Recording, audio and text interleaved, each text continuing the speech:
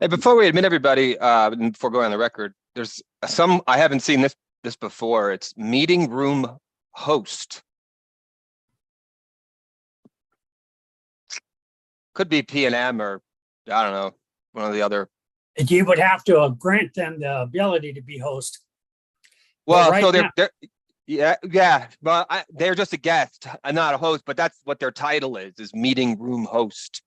Oh, I have no idea who that is because P&M usually shows up as like they have it now, P&M attorney and P&M attorney 2.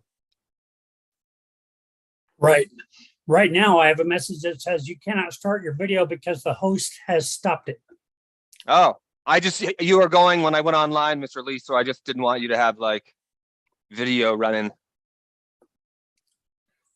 You know how people do stuff before the hand of these things, so I thought it would be I got you. be safer to turn your video off for you. Good morning, gentlemen. You look dapper, Judge. So do you. Good morning, Mr. Lee. It's so good to see you. Thank you. I say that every day, Mr. Lee. Thank you. So I was just telling Mr. Lee, Anthony, Yes. we got this meeting room host. I don't know who that is. Should I just admit them and see who they are? And then admit everybody else? It's probably, as you said, I think I heard what you're saying. It's probably somebody at P&M. I'm not sure, but yeah, please do.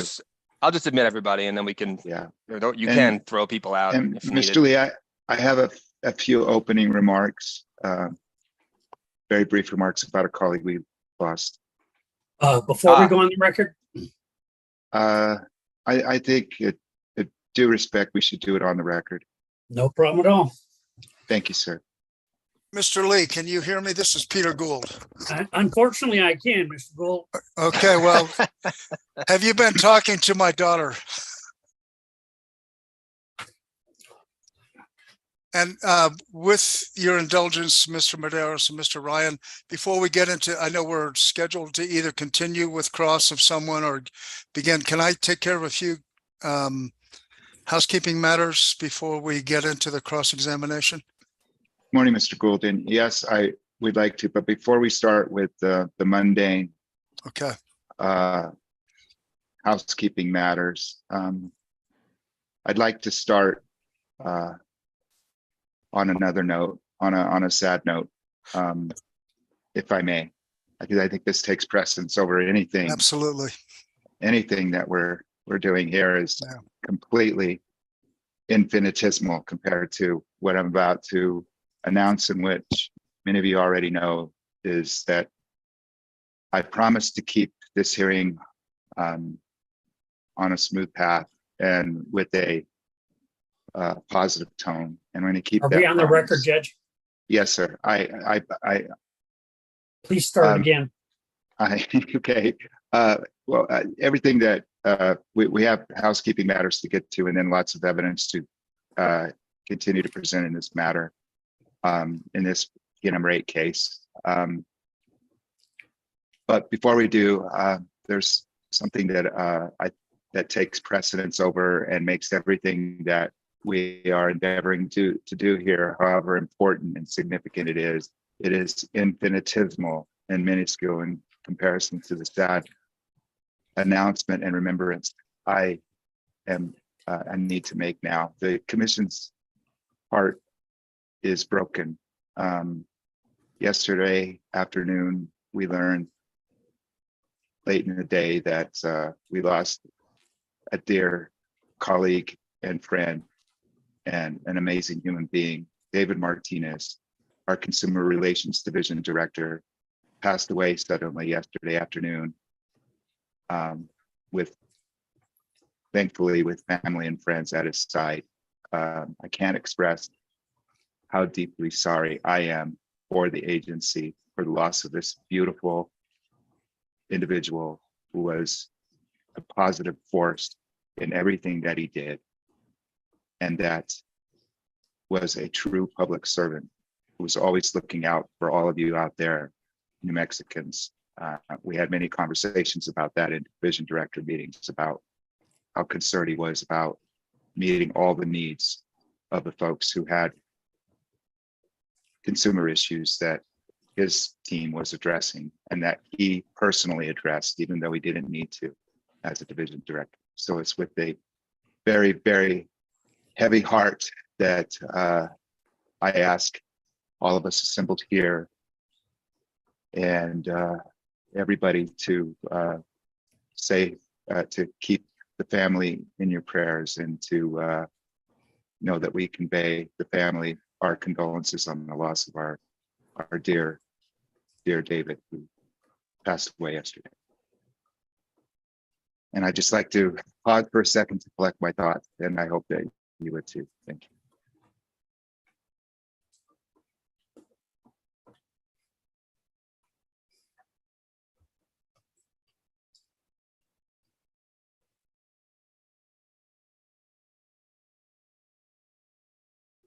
Okay, let's continue with this rate case hearing. We will start with the preliminary matters that we have to address this morning before we go back to the presentation of evidence. I believe Mr. Gould had requested some time with the bench. Yes, and that really does put what we do here in perspective. So thank you. Just a couple of quick things. I am in my Santa Fe office and I have my office manager here. And I noticed the other day when a witness was talking to somebody off screen, you had questions about it. So there may come a time where I have to speak to somebody, I'll mute, but my office manager is here to help me keep track of any stray exhibits and such, or to hand me a piece of paper I might have printed. Okay. So that's number one. Number two, I understand I wasn't in the hearing the other day, but both you and Mr. Ryan have graciously allowed my co-counsel I'm sorry, Kelly, both you and Mr. Ryan, I'll speak a little more slowly, have Yeah, allowed my co-counsel Kelly Gould to Yes. be in the hearing, and that's essentially to help us go through what we're going to try to do today and screen share the exhibits that we're talking about, so everybody I can be on the same page. Sure. I think on reflection, I think it'll help move the hearing faster if we do that. And so what I might do is ask that the council, well, that's fine. Yes. And I'm going to convey that opportunity to other council as well, so that it may, to the extent that it needs to be done, it'll help move the cross-examination or the examination of the witness along. So let me just make another comment since we're on the record about this subject. I think anyone who has presided over or participated meaningfully in a Zoom hearing understands that what Mr. Gould is requesting, to have Ms. Gould assist with bringing up documents, finding them, sharing them, it's an enormous amount of work. One person can't really sit at a workstation and orchestrate all of that, and then think about your questions. Yeah. Simultaneously participate in thoughtful engagement with the witness. So I think it's important that the commission understand that there are lots of advantages to the Zoom hearing for purposes of efficiency. It saves ratepayers money for witnesses not having to travel. But then there's a whole host of other considerations that we've not all fully hashed out, and that we'll discover as this forum continues to evolve in its use.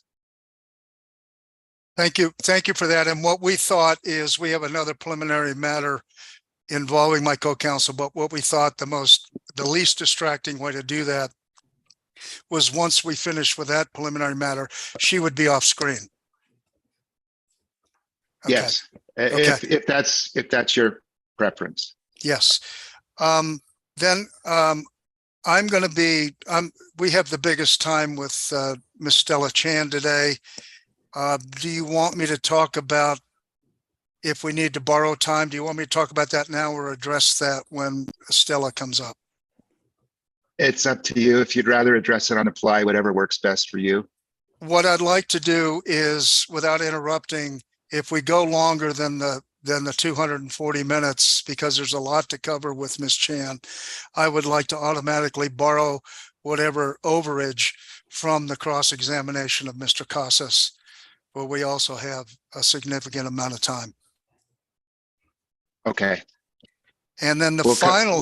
we'll Go come back around on confirm, enter the appropriate changes, adjustments in the Excel spreadsheet. And then the last thing before I get to the last housekeeping matter, the penultimate matter, is these matters that I'm going to be going through with Ms. Chan affect the entire case, because she is the boss of pricing. And we're going He to be is going. the pricing linchpin. She is. So what I would like to do is I would like to keep everything clear as we're going along, and we're going to be shifting from topic to topic, hopefully in an orderly fashion, if this works. Yeah. And But if And- go ahead. no, I was If- just going to say, I'm sorry that my coffee kicked in. I'm sorry. Go ahead, Mr. Gould. I've switched to chamomile.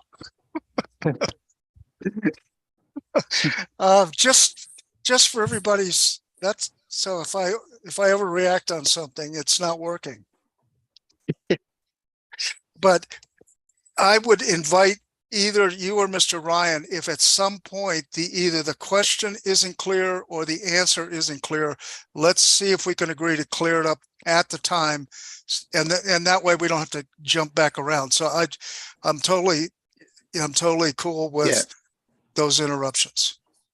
And we've been at this long enough, Mr. Gould, that I think you'd agree that this rate case hearing process is distinct from bilateral Corporation A versus Corporation B, federal Absolutely. district court or state court litigation, in that it's a more organic, iterative process. And so if you go along and you're explaining in the record what's going on and on these incredibly abstruse issues that some of you out there may find really boring, but we find endlessly fascinating, although maddeningly complex ourselves, that's part of this rate hearing process, which is a beast. It's a monster rate case, but it's a beast all of its own.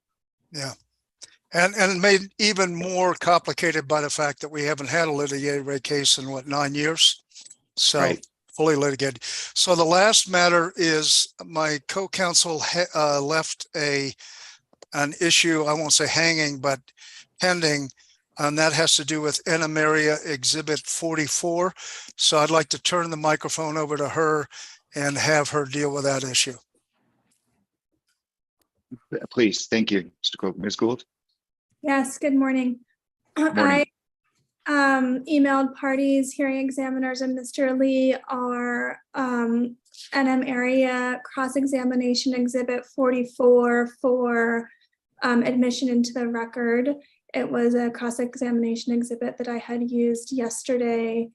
And if I can find it, I'm looking for it too, because I want to put it in Dropbox because I don't think it's there yet. no, Something Yeah, tells was me. in It's Dropbox, and it no, was, it's not. It was Yeah. emailed on 9/11/2023 at 3:21 p.m. yes, and so it's the 1-11 interrogatory that I was crossing Mr. Heffington, I believe, on. I don't know what I just said. 11-1. If I misspoke, it's interrogatory 11-1. And I received it at 3:21 p.m. And it is the Mexico Area Cross-Examination Exhibit 44. I'm about to put it in Dropbox. I have it on screen now. Go ahead, Ms. Gould. I move for admission of this exhibit into the record. Is there any objection?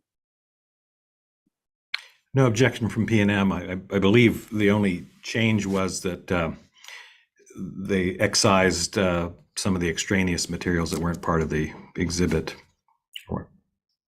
That's correct. It's just what was crossed on. Anything that was any other questions or answers in the 11th set were removed. Does any party have any objection to the admission of this exhibit? Hearing none, New Mexico area cross-examination exhibit 44 is admitted, and it will be shortly deposited in the Dropbox folder for New Mexico area cross-examination exhibits. Thank you. You're And welcome. then one final matter, just to kind of get this clear at the beginning. A lot of my cross-examination of Ms. Chan is going to be about rate issues and rate text of approved rates. And just as a reminder to everyone, those matters were already taken administrative notice of, I think, on the first day of the hearing. So they will not be exhibits, even though I might inadvertently refer to them as an exhibit, but essentially they're public documents that are on PNM's website and also in the commission's electronic records. That's correct. Okay. And, you know, to the extent that they're OCR compatible, I think they are on the commission's website, but if you go to PNM's website, I don't think they are, but it's just one of those glitches that we're trying to have to deal with. And I'm willing to help the parties out with that. If you do run into a problem where you may not have the technology for it, if you notice all the parties in the email and ask the hearing examiners, you know, this isn't OCR. Could you please run it through the OCR machine, the Adobe? I'd gladly do that for you, because I'd much rather do that than be in October looking at a document and trying to find that number that I ran through the tutorial on that particular issue and be tempted to strike something. So just please ask the hearing examiners for help. I'd be happy to run it through that. It just takes a few minutes to do that. And I'd be to run it through the character recognition process if you ever run into that problem. We will be taking you up on that, Mr. Hearing Examiner, because we've run into that problem and we've kind of hit a wall with one. So we will let you know. But thank you for that offer, because we have kind of reached the limit of our technical understanding of how to do this with one important exhibit. So we'll make sure to take you up on that. Thank you so much. That would be a huge help. Thank you, sir. And again, just so that we're all on the same page, please communicate what we're doing on that document in an email to the parties, to the official service list, that that assistance, and it applies to everybody else. If you don't have the Adobe program to do that, the commission has a license and we use it aggressively for purposes like that. And you'd be surprised how many documents we're still pulling up in this case from eDocket and elsewhere that are strange. Let's put it that way. So thank you. Anything else from New Mexico area? All right, thank you, sir. Good stuff this morning. All housekeeping stuff, but important stuff. Mr. Albright, good morning. Good morning, Mr. Hearing Examiner. Just one comment in following up with Mr. Gould's. I have 25 minutes with Ms. Chan, I think, or thereabouts at this point. I think it may be, and I have prepared some cross-examination for Ms. Chan. I think it may be more time effective, though, if we allow, and if Mr. Gould wants to allow him to precede me, and I can follow, because I suspect he's going to cover many of the areas, or at least a number of areas that I may cover, and it may save some time overall. Well, that assumes he doesn't need the preparation time, but if he's willing Correct. to do that, and that's his prerogative. Totally up to Mr. Gould, either way, and to you, Mr. Hearing Examiner.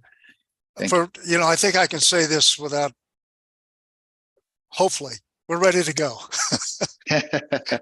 I have to say, I've been out of that hearing for 2 days, and it feels like when I came back that I've forgotten everything I knew in the last 20 years and starting over. So the gears need to be lubricated again. But Yeah, that is totally fine. And I think that will save some time.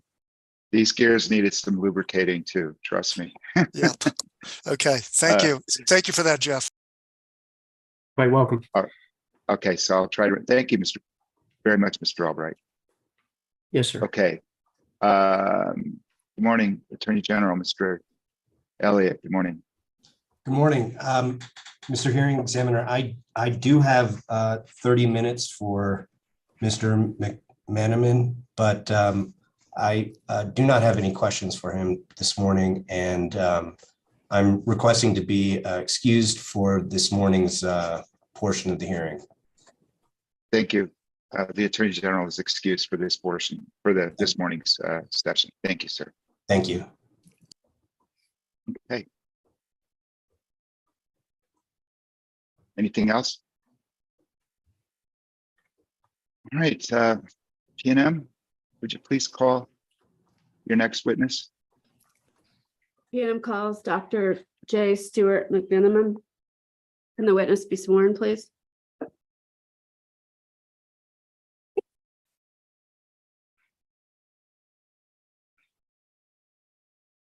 Mr. McManaman, will you please raise your right hand?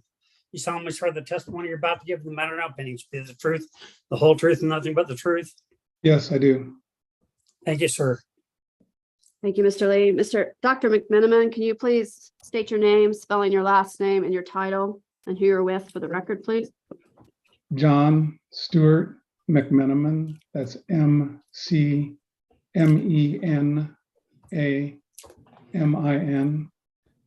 And I'm the Director of Forecasting Solutions at Itron Inc. Thank you, Dr. McManaman. Do you have in front of you what's been marked as PNM Exhibit 38, which is your direct testimony filed on December 5th, 2022? Yes, I do. Was that prepared by you or under your direction? It was prepared by me. Do you have any corrections to PNM Exhibit 38? No, Is this testimony true and accurate to the best of your knowledge? yes, it is. If I asked you the same questions today, would your answers be the same? Yes, I request admission of PNM Exhibit 38. Any objection? Hearing none, PNM Exhibit 38 is admitted. Okay, Dr. McManaman, do you have what's been marked as PNM Exhibit 39, which is your rebuttal testimony filed on July 28th, 2023? yes, I do. Was PNM Exhibit 39 prepared by you or under your direction? Yes, Do you have any corrections to PNM Exhibit 39? no, I do not. Is this testimony true and accurate to the best of your knowledge? Yes, it is. If I asked you the same questions today, would your answers be the same? Yes, I request admission of PNM Exhibit 39, please. Any objection? PNM Exhibit 39 is admitted. I tender Dr. McManaman for cross, please. Thank you. Mr. Albright, I believe you have 15 minutes with Dr. McManaman. Yes, Mr. Hearing Examiner. That's what I have as well. So good morning, Dr. McManaman. morning. My name is Jeff Albright. I'm with J. Albright Law LLC, and I represent Bernalillo County in this proceeding. So I do have a few questions I'd like to go through, and most of these will be with your direct testimony, PNM Exhibit 38, if you'll address that. One of the main questions I have is that with regard to the period, the time frame that you, and I guess we can. I'm trying to look for the chart, but with regard to the time frame over which you've calculated your numbers, wouldn't you say that a substantial period of time that you're looking at really distorts, or at least somewhat distorts, the changes that we've had over the 20 years that you're looking at, between the first 10 years and say the second 10 years, where I'll leave the question at that, and then we'll proceed. Well, it's true that it is time series data, and within the time frame of the data, typically in the models, we're using 2012 forward. So really focusing on the last 10 years. Obviously, there have been some big changes in that period. Economic booms and busts, as well as, of course, the COVID pandemic, which had a major impact on energy usage for all the classes, some plus, some minus. And some of those impacts remain today, especially in the residential class. So the challenge for the modeler is to account for those factors through that time period. So we've accounted for changes in energy efficiency, changes in appliance saturation, changes in economic activity, income, people per household, of course, weather impacts, and put specific variables in for various phases of the COVID cycle. You know, some are short, like the first impact in April and May is where it showed in the bills, the close down period, the shutdown period, and then subsequent phases. The models track well through all that period with those variables, and you know, I'm confident that we can use the coefficients of that model to answer questions about weather impacts and to get reasonable projections into the test period. And you've certainly answered, you know, some of what I was driving at. For example, if we look at 2001 as opposed to 2022, huge increase. Would you agree that there's huge increase with regard to, say, rooftop solar, for example?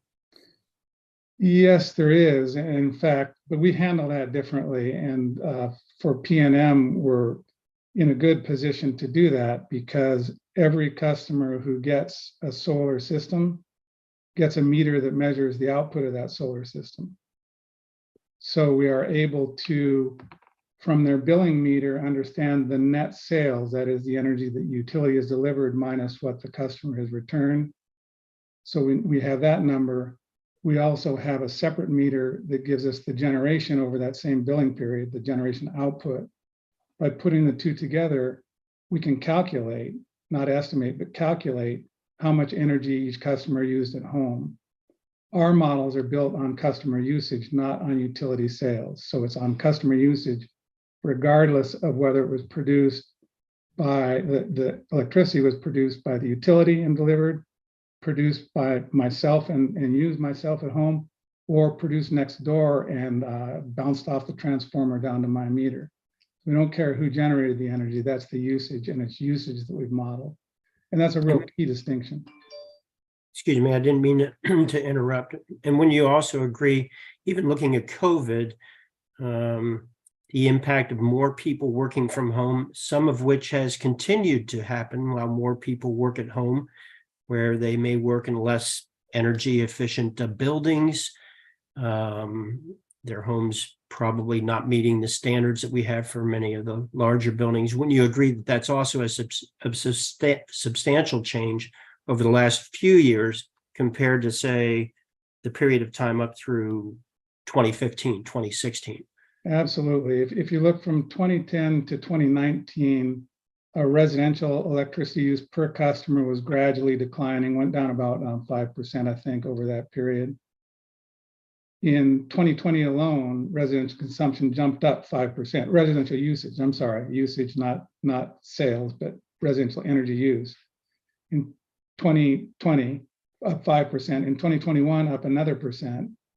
And it has remained almost at that level to today. So it has remained strong despite sort of the unwinding of some of the pandemic effects. And we're trying to understand you know, exactly what that is, but I expect that looking at the screen, some of it is in fact the fact that a lot of us are working at home right now. And even if it's only one person working at home, it's enough to change the way equipment is set.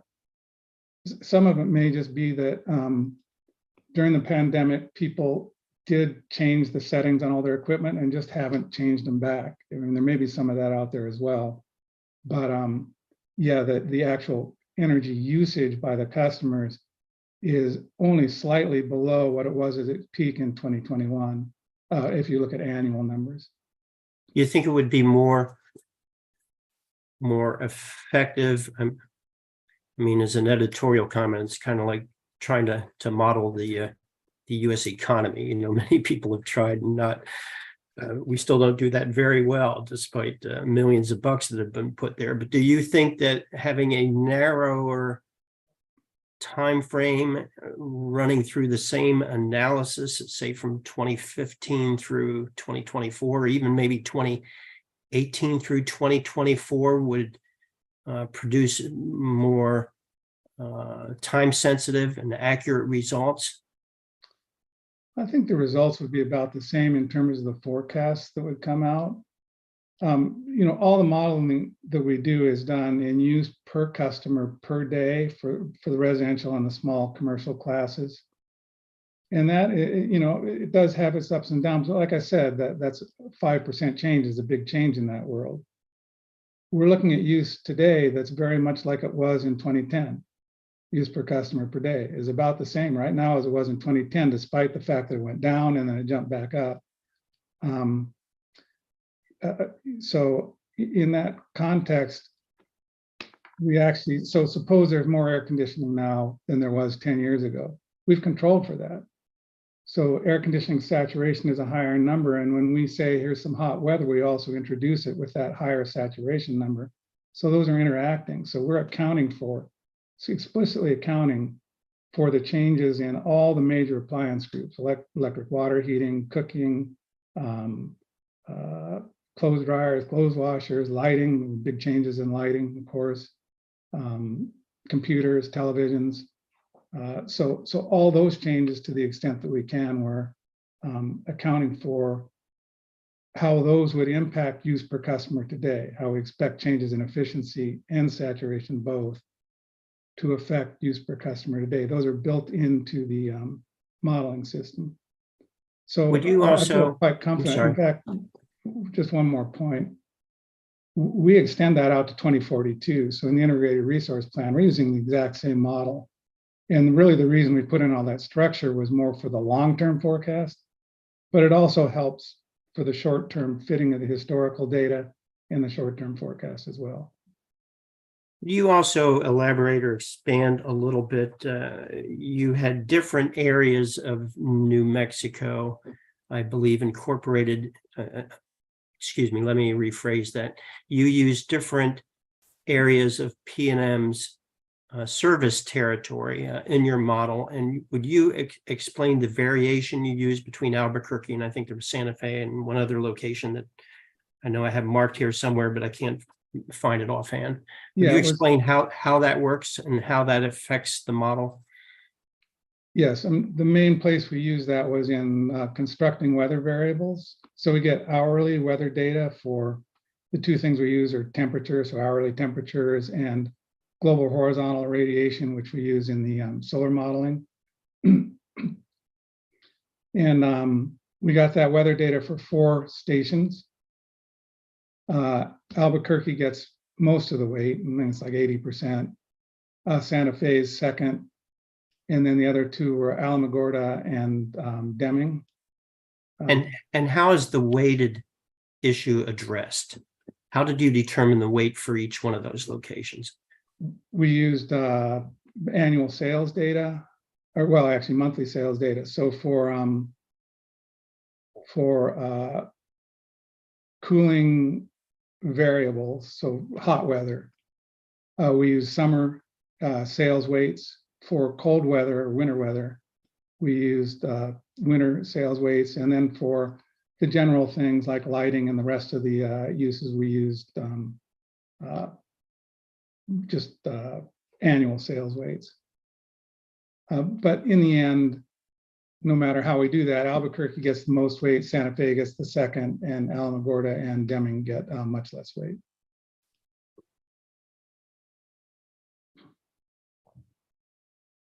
And did you look at, in looking at the weather and looking at the climate changes, did you look at the more recent time frame, which obviously, you know, we've had a series of hotter weather, and the monsoon season has been a little bit different over the last few years. Obviously, we had close to a record number of hot temperatures. How did that factor in? We actually had some questions about that from, I think from staff on using 10-year weather normals versus 20-year weather normals. And we actually, in the discovery, we went back and redid all the forecasts with the 10-year normals instead of the 20-year normals. And for residential, it made it, or well, overall, it made a difference under, I think it was right around 1/10%. I'm sorry, overall made a difference, and I didn't catch the last. Sorry. Overall, the difference was about 1/10%. Sales would have been about 1/10% higher with the 10-year normal. And that reflects the winters were slightly warmer, and that means less energy sales.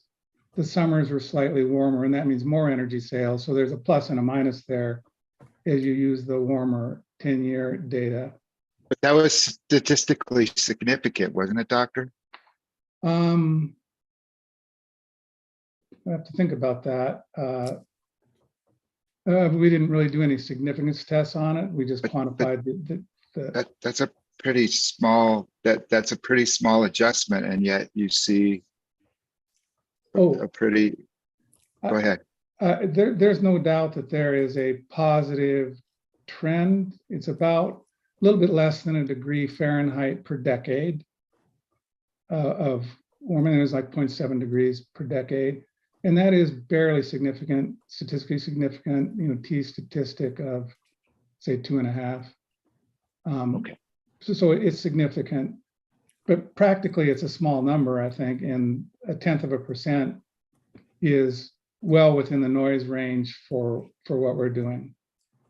So the thing with the 10-year weather is that, in fact, the 10-year weather has actually gotten cooler in the summer over the last few years because we dropped out 2011, 2012, and 2013, which were all very hot years. Yes, we've had some hot years recently, but those were really hot years too. And so as that sort of narrow 10-year window moves, there's a lot of movement in that average, which is one of the reasons that the industry has returned more towards a 20-year normal. Okay, thank you.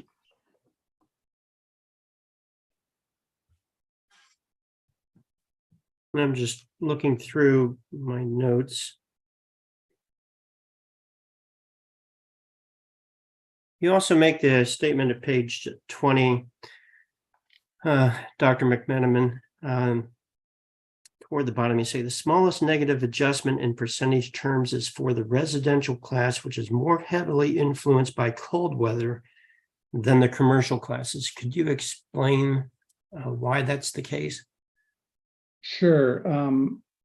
Commercial buildings tend to have a lot of internal heat generation. They're larger. They have less skin area per square foot. So they're less exposed to the outside climate. And we've got lights and people and office equipment and whatever going in there. So there tends to be less heating load in the commercial sector. The residential sector is smaller buildings, high skin to area ratio, lots of interaction with the outside world. And when it gets cold, outside, it gets cold inside the homes pretty quickly.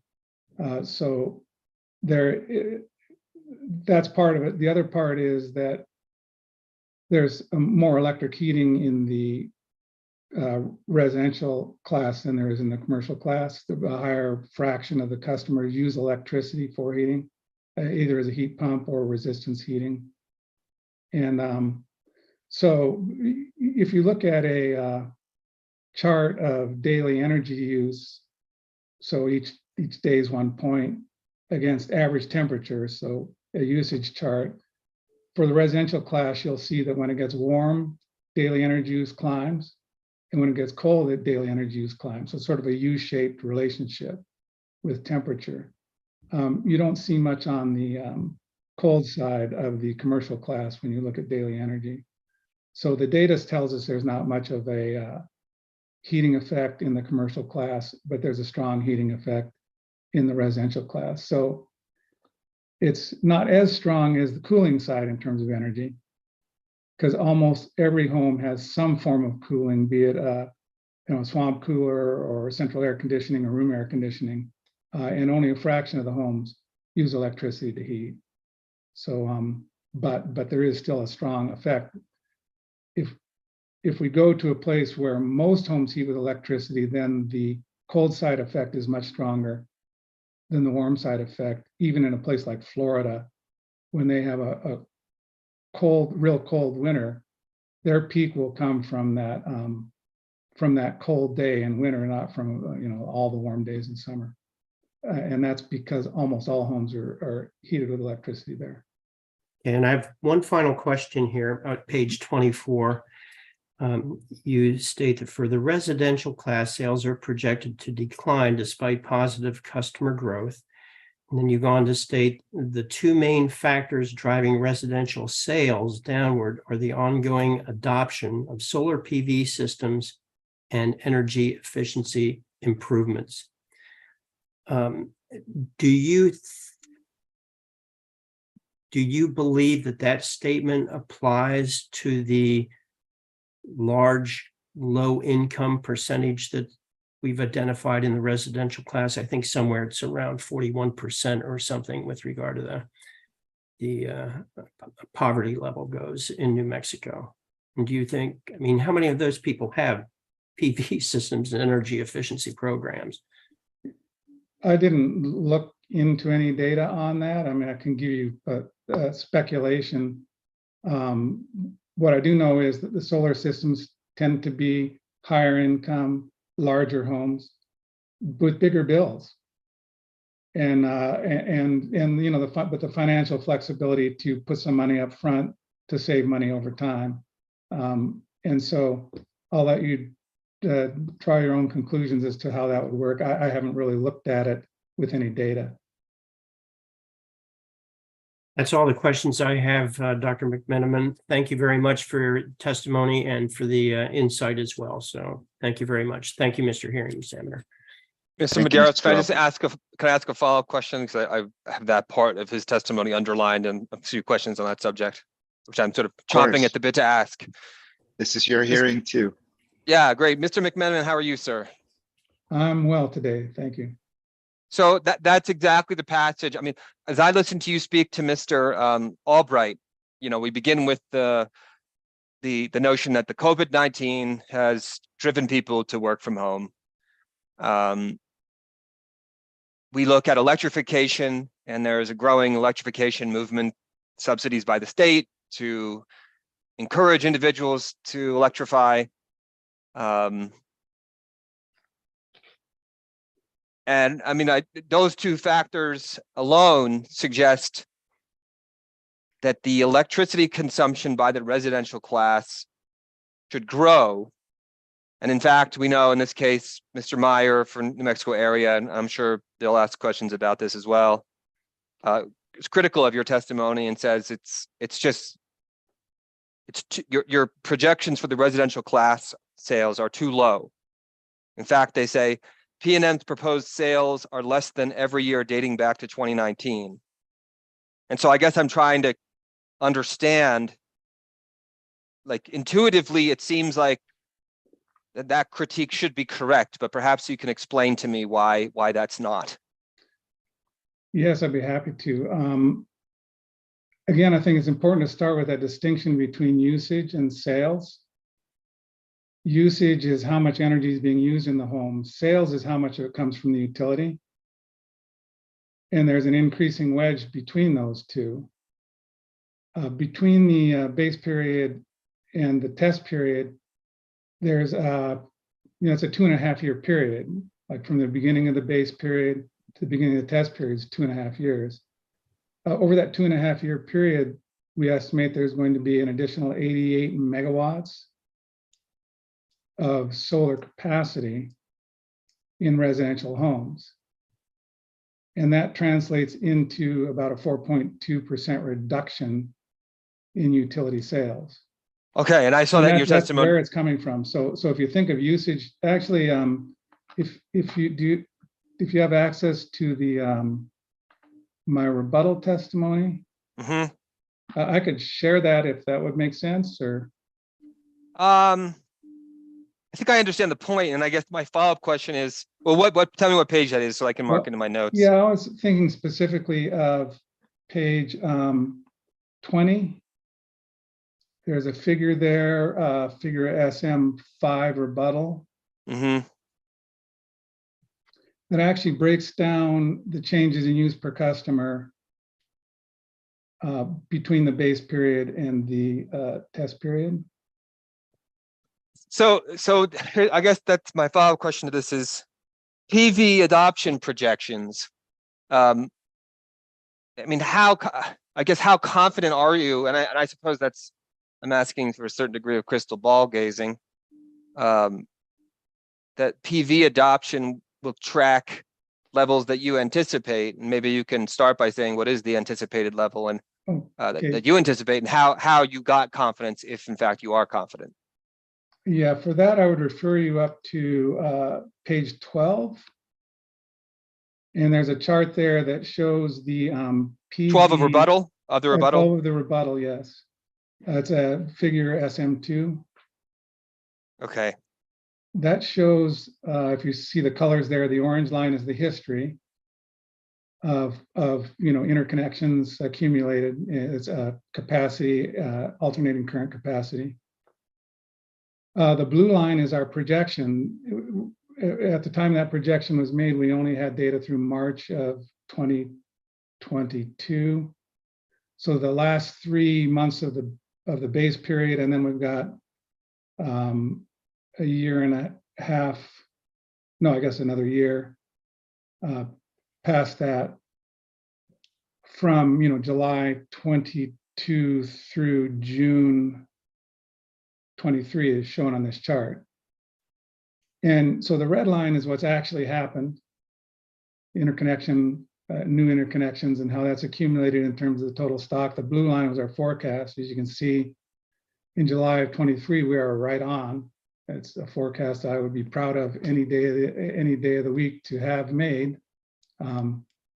Maybe we just got lucky, but it's right there. So I'm confident that we're on the right path. Over the last 7 months, it's just exploded. So it seems like we're probably, that red line is going to cross over and be above the blue line as we move towards the test period. Do you have that? Go ahead. Do you have that updated data? Only through, I do have a number for July, just one more month. Just one more month, okay. This shows through June. So this was done, a month ago or so, a month and a half. So Okay. that's one. The second is if you flip down to page 15, exhibit SM3. Okay, That shows are you there? I am, yes. Okay. The orange line there is, each month here is the actual measured generation for residential customers, metered generation. The history, the blue line is our forecast of that, and the red line is what's actually happened to date, the numbers that have come in. And that'll track a little bit above or below depending on how sunny it is. For example, right after the end of the base period, July and August were a little bit cloudy months, cloudier than normal. And so the red came in a little below the blue. But by and Okay, large, let me stop you just 1 second. Let's ask a question, because I think I can review all that after, and I think I know what Yeah. you're saying there. So, but let's go back to a point Mr. Albright made, and I'm asking this legitimately as a question. I'm not making an assertion to say that this must be true. As Mr. Albright correctly pointed out, it is 41% of PNM's population exists within 200% of the federal poverty level. I know I'm speaking too fast for Mr. Lee, so I'll try to slow down. I mean, do you reach a threshold? And you said a moment ago that the majority of PV adoption, rooftop anyway, comes from higher income families or higher income households. I mean, do you reach a point where the PV adoption rates stall out? When you hit a threshold of if you're existing up family of four and a $55,000 annually, it's unlikely installing solar PV on your house, even if you own one, is going to be realistic. I mean, so I guess, can you address that concept? Well, any technology faces a adoption curve that has limits, right? What I'd say right now is that we're on the accelerating part of that, not the decelerating part. That's what the data tells me. It's like between 500 and 600 interconnections a month now, even some more than 600. So it's almost like 7,000 homes will have interconnections this year. Our forecasts really follow. We took the Energy Information Administration forecast, U.S. Department of Energy forecast for the mountain region, and sort of tied into that to go out through 2024 and beyond. Right now, though, I would just say that I haven't seen any indication that this is slowing down. But you're absolutely right. There is a logical limit of 100% of homes have it, and the practical limit is less than that, and the economic limit is less again. But I don't think we're nearing that boundary yet. And in fact, Doctor, wouldn't you expect it to accelerate with the tax credits provided under the Inflation Reduction Act? Possibly. There have been tax credits, and then there's been fear of the tax credits going away, and that'll create a couple of big months at the end of the year, and then the tax credits get extended, and now we have new ones. So I would see that more as a continuation of federal support for solar. I'm not sure whether it's stronger or weaker, honestly. Okay. And I guess my next following, just the last follow-up question on that line of thinking is, do the distribution system limitations at all impact your assessment of PV adoption in this context? And by that I mean, we heard yesterday from Mr. Gray, and I'm familiar from the grid modernization proceeding, that there's all kinds of distribution feeders that are full at this point, or have limits, and whatever the appropriate word is for that. But does that factor into, because if you can't sign up as a distributed energy resource, maybe you wouldn't do it, because there's no capacity on the feeder. Yeah, I think you wouldn't do it if you weren't allowed to do it, right? I mean, you have to get the interconnection agreement to do that. And I understand the principle. There's a minimum load below which the utility cannot maintain voltage and frequency on the system. And so they can't allow the loads out there to get below those minimum levels. So that's a hosting capacity of a feeder. I haven't really looked at any data on that. I haven't talked to anyone about that. And I haven't seen any evidence that it's slowing things down. I'm sure there are cases where people have been put off or put on a waiting list, but it's not slowing down what we're seeing in the data in terms of new connections and the rise in generation. And then, last question, I'll give you back over to other interveners, or perhaps Ms. Commissioner Ellison, who appeared on the screen.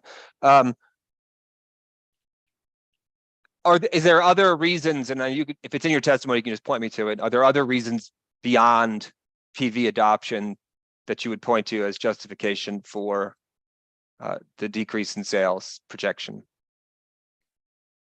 Well, PV is, the decrease is, I think, 4.7%, and 4.2% of that comes from 4.2 out of the 4.7 is just the minus sign, just reducing utility sales because it's being generated locally. So that is the main reason. Like I said, if you go down to I think it's the last exhibit on page 20. Rebuttal, yes. When I look at the usage line, the blue line, the top line, and I kind of walk that line down to 2019, that decline between 2010 and 2019, the big driver there was energy efficiency. More efficient refrigerators. They use about a quarter of what they did 20 years ago. Lighting is, way down. So, we stand down at that 2019 level and look up at where we've gone, driven by the pandemic, upwards in 2020, and then just flat. That 2024 forecast looks really strong to me. It's like we were down at this lower level, and now we've stayed up at this higher level. So I see that as a strong usage forecast.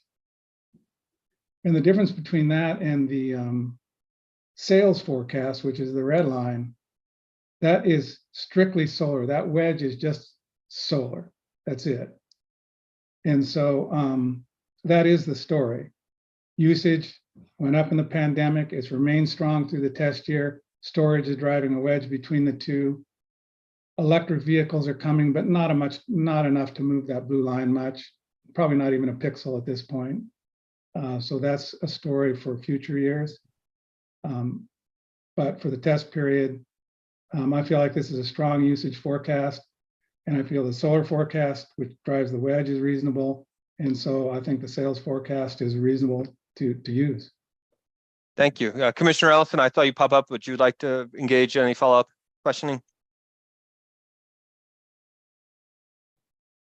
Maybe just a couple of questions. Good morning, Dr. McMenamin. On the solar PV, what level is the company at today approximately on the distributed PV? I'd have to look, but there's something, I'm gonna say 250 megawatts. 250 megawatts. Yeah, but I mean, I should look that up if you're gonna write it down. Do you want me to find that, or? I wanted to get a basic idea of it. And would it be reasonable to assume about a 5 kilowatt capacity per customer installation? Yes, it would. We're talking about distributed generation here, right? Distributed PV, yes. Yes. And so that would mean that about 50,000 customers, 50,000 customers have PV. Is that right? I could give you the actual number. I know we're going to add about 7,000 this year. I think the actual system size is a little bigger than 5, but basically that's the right idea. So Okay. I mean, I can give you the right numbers. I just don't have them. Sure, that's fine. So we're looking at somewhere around 10% of PNM's customers have distributed solar, correct? Yes. And that's 1.5% a year are adding it, right? If it's 7 out of, yeah. One. And do you know in Australia what the comparable figures are? Because my understanding is they're even way far out, even ahead of California. We do a lot of work in Australia with the energy market operator there, and solar is a real problem there. They're looking for ways to control the inverters and get storage out there because there's no use in place to absorb the generation. So, a similar thing in Hawaii, and California is getting there. So, right. Sorry.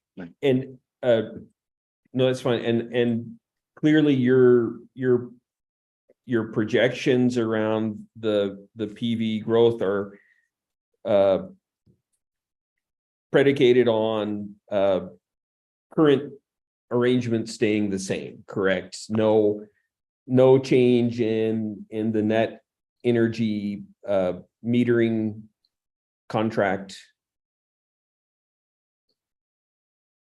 Yes, in the sense we didn't make any assumptions it gets easier or harder, and really for the longer term, we mainly tied into the Department of Energy forecast out to 2040. So not playing much of a role here. This is really pretty much time driven at this point. We're just following the data.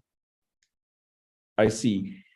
And you probably discussed this, but I'm curious as to what you see in terms of electrification. Do you see a move away from using natural gas for heating, or what have you assumed in your analysis? We didn't make any specific assumptions related to electrification policies. There is a variable for electric heating saturation and electric water heating saturation. We got those again from the Department of Energy for the mountain region. We did not, we sort of tied them into PNM research, market research, but we did not bend the trends in any way to represent electrification. We did do an electrification scenario for the integrated resource plan, but that's more out in the future years with, based on assuming moratoriums on new gas connections and that sort of thing. I see. Do you have data on PNM customers as to what percentage of them use electric hot water heaters versus gas? Yes, we have a specific assumption about the history and forecast of that fraction. And is that in your testimony as well? The numbers aren't. Again, I can provide any information that you want on that. Again, it's not top of mind for me, but it's just in a spreadsheet. I could look it up. Okay, that would be interesting information to know. What percentage of customers have electric versus gas hot water heating, as well as winter heating. I would assume most would have gas winter heating, but if you have data on that, that would also be interesting. I'm looking it up. It'll just take a second here. Sure.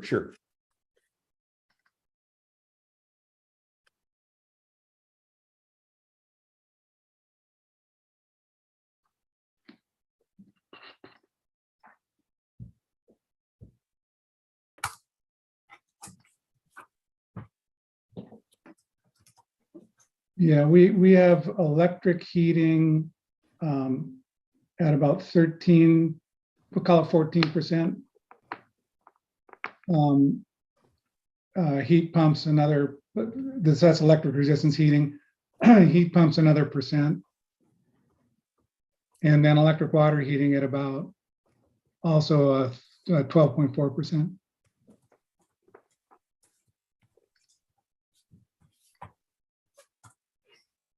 So yeah, those are actually big end uses too. So it's a small, relatively small, a large unserved market from the perspective of electricity, right? Yeah, make no mistake, if you make everybody an electric heating, electric water heating, summer is no longer your problem for peak loads, right? You'd be a solid winter peaking utility. Right. And that 14% that have that use, or let's say 15% that use electric heating, that would be a fairly large load, I would imagine. Yes, it would. The use per customer that goes with that is here somewhere. Yes. So,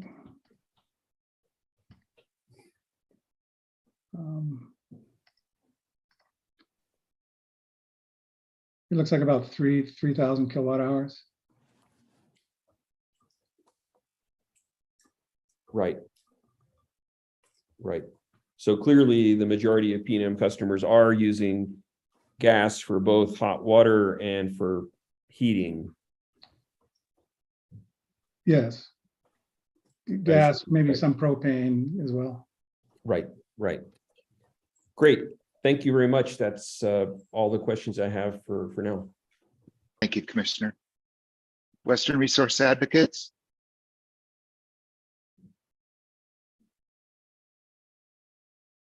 Yes, good morning. Thank you, Mr. Hearing Examiner. Morning. Good morning, Dr. McMenamin. Morning. The questions from Hearing Examiner Ryan made my cross more efficient, so I don't really have any questions, but I will take this opportunity to ask you to explain global horizontal irradiation. Like, what exactly does it measure? So yeah, its units are watts per square meter. So if you take a 1 meter by 1 meter surface, put it flat, okay? So it's flat, it's not tilted in any way, it's flat on the ground.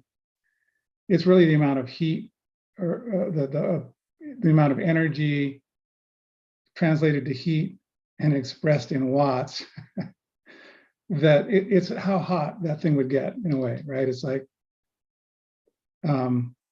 so what happens is when the sun is straight overhead, it's shining straight down on that and you're gonna have the maximum value.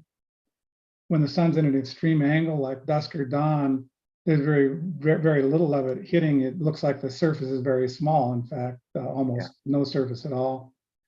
And in the winter, you know, you've got this other angle through the sky. So it really is the amount of energy that the sun delivers to a one square meter in any hour of the day.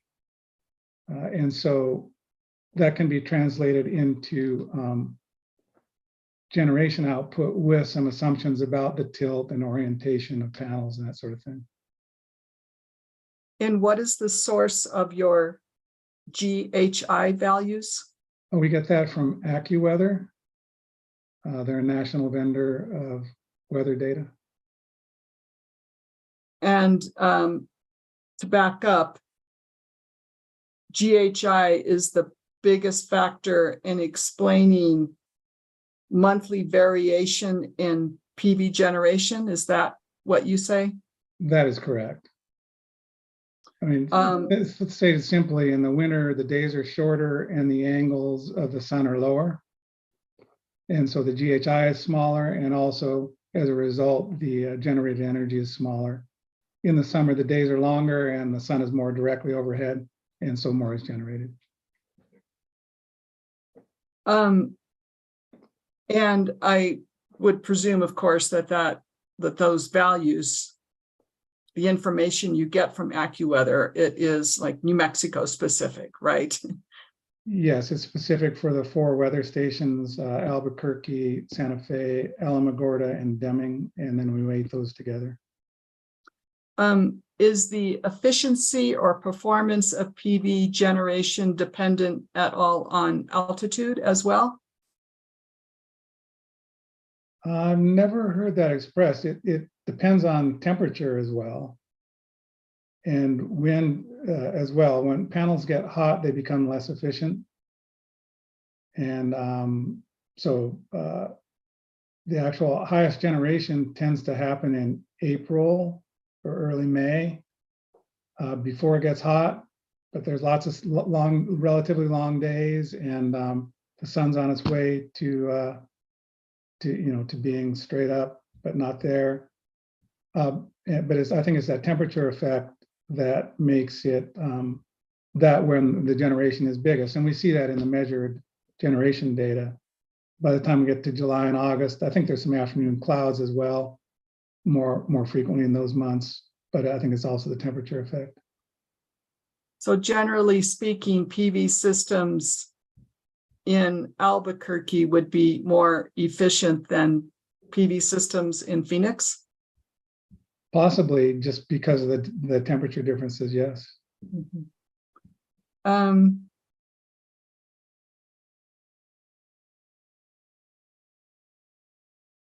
And so the GHI values they fluctuate based on weather from day to day, but I would expect that they remain fairly constant from year to year. Would that be safe to say? There's variation. In fact, we use 2018 as our typical year. It was as closest to the normal annual, the average annual GHI. There's quite a bit of variation around it, though. I'd say at least 5%. All right, thank you. I have no further questions. Thank you, Ms. Beatles. Hearing examiner Ryan, anything further? No, thank you.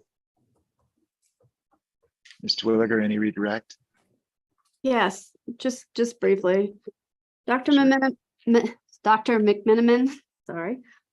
I just want to ask you some follow-up. You've had a number of questions about the residential forecast. And can you tell me whether any testimony that accounted for that tried to indicate that the residential forecast was too low or the sales forecast was too low, did it take into account the actual historical data you have access to in terms of PV or behind the meter solar PV penetration, from your opinion? No, I mean, the statements were that it was, saying, hey, I looked at the sales and I think that's too big a decline, or this 5% decline is unreasonable. So there was no analysis to say the reasons why that's unreasonable. It was just a statement that it seemed like too big a decline. I think there's a reason, and I think it's very reasonable. And just to clarify, you have data of the installation of behind the meter solar up through July of this year. Is that right? Yes, I haven't analyzed the July data yet, but I just received it a couple of days ago. But through June at least, that data is in fact tracking that your forecast for behind the meter solar will drive down residential sales. Can you explain that? Yes, I mean the capacity forecast that we have most recently is the actual value that we have most recently is right on top of the forecast. So what has happened, was a little slow and then it sped up. But when we go to where we are right now in June, we're right there. So the forecast is almost perfect. And it fully explains the declining sales number. It's the only factor that drives that wedge between use and sales. And, it's just a minus sign. That's all we're using there. So I believe the solar capacity forecast is good. Believe we're accurately translating that into generated electricity, and I believe it explains the decline in sales per customer, right? More generated electricity from PV systems and less delivered by the utility. Okay, that's all my redirect. Thank you, Hearing Examiner Medeiros. Sorry. Sure. Thank you, Ms. Twilliger. Dr. McMenamin, no pun intended, I found your testimony, and both written testimony and your explanations today here in this hearing very illuminating and very interesting. And we sincerely thank you for your testimony in this case and participation in this case, sir. You are excused. Thank you. Thank you. You guys are running a good show here. Good job. Thank you, sir. All right. Appreciate it. Okay. We're at almost 10:15. We have Ms. Chan coming up. I think we're going to do a shift, right? Should we just go ahead and take our 15 minutes now? All right, let's do that and come back at 10:30. Thank you all. We're in recess until 10:30.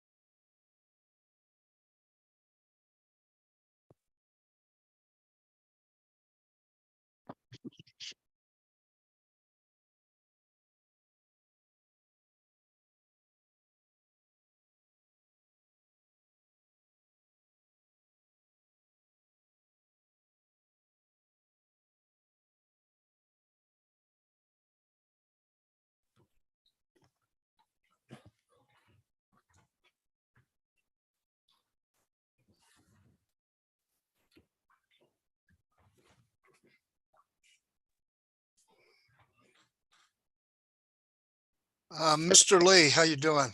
Good. How are you? I am good. Occasionally, I've got this little control button on my headset. And occasionally I notice I put a book on top of it or something and it goes to, basically turns off my microphone. So if I'm talking and you don't see a mute sign, that's probably what's happening. If you can just kind of give me a heads up. You bet. Am I too loud right now? Should I tone it down No, a little bit? No, Okay. sir, you're good. Okay.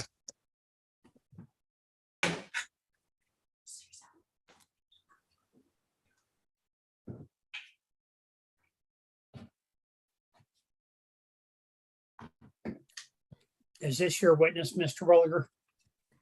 Thank you. I have the next 4 witnesses. Thank you. You'll see a lot of me.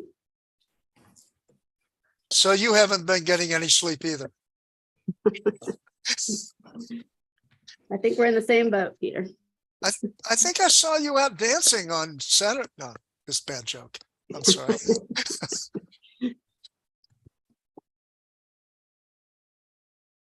Good morning. We're back from our morning break on this September 12th hearing session in the PNM rate case, and I see that PNM is about to call its next witness, a very welcome sight, Ms. Chan. Please proceed. I think Mr. Boehm has his hand up. I don't know if you want to take that first before I call. I see that. Yeah, thank you. I do. Mr. Bain, good morning. Thank you, Mr. Hearing Examiner. Very quickly before we begin, I had reserved a very small amount of time for Ms. Chan, and I will no longer be using that time. Thank you, sir. You're excused. Thank you. PNM calls Stella Chan. May the witness be sworn.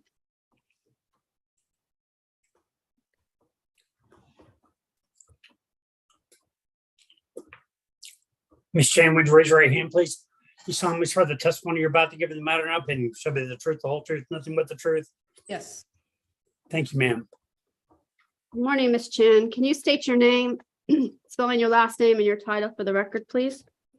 Stella Chan, CHAN, and I'm the Director of Pricing. Thank you.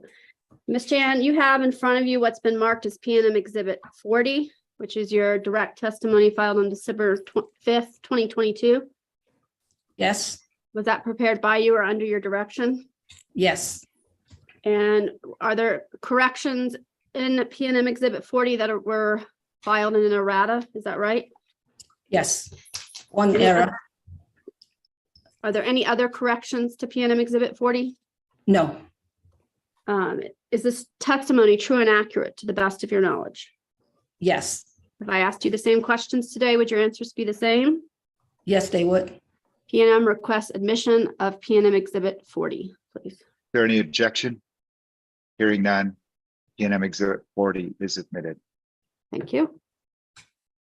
Ms. Chan, you have in front of you what's been marked as PNM Exhibit 41, which is your February 17th, 2023 supplemental testimony. Is that right?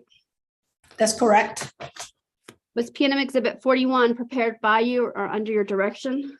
Yes, Any corrections to PNM Exhibit 41? none. Is this testimony true and accurate to the best of your knowledge? Yes, it is. If I asked you those same questions today, would your answers be the same? They would. PNM request admission of PNM Exhibit 41, please. Any objection? PNM Exhibit 41 is admitted. Thank you. All right, Ms. Chan, do you have what's in front of you, what's been marked as PNM Exhibit 42, which is your rebuttal testimony filed on July 28th, 2023? Yes, I do. Okay, was that prepared by you or under your direction? Yes, Any corrections to PNM Exhibit 42? no correction. Is this testimony true and accurate to the best of your knowledge?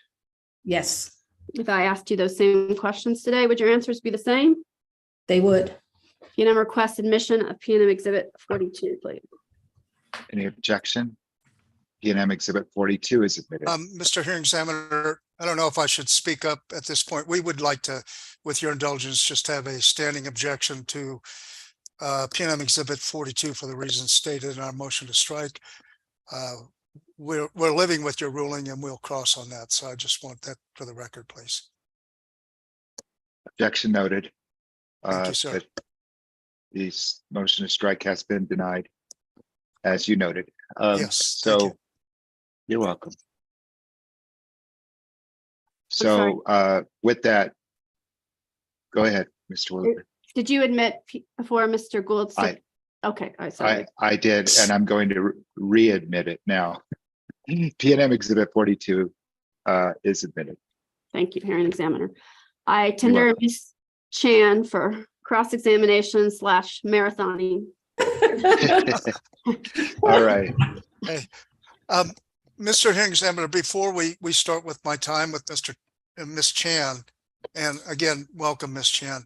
I did receive a text message from my co-counsel. There are storms in Albuquerque in the location of our Albuquerque office, and she dropped her Zoom interconnection briefly, was back on. It seems to be okay, but I thought that if she's not able to put something up on the screen, at that point, we had cited all these materials that I'm going to use as cross exhibits. You did administrative notice. So I will cite to where they are in the Dropbox, and we can go proceed that way. Okay. In fact, we might be able to pull them up for you. Okay. I know this is a little bit too much, maybe too much help, but all the help I can get, you know.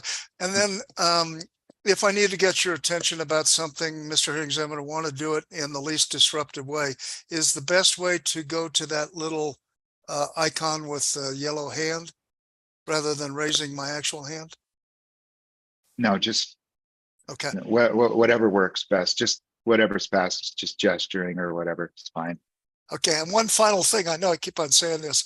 My main office computer crashed yesterday, and so I bought a new one, and you might see somebody going around in the background, a technician to basically load up the data on the new computer. So that I didn't want to distract anybody or have a question about what's going on. He won't be able to hear what's going on because of my headset, but just to let you know. It's a funny thing about timing. It's always perfect. Yeah. Yep. All right. Okay. Well, thank you. that's all good. Yeah. Here. Let me just restart. And then I'll restart at 2. We're basically at 2 hours, right? 240 minutes. I thought that was 4 hours.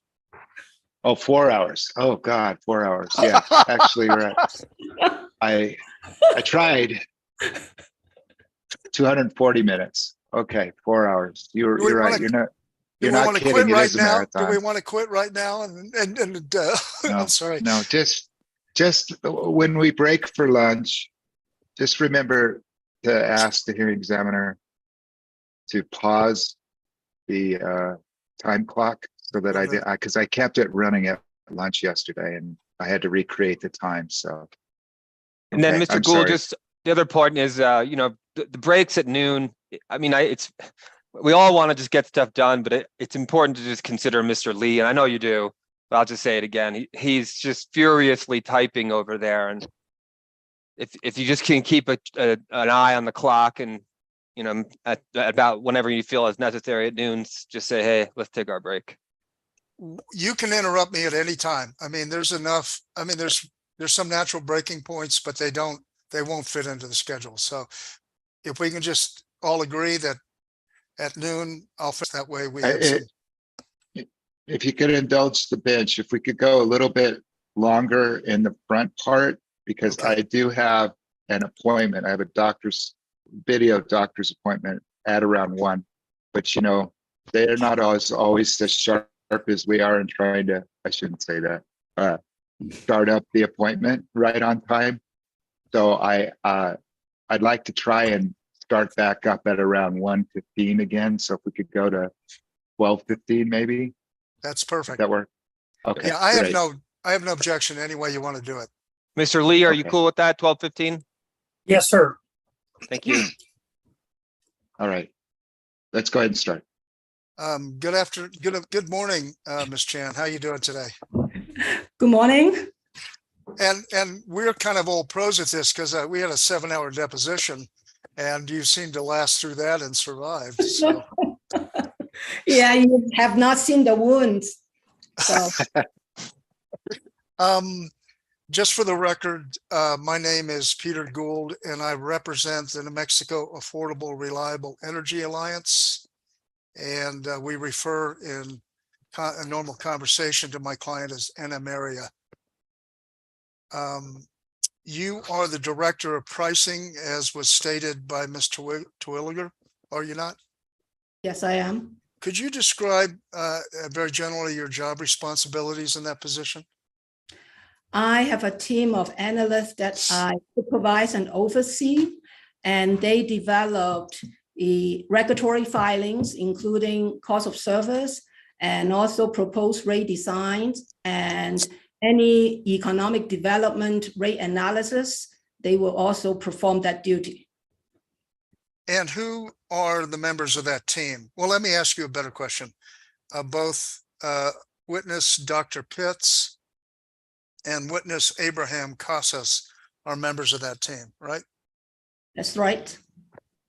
And as director of pricing, you have the ultimate responsibility over their testimonies. Is that a fair statement? I reviewed their testimony and provide feedback. Yes. So if they were going to say something that you disagreed with, there would be a conversation and that would be taken care of before the testimony was filed. Yes. Okay. You are not a lawyer, correct? No. Okay, you say that too joyfully.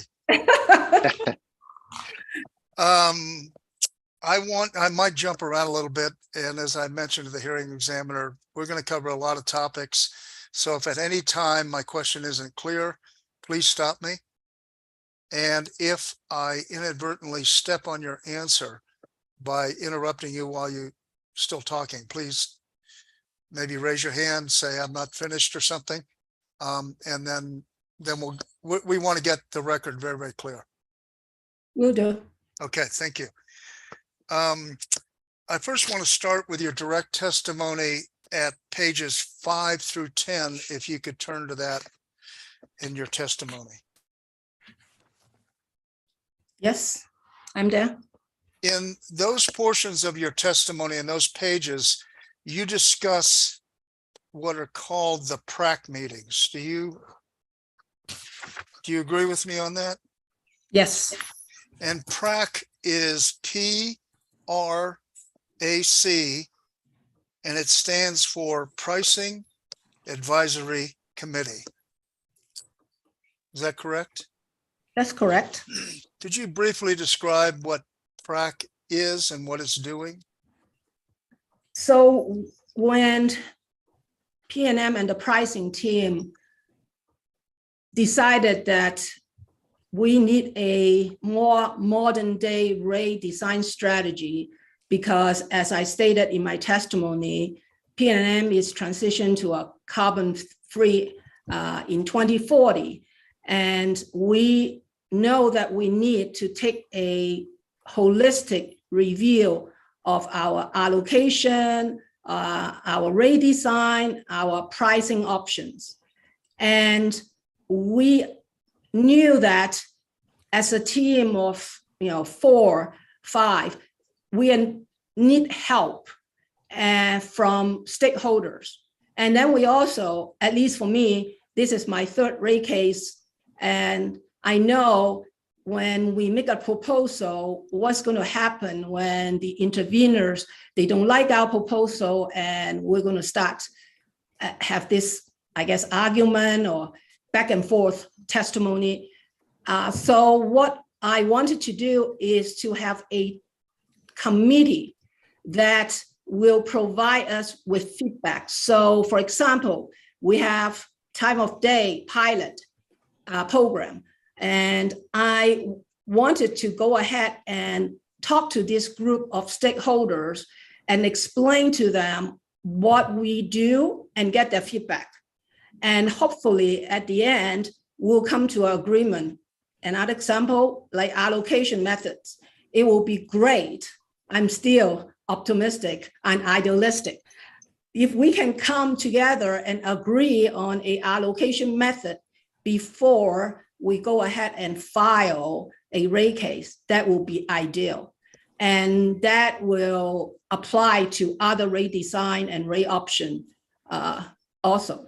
So this is supposed to be an advisory committee, as it's named, to give PNM advice how we should do things and provide us feedback and even their own analysis or their own opinion views. And then we'll try to work together to agree on it. And if we don't, at least we know where PNM's coming from and where everybody stands before we go into a rate case. Thank you for that. And in this, I'm going to ask you a couple of questions about what you just said. In this particular rate case, the only concrete proposal that's in the filed documents that has come out of the PRAC is the time of day proposal. It's a time of day proposal, plus we, in one of the meetings, or actually probably two meetings, we talk about low income customers and rate changes, the impact on low income customers. So as part of this rate case filing, as you can see, Dr. Pitts included a low income customer bill comparison in 11 areas. And that is a result of the discussion with the PRAC that stakeholder wanted to see low income customer by geographic areas.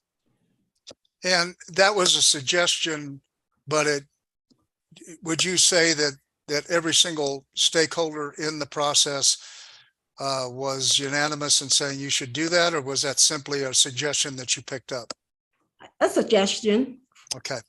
I guess my point is that at the current point of, and maybe I should go back, you understand that my client, NM Area, is participating in those PRAC meetings, do you not? Yes. And we are bringing our experts to those meetings so they can make proposals and analyze PNM's proposals? Yes, they can participate. But Right. but I don't think so far we have received any counter proposal or analysis through the PRAC. Right. We're still at a very preliminary stage with respect to rate allocation, for instance, right? That's true. And we're still at a very preliminary stage with respect to how PNM is going to change its rates or should change its rates over the time period between now and 2040 to accommodate the changes that you're anticipating. Is that a fair statement? That's a fair statement. That's accurate. And hence the PRAC is going to be an ongoing committee. And as far as topics going to be discussed, it will evolve. Depends on where we are in our journey to carbon free. And we all hope that this process does result in some consensus about whatever proposals are floated, but that's an aspirational goal. That hasn't occurred yet, has it? Not so far. Okay. And people of good faith and can look at the same circumstances on your system and come up with different allocation proposals, for instance. That's a reasonable way to approach it, isn't it? It is, and we Yeah. welcome that. And I noted that you have been involved with rate cases at PNM since the 2015 rate case, 1500261. That's correct. And even as far back as that case, PNM was talking about modernizing its rate design. Is that correct? Yes, it's always an aspiration. But the commission is only authorized, or PNM is only requesting the commission to consider those proposals that are actually in its filed testimony. Is that a fair summary? Yes, it is. Okay. Excuse me.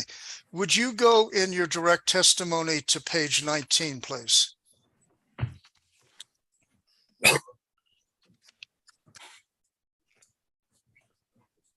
Yes, I'm there. What I would like to do in the next section of my cross-examination is look at that flow chart in P and M figure SC for Stella Chan -1. Do you see that? Yes, I do. And to avoid any confusion on the record, in some parts of your testimony, you have what are called tables, TABLES, which are similarly marked. So you've made a distinction between tables and figures, right? That's right. Okay, just so, because we're going to talk about the tables on page 17 later in this cross-examination. I just want to say that up front so everybody knows where we're at. And so the record's clear, because as Mr. Maderos has stated many times, you go back and look at these records and you go, what in the heck? You know, you can't follow and things are left out. And so I'm just trying to be clear. So let's go to the flow chart. And this is a high level view, is it not, of the inputs that you received in your work, isn't it? That's correct. And it is also a very high level view of the process from start to finish of how you came up, P&M, when I say you, P&M came up with its final rate design proposals. Is that a fair statement? Yes.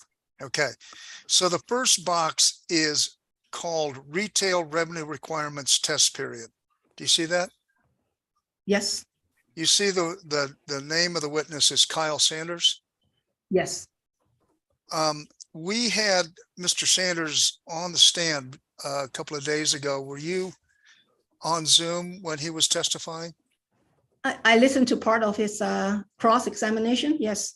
Well, subject to correction by your attorney, we asked him what numbers he had provided to your pricing team. And what he told us was that the only numbers he provided were the revenue requirement numbers. Is that your understanding of his role? It's the revenue requirement number, but with certain level of detail, breakdowns, not just one number. Exactly. But he indicated to me in answer to some very specific questions that he did not provide any rate design information to you. Is that your understanding? Can you clarify what do you mean by Yes. design information? Well, I had asked him, and we'll get to this in your cross-examination, but I'd asked him about the functionalized numbers, which took the total revenue requirement request of P&M of $790.9 million for the test year. There's a part of Mr. Casas's cost of service model that breaks that down into different buckets of costs. And I asked Mr. Sanders if he had any input on breaking that total number down into those buckets of costs, and he said no. Is that your understanding as well? That is not my understanding. Okay. The level of details, at least, subject to check, and Mr. Casa, since he sponsored the cost model, will be better to answer the question.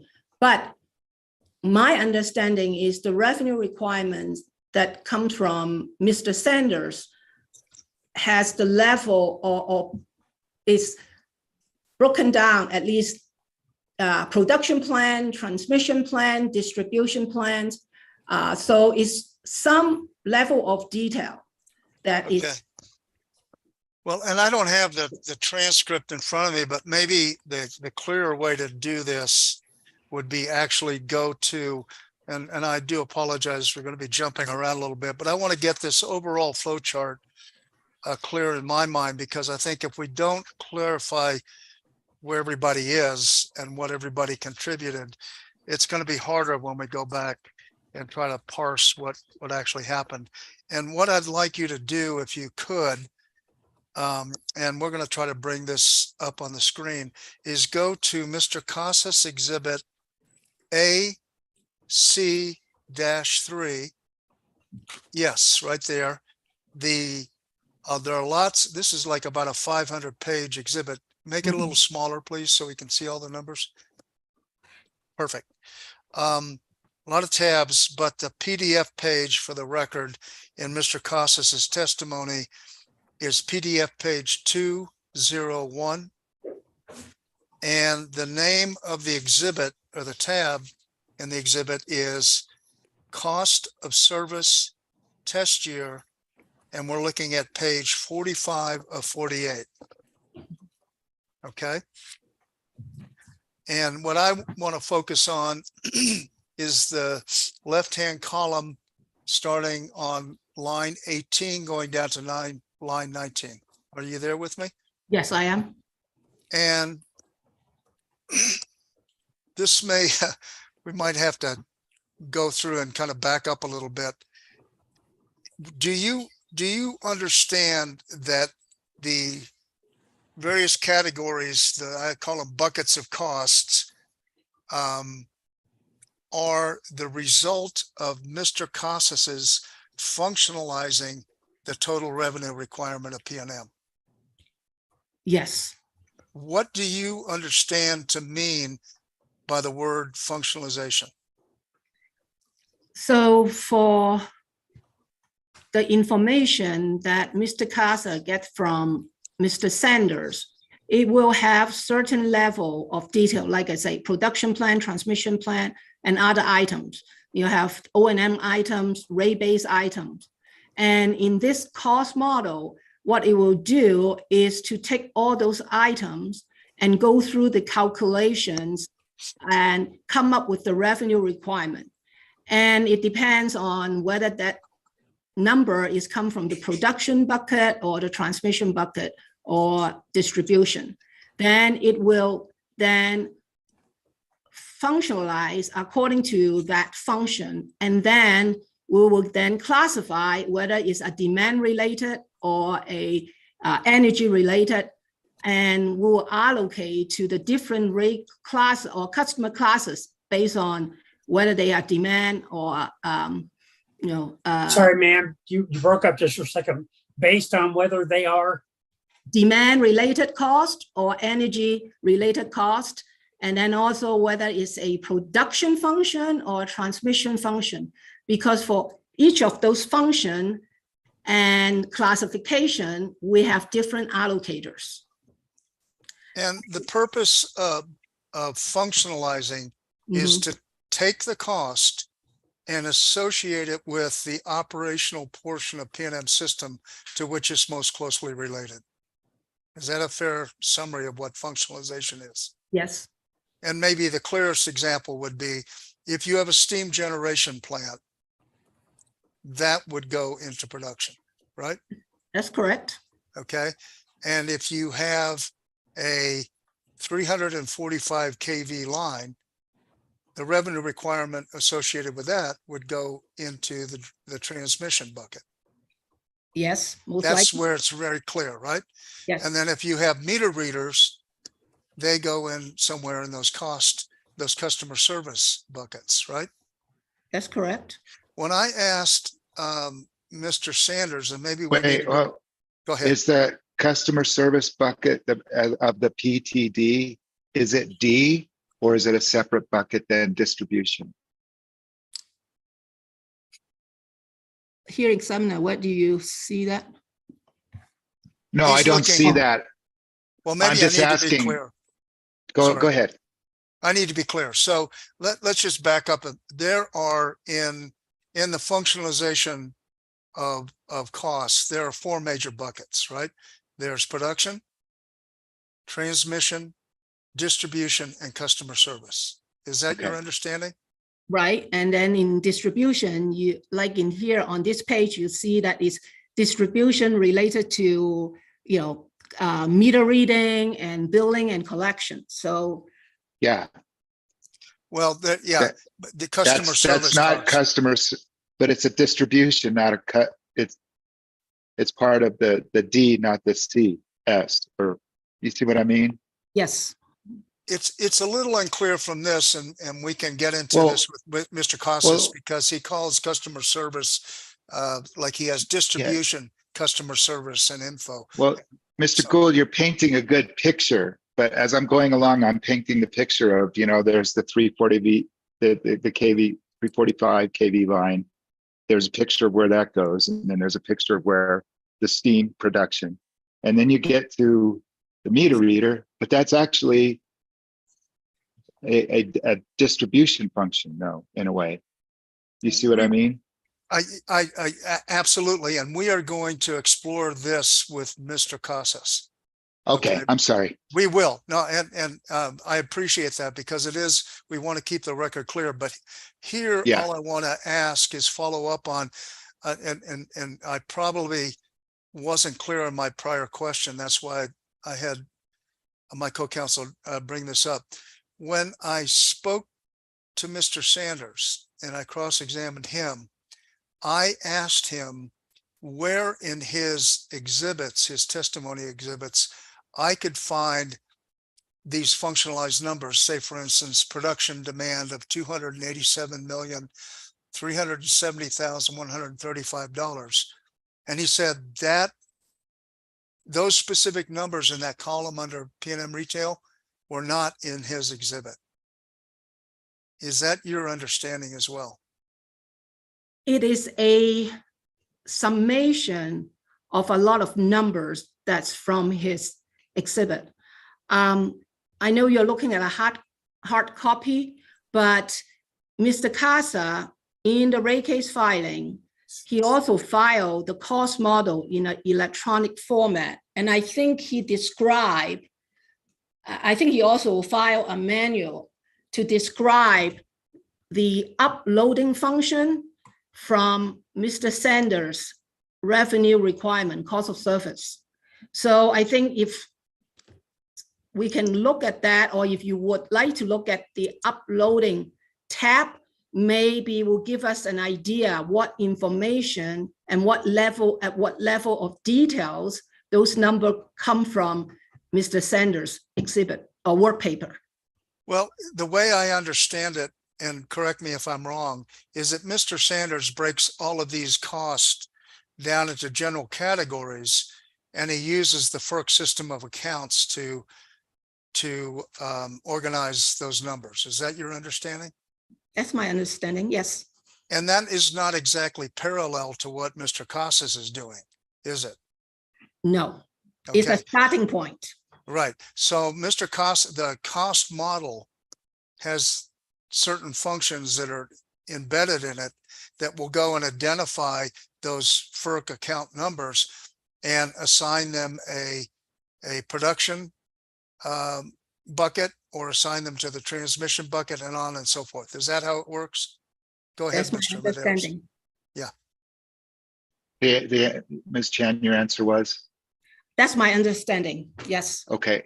And Ms. Chan, at the beginning of the case, you gave, the company gave out two helpful USB drives Yes, that included the AC cost model and the user manual along with other electronic documents. Is that correct?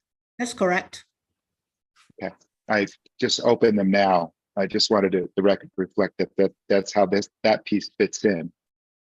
Go ahead. Sorry. Yeah, but I just wanted to clarify that going back to the flow chart so that we have a good roadmap, that Mr. Sanders, even though those numbers come out of his work, his revenue work, those specific numbers, those, I guess, summary numbers are nowhere in Mr. Sanders' testimony, are they? No, they're not.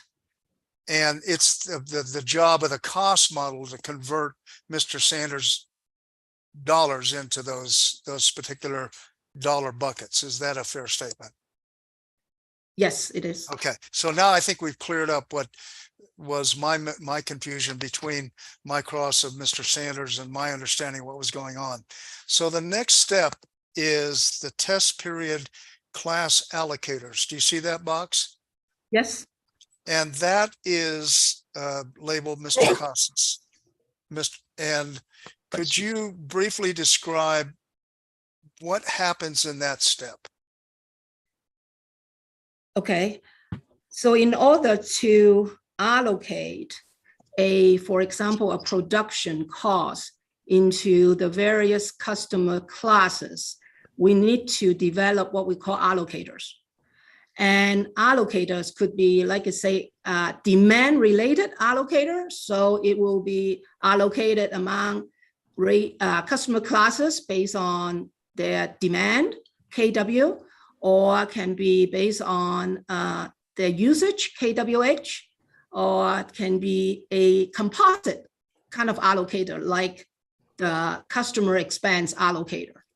And we need to develop those allocator with the input from forecasting, because pricing does not project what is the coincident peak in the test period or the energy usage for each customer class or any of those, the number of customers. So that's why you see in PNM figure SC1, we have a input box from forecasting.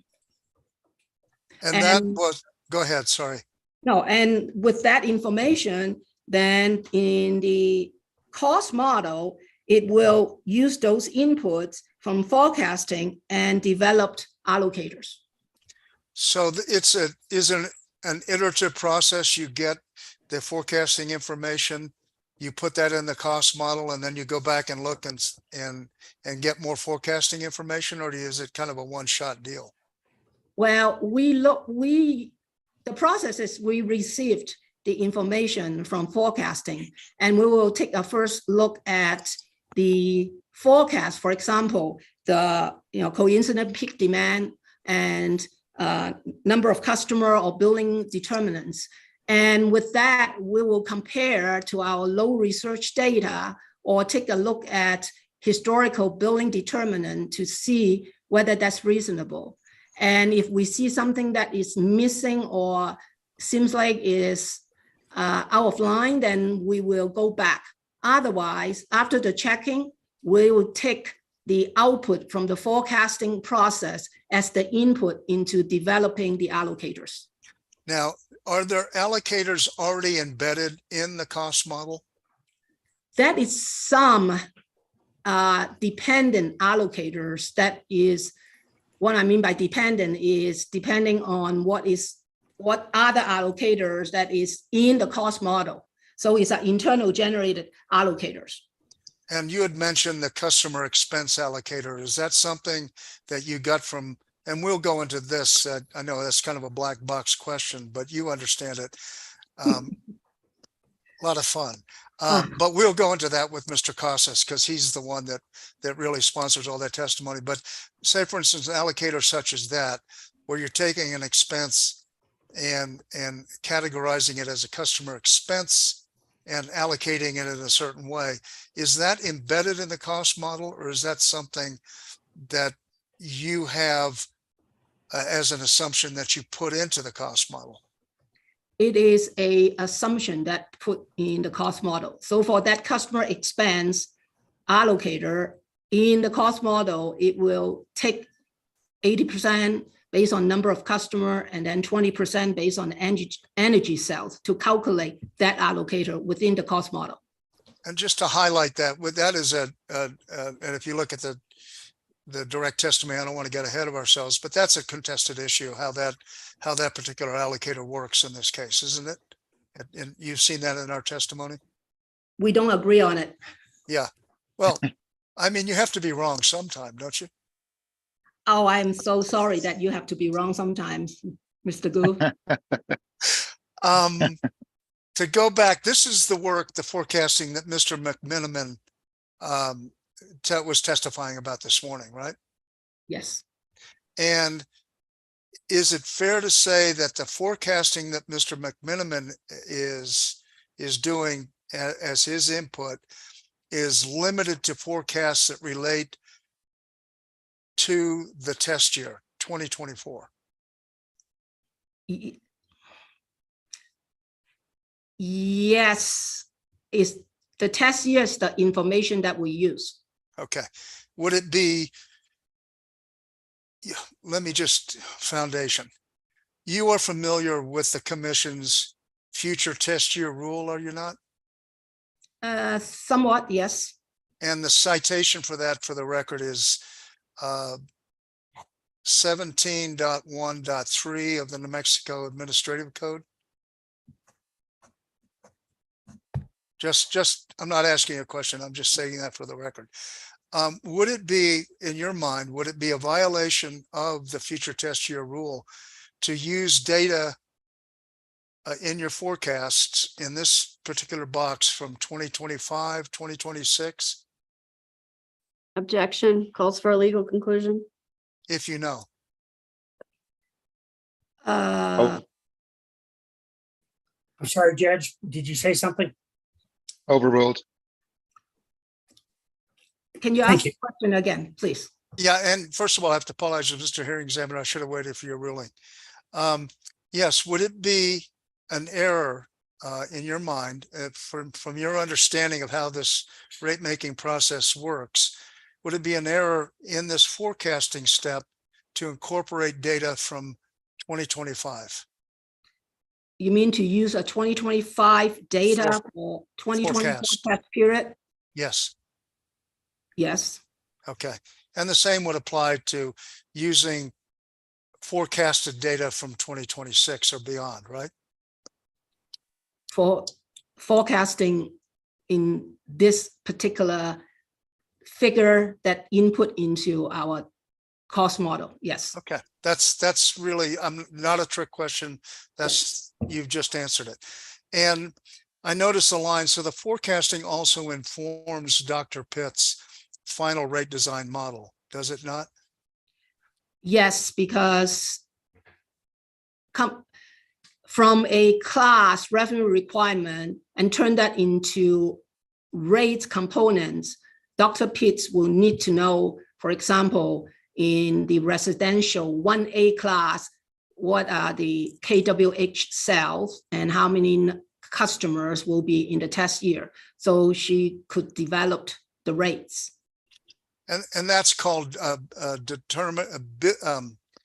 coming up with billing determinants, right? That's correct. Okay, and we can visit that with Dr. Pitts. How many individual allocators are in this first allocation step? I cannot tell you, but I can get you an answer if you want. Sure. I like- mean, more than 10, more than Oh, more 500? than, it's more than 10, but not more than 500. If you can just get me an answer. And then you go to the cost model, which is also under the responsibility of Mr. Casas as well. Yes. Is that correct? And That's I'm going to correct. ask you some questions about that, but do you know how many embedded allocators are in the cost model? Roughly. I cannot tell you. I can get you the info. Would it be fair to say that there are hundreds, or would it be more like a few dozen? What, do you have any idea? I don't think it's going to be in the hundreds. Like my son usually say, at least one. Okay. But there are some, when you buy these models, there are some embedded allocators. Is that a fair statement? No, because the allocators, they don't come with the model. The model developer got our P&M's input, the client's input, to include the type of allocators that we want to be built into the model. So it's not a canned model that come in, oh yeah, it's already come in 20 or 30 allocators. No, they build it based on the specific requirement of the client. This is the first case in which you've used this COST with a little trademark sign model for this step in the process, isn't it? Yes. And in prior rate cases going back to 2014, you used another cost model. The acronym was capital E COSS, ECOS. Is that a fair statement? Double C, ECCOS. And the first case in which that was used was 14 332. Is that a fair statement? Well, that's the first case that I was involved in using the MAP model. And I had understood that there were certain allocators that were agreed to with the vendor of that model in that case. Do you have any, can you give us any information about that, or is that beyond your knowledge? Yeah, it's beyond my knowledge. Okay. You would agree with me though, or do you know, were you aware that the 14-00332 case was dismissed by the commission before it was heard? Yes, it was. And would it be fair to say that that case has no precedential value from your perspective as a pricing director? As far as commission decision, but as far as pricing strategy direction, I think that is some value to look back and see what we proposed and why we make the proposal. Yeah, I'm not talking about that. I guess I should be a little more clear in my questioning. And thank you for your answer. What I'm saying is that if a case is dismissed before it is heard, you cannot say that the commission approved anything in that case. Is that your understanding of how that would work? Yes. Objection calls for a legal conclusion. Maybe Mr. Gould could preface his questions from a non-lawyer's perspective, Well, so I don't have to object. And the objection is overruled. I'm taking it, the question from the perspective of a non-lawyer expert, regulatory expert. Thank you. yes, and Ms. Terwilliger, excuse me. All my questions that might be shading over into legal stuff, I'm asking her not as an attorney, and that's why I asked her up front as she is an attorney, but from her regulatory experience, which is pretty extensive, as somebody involved with this process. I understand. I might Okay, still thank need to preserve the objection for the record, but thank you. Okay, That thank you. clarification. And I have to apologize because I forgot to mark it down, but there is someplace in your testimony, is there not, where you basically state that the allocators that you've used in this case should be accepted by the commission because they were the same allocators that you've been using since 2014, and that they've been approved by the commission in cases since then? Is that your testimony, or is that Mr. Casa's testimony? I think it's Mr. Casa's testimony. However, I think the reference is the consistency that beginning in the 2014 case, we started using that allocator. And then in the 2015 case was a litigated case, we didn't change the allocator. And it was then, the case was litigated and approved by the commission. So I think that's what we say is the history. As far as from PNM standpoint, we are being consistent and we have not changed. And we use it in the 2015 case and it got approved. And then now we are using the same allocator in 16 and it wasn't litigated. But I think that line of testimony is to prove that we have not changed our position or the allocator. Right, and so you agree with me that so you're basically using that commission approval as a surrogate for simply saying we as PNM are consistent. Is that how I understand your answer? No, what I was saying is we are consistent, and by the way, that was approved in the 2015 case. There is no place in the 2015 case where you can say a specific allocator was approved. You're simply saying that because it wasn't challenged, you assume that it was approved. Is that a fair characterization of your answer?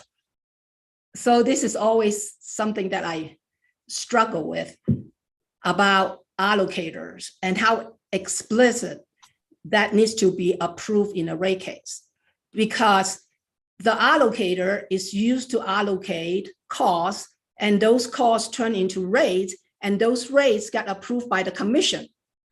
So if you go back and say, if they approve the commission approve the rates, you assume they approve all the input and assumption go into that rate. And allocator is being one. Okay. So it's not explicit approval, but because the allocator drive the approved rate, in my mind, that is implicit, that is being approved. Okay, and then let's move on to the 16276 case. You were involved in that, were you not? Yes, And that case was settled by a stipulation which was eventually accepted by the commission. Is that your understanding? yes, it is. And do you understand, if you don't, tell me, but do you understand that in each stipulation that's approved by the commission, there is hold harmless language, which states that the stipulation is not precedential?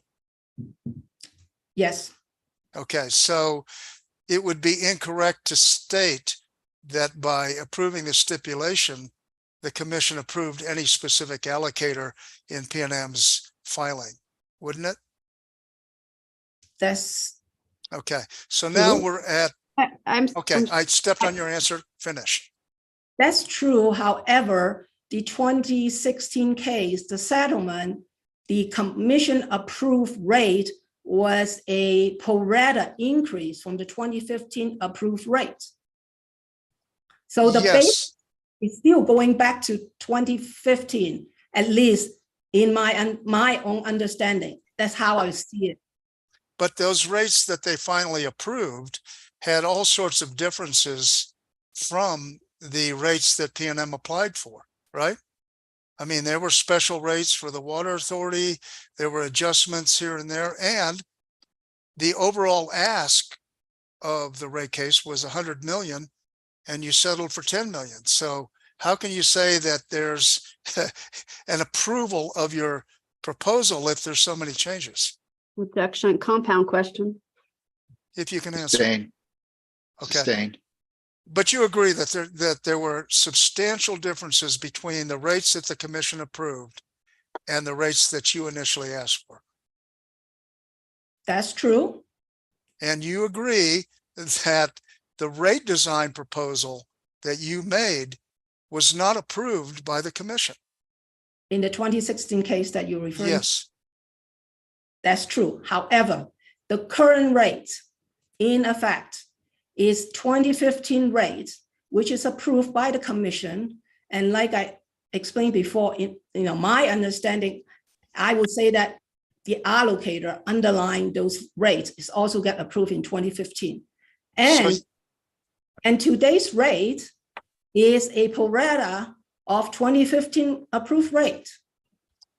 We'll have to agree to disagree, and we'll maybe take this up in briefing, but my understanding, it was a pro rata application of the dollars that the commission approved, not a pro rata allocation of the 2015 rates. So we'll have to agree to disagree on that. Okay. I'm So sorry. now, go I ahead. mean, Mr. Gould threw that out there without asking a question. That should Okay. be a question that my witness Well, could. I'll let her answer. She was getting ready to answer. Mr. Hearing Examiner, I'm stepping all over things today. I need to cool my jets a little bit. I apologize. Ms. Chan? I subject to check, but I believe it is a pro rata increase of the rate. For example, the customer charge before the 2016 settlement or current rate was $7. And I believe we apply the phase 1 and phase 2 increase that was approved in the settlement, in the stipulation, to the $7 in 2015 to get to today's $7.11. Right, that one rate survived your application, but no other rates were similar, or no other parts of rates were what you applied for. It was a totally different set of rates than from what you applied for in terms of the revenues that were being recovered. Is that a correct statement? But I was answering to your statement or clarify your statement saying that the ratio, the pro rata is not applying to the rate. What I'm saying is the pro rata increase, they were applied to the rate itself. So maybe to simplify my Right. question, you are taking the final order, the rate order of 16,276 as precedent for approval of your initially requested allocators. Is that a fair statement? No, it's not. What I'm saying is those set of rates is approved in 2016, which is based on 2015. And in 2015, those allocators were approved. Okay. Moving to today's rate case. There are several allocators that are being challenged from these ones that what I would call legacy allocators. Is that a fair statement? When you say several. At least one, going back. Let's. Yes. And they affect, those allocators do affect which of these revenue buckets certain dollars end up in. Is that a fair statement? I think it's the customer other that we label as customer other.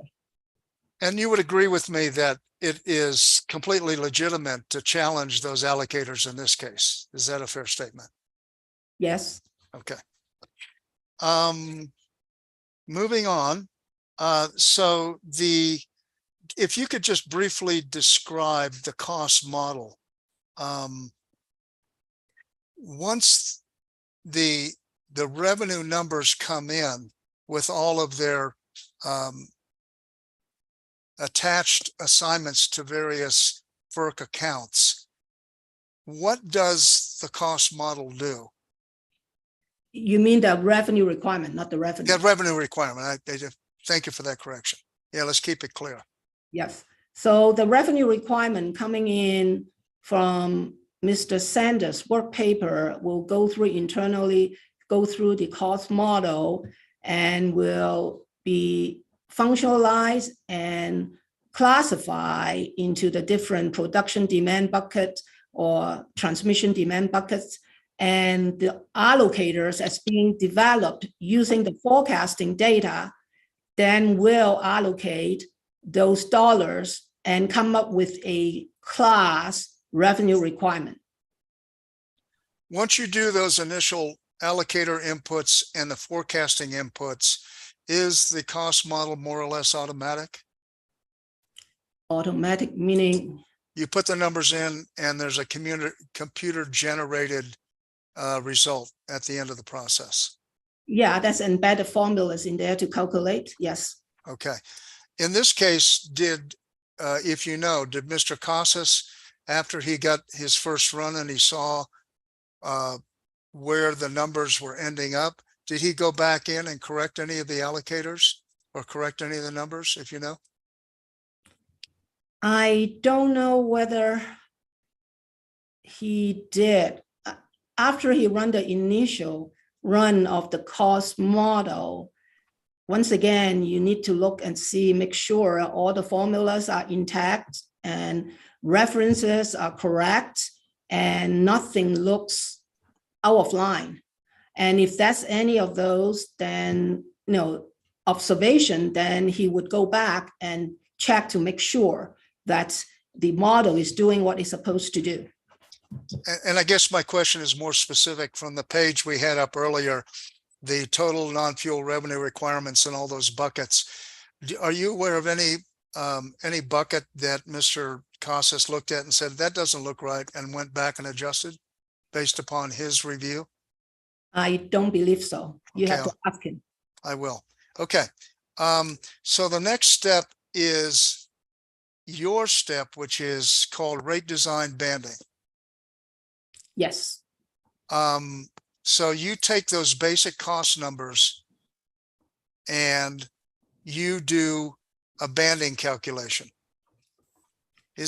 could you describe what the banding calculation is? From the cost model, it will calculate a cost base revenue requirement by customer class. And the results of that are found on your page 17 in table SC1. Isn't that correct? Yes. Okay. And that will also, from the rate design model, we calculate what the test period revenue at current rates. For comparison purposes, Yes. correct? Yeah. And I Well, see, go ahead. sorry to interrupt. So No, from no, go ahead. from the test period revenue at current rate, that gives us a starting point. If we are not going to change our rate, that's the revenue that we will bring in. So when you look at P&M table SC1, from total system standpoint, we forecast the current rate will bring in 727 million based on the forecast. And from the cost model, based on all the cost items that we got from Mr. Sanders' work paper and went through the calculate, functionalize, classify, and all that, we come up with a deficiency of $63 million. So we look at what is the fully allocated true cost, which is 790 million on column say allocated revenue requirement. Yes. And we know that the test period revenue is only bringing in 727 million.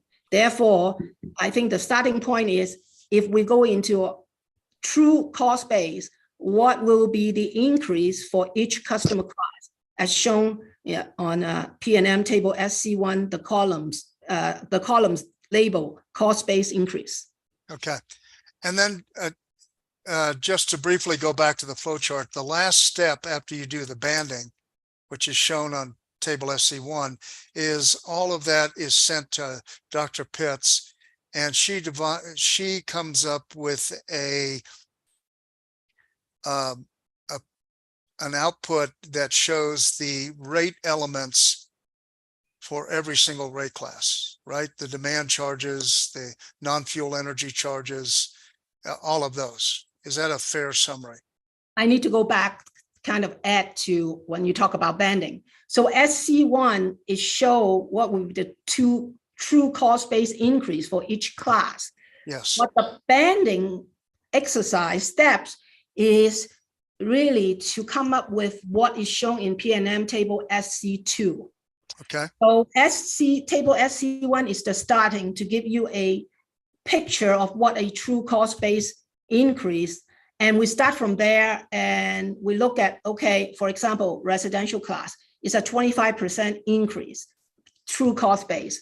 Then we look at all of this and then we say, okay, is that something that we need to do to band the increase, especially for residential class? And that's what's the result of banding yield the numbers that is shown on P&M table SC2. Okay, we'll come back to table SC2 and SC1, but I just wanted to finish off my questions about the flow chart, and then we can come back. But what was just described though, just for general purposes Sure. out there, was critical to showing just the picture of how, Yes. this is all a very, very helpful exercise. Yes, and those tables SC1 and SC2 are summary tables, right? There's a lot of data that goes behind those numbers. Yes, but then you Okay. also can go into the rate design model and the cost model. Those numbers you can go into the tab and they are there, so you can. Yeah. But also to clarify, whatever go into Dr. Pitt's rate design model is table SC2, not SC. Yes. I thought that was understood, and thank you for clarifying that. So Dr. Pitts does not do her HMP, I think it is 7. HMP exhibit HMP2? Yeah, that doesn't show cost of service rates, that shows banded rates, right? That's correct. Okay. And that's the last step of the process. Right. Okay. I wanted to revisit some of the basic issues with respect to this process of coming up with cost of service rates and then turning those into banded rates. Would you look at page 14 of your direct testimony, please?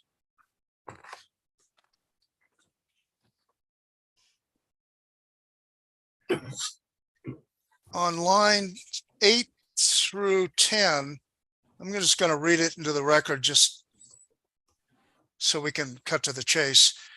You state PNM seeks to improve the company's rate design so that rates will more accurately reflect the costs the company incurs to serve its customers by customer class, comma, subject to the unique circumstances of each case. Is that your testimony? Yes. Okay. I would like you now to turn, there is a NARUC cost manual that the hearing examiners have taken administrative notice of. The number that we put in our Dropbox is NMARA cross-exam exhibit 22. If we're not able to bring that up, could you turn to that? Yes, I have that. And I'd like you to look at page 12. I'm going to read a couple of citations into the record of this document and see what your reaction is, okay? Okay. If you look on page 12, it has a heading that says cost of service studies in the regulatory process. Do you see that? Yes. And it says cost of service studies are among the basic tools of rate making. While opinions vary on the appropriate methodologies to be used to perform cost studies, comma, few analysts seriously question the standard that service should be provided at cost. Do you agree with that statement? Yes, subject to unique circumstances. Right. But the baseline, let me just ask it this way. In order to make its ultimate decisions about which race to approve, the commission needs that basic cost information as a starting point. Is that correct?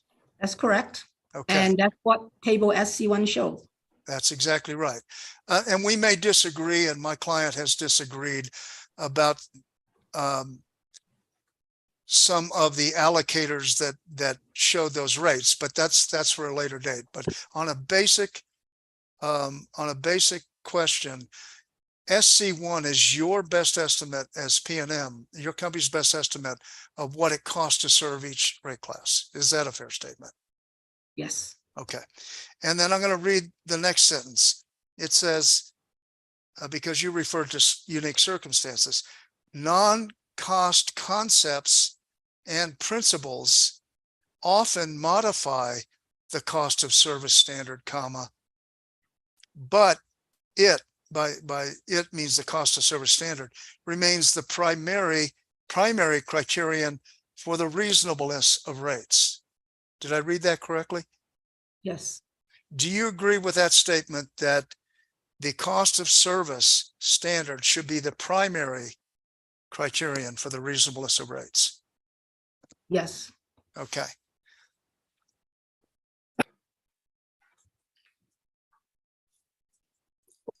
I would like now then to turn to a schedule that was included in PNM's original application. And that schedule is N as in Nancy 1. And that's up on the screen now. Mm-hmm. Ms. Gould, could you scroll down to the next page? Okay, could you make that a little larger? That's good, right there. Up, that's too big. Right there's perfect.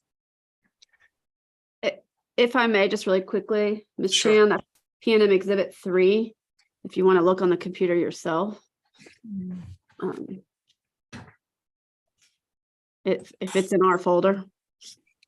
Mr. Williger, has that been introduced into evidence, or is that, I mean, have you specifically made that like an Yeah. evidentiary exhibit Mr. Alvitris had those omitted at the beginning, as I recall. as part of the application, right? Yes, Not as a standalone schedule? no, Okay, thank you. my understanding, and the hearing examiners can correct me, is that PNM Exhibit 3, which is the 5:30 schedules, were Yeah. admitted. Okay. Ms. Chan, down at the bottom of that first page, it says this schedule is co-sponsored by PNM witnesses Casas and Pitts. Do you see that? Yes. And as members of your team, when they prepared this, did they share it with you? I think so. Yep. Okay. I'm going to ask you some general questions. If we ever get to a point where you say, I don't know, that's totally fine. Okay. Okay. Okay. What is your understanding of the overall purpose? What is this schedule trying to show the commission?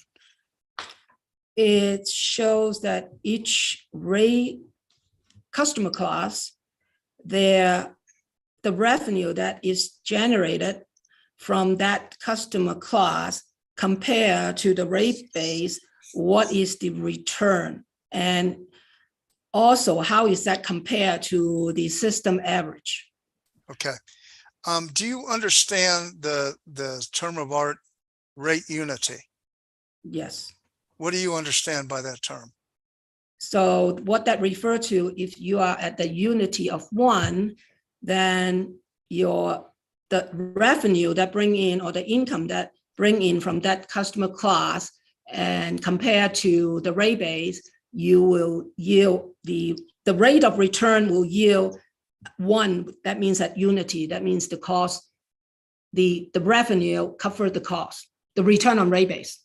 From a cost of service basis, not from a banded rate basis, right? Yes, but this N1 is showing 3 sets of data. Yeah, we'll go through that. We'll go through that, but I want to just keep the concepts kind of high level for right now. So a rate class being at unity or close to 1 means that as far as PNM can determine, it is fully covering all the costs that it takes to serve that class, right? That's what N1 showed, yes. Yeah. And stated another way, it would mean that it is not subsidizing the costs that would be assigned to another rate class. Is that a fair statement? Yes. And other side of the coin, it is not receiving any subsidy from any other rate class in its rates. Can you rephrase your question? Yes, if a rate class is at unity, that means that no other rate class is subsidizing its specific cost of service as determined by PNM. Right. Okay. So the first set of numbers are the base period under current rates. Is that a fair statement? Yes. And if you go across, the first column is the total company PNM consolidated. You see that the relative rate of return, which is the unity number, is 1, right? Right. Okay. And then this is a 2-page exhibit. If you go all the way across the page, it starts with Schedule 1, which is residential, goes to Schedule 10, which is irrigation. Do you see that? Yes. And then the next page goes from Schedule 11, which is water and sewage, and goes all the way to street lighting, which is rate Schedule 20. Correct. Are there any rate schedules, PNM rate schedules, that have been left off of this N1 exhibit?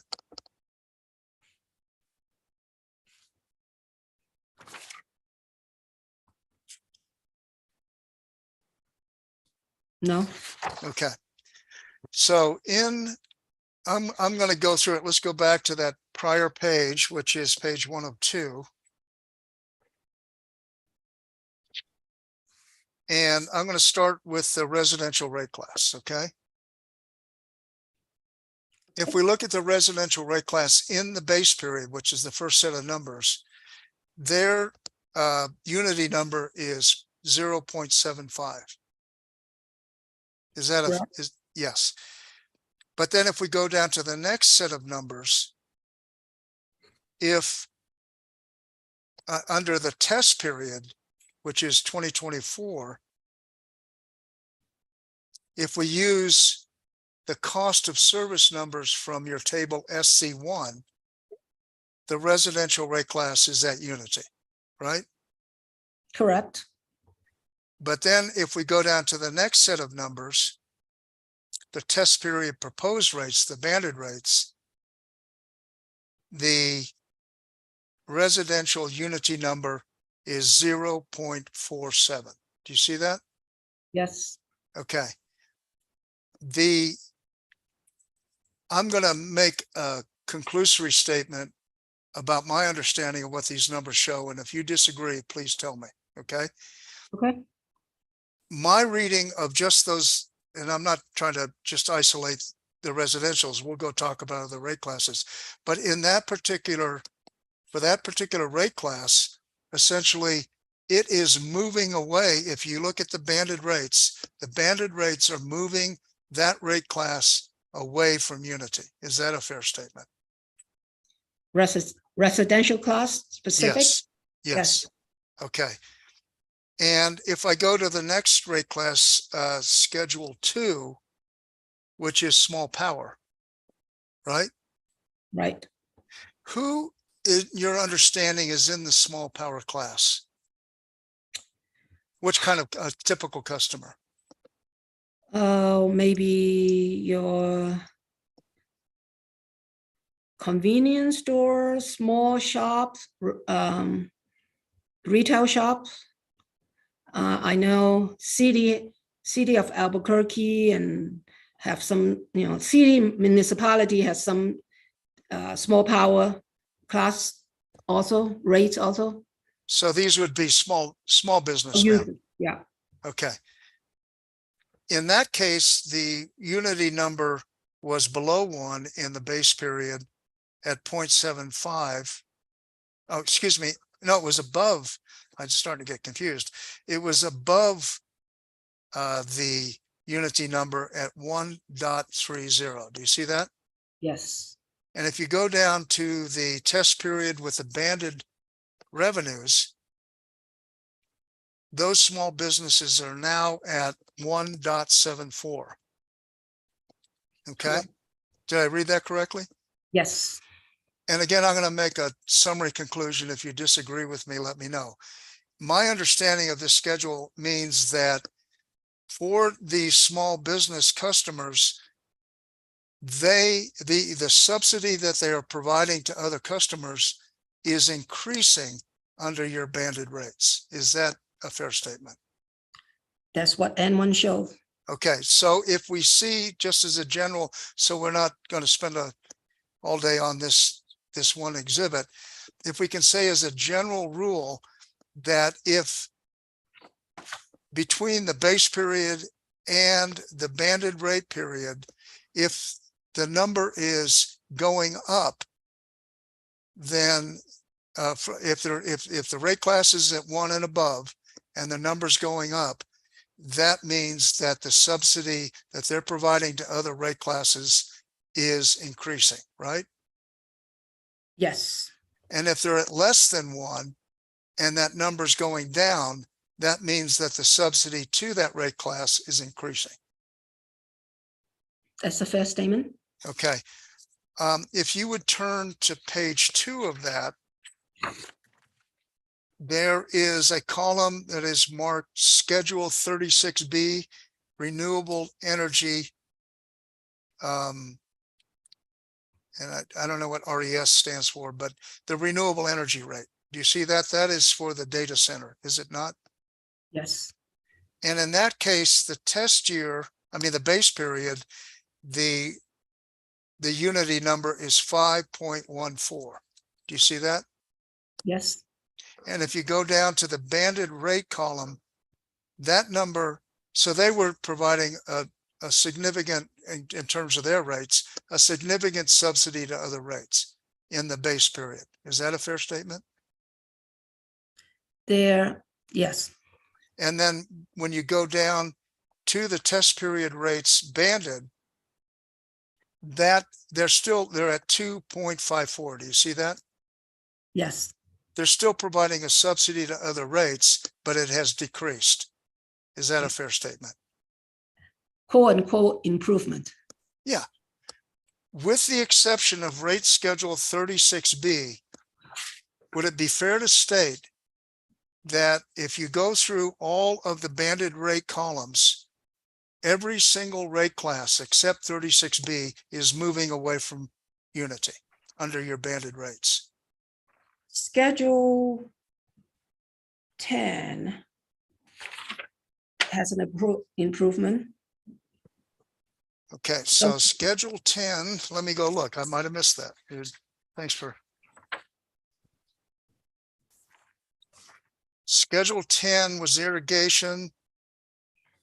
It used to be 0.4, if you look at current rates, base period, 0.4 to 1, and now it's at banded at 1.02, so it's only 0.02 to 1.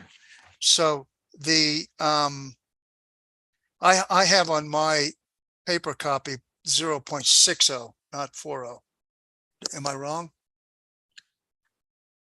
Yeah, it's okay, but it's unity, right? Unity is Yeah. 1. So if Unity you is go 1. up, so 0.6 is 0.4 from 1, right? Okay, 0.6 plus 0.4 equal 1, while Right. after the test period, it's 1.02. So it's 0.02 from 1. Okay, so let me rephrase my question, and Yeah. thank you for the correction, because we want to have a clear record. With the exception of what you pointed out for Schedule 10 and Schedule 36B, all of the other rates under the banded rates are moving away from unity and not towards unity. Is that a fair statement? And then also, that's a fair statement. And then also, as table SC1 and table SC2 also show that, right? Because those classes should have seen a decrease, but they, after banding, they all see an increase. And there are different, I'm not a numbers guy, but you can look at SC1 and SC2 and see that, and maybe we can return to that. And actually you can show me the calculation, which is different from N1. You can show me the calculation where we can show the commission how to determine in which rate classes are moving away from unity under this. So why don't we do that next? Do you have that up on the screen in front of you? Yes. What would be the basic math to do? Which columns would I add together or subtract to figure out if that particular rate class is moving away from or toward unity with the banded rates? I don't think you can get here to the 0.6 or 1.02 for irrigation class from this. Yeah. But from here, those two tables will show you is directional. So for example, if you see the table SC1 for residential, cost base increases 87, right? Yeah. And now they are being allocated the banded increase of 33 million. So they are not going to pay for their full cost of service. And they should be 25% increase cost base, and they only got 9.65. So they are not paying for their fair share of, or cost base, I won't say fair, cost base increase. And when you see all of these classes that see a negative number on the table SC1, the percent change, those are providing now subsidy to residential and 11B water sewage, and then also streetlight. So those are the subsidizing class because now they have a positive number as far as rate increase. If I So- could ask us one clarifying question real quickly, Mrs. Chan. Yes. You said something that I thought was quite interesting. Is there in fact correlation between unity and the thing that we denote as fairness? I think I can see a argument from just looking at this table SC1 and SC2 and say, is that fair? For example, for small power, let's say, to see a decrease in 8.6%, while your residential class, and one of the consideration in this case is, once again, our low-income customer make up a significant percentage of our residential customer class. So is that fair to ask residential to take a 25% increase? So I think that is question is that fair for residential class to be subsidized? Then the second question with the N1 you can ask is that fair to be subsidized at that order of magnitude? So is whether it's fair to be subsidized, and if so, by how much? Thank you. Go ahead, Mr. Gould. No, this is exactly what I invited you to do at the beginning. So, I mean, the same question. I mean, we've got 15B, which is UNM. I don't think that's any secret. By PNM's best guess, it is paying 52% almost more than if it had cost-based rates, right? Based on the forecast, yes. Yeah, and this is your best. I don't want to.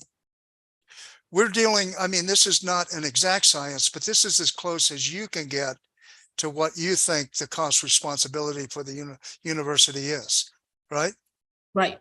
Okay, and we can return to that, this issue of fairness, and thank you for raising that, because that's the statutory standard.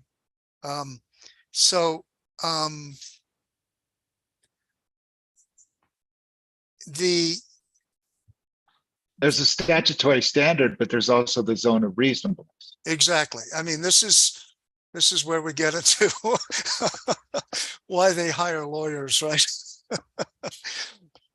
Make my jobs interesting. Makes your job interesting. I please no one. It makes me stay up all night trying to figure out how to cross-examine you. Anyway, bad jokes. I want to stay on this area, but I do want to point out that say, for instance, the small businessman, if you were using cost of service rates, he would get an 8.5% decrease, but you're assigning almost an 8% increase to him. That's a delta of 16 percentage points if I just add those two together. Right. You're right. So in order to, we're kind of all in the same boat. I mean, if you're too generous to one rate class, then you're really taking it to another. But if the ratepayer doesn't have the money to pay the businessman for the service. Yeah. But if the businessman can't stay in business because he's, I mean, this is a balancing act. Yeah, I know. And I guess I just want to also add that, it's interesting, Mr. Gould, and I'm just understanding this is probably more of a legal discussion than anything, but the term unity itself has a certain degree of connotation of correctness. And I question the inherent connection between the notion of unity and sort of anything that would be conceptually considered to be morally or ethically fair. Those are two different propositions that have no bearing on one another in some level. Right. One comes from the Chicago school and one comes from other philosophy schools. Yeah, and there's I guess it points out, as long as we're having a discussion and we're leaving Ms. Chan out of this, but I would really like, I'm going to ask her some questions to get her view on this. It really points out that making some decisions about one rate class does really have ripple effects all the way down the line.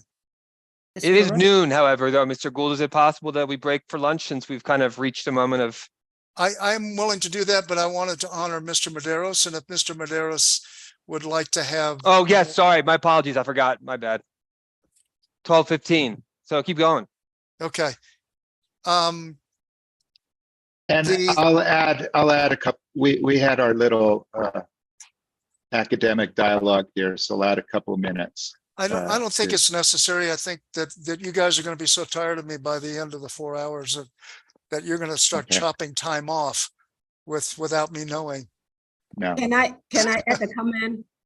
I think by Yes, please. looking at this and then with my experience in the 2015 case and the 2016, I think in this case, our banding proposal is really driven by residential. In order to ban it to a quote unquote, we can argue about acceptable level of increase for residential class. That's the proposal that we come up with. So I think if we want to discuss fairness, reasonableness, I think we have to first talk about how to address residential class, because residential class subsidy is ongoing. And we just need to figure out how we can address that issue, because otherwise we'll have we'll come back to the same place argument in the next rate case. and how much, Ms. Chan, are we still dealing with in terms of the residential class, in particular, the after effects of the pandemic? That I don't know, but I know that they are still struggling. High inflation, right? And when we provide this rate case filing, I think chicken or eggs was like $6 or $8 for a dozen of eggs. That's incredible. And $13 for a chicken. So And the after effects, though, the aftershocks of the pandemic are still being felt, and we just don't completely understand. right. And then COVID is coming back again. It's God, I hope picking back not. up. It's picking back up. Tell Yeah. Keith to stay away from everybody. Ms. Chang, if I can ask a question too, but it's a very productive conversation from my mind here anyway. Is part of the discussion about the residential subsidy also rooted in the concept that the small businesses that Mr. Gould had utilized as an example of folks providing a subsidy, in theory, they can raise prices to procure the difference in the price increase to perhaps make up the subsidy. But a residential customer who may be low income, of which there are many in PNM service territory, has no place to grab some additional increase in rates. In other words, to pay for them. One set of individuals can absorb a cost. Another set of individuals cannot, and the consequences to them as we move towards electrified heating could be freezing to death. I don't mean to be too draconian No. about it, but right? I agree. For businesses, I think, of course, increasing the electric rates increase the cost. But I think from a business standpoint, they may have more options. Adjust the price, control the cost in different area. While a residential customer, their income, they cannot go and increase their income, or for a low income customer, how much then they cut on the cost side. So I think for businesses, they have a little bit more flexibility than a low income customer. But, and just to, I don't necessarily want to put too sharp a point on it, but I don't necessarily agree that customers are trapped. I mean, people can get other jobs. I mean, isn't it short-sighted to Like at the always say- data center? Yeah. Isn't it short-sighted to overcharge businesses that create the jobs And in the long run, you're discouraging No. businesses from coming to New Mexico, aren't you? I Do you think have a, that's, I mean, these big businesses that we want to, you're stating in your testimony, and I think other people have stated, that we want to attract good paying jobs. You want to have these companies Right. that can afford to pay benefits to New Mexico. Is that your corporate policy? yes. I think we had two questions on the table here. I If think you can Ms. answer. If you need me to break it down, I certainly will. Yes, that's the goal, right? To bring more. And- business. Yeah, and isn't that what economic development rates are? There are other factors in the statutes built into law, aren't there, Mr. Gould, besides just what we're doing here? Absolutely, but my understanding in the last 10 years since that statute was passed, there's only 2 companies that have qualified for economic development rates. This is the place where we're dealing with it on a commonplace basis. So We're dealing with something else.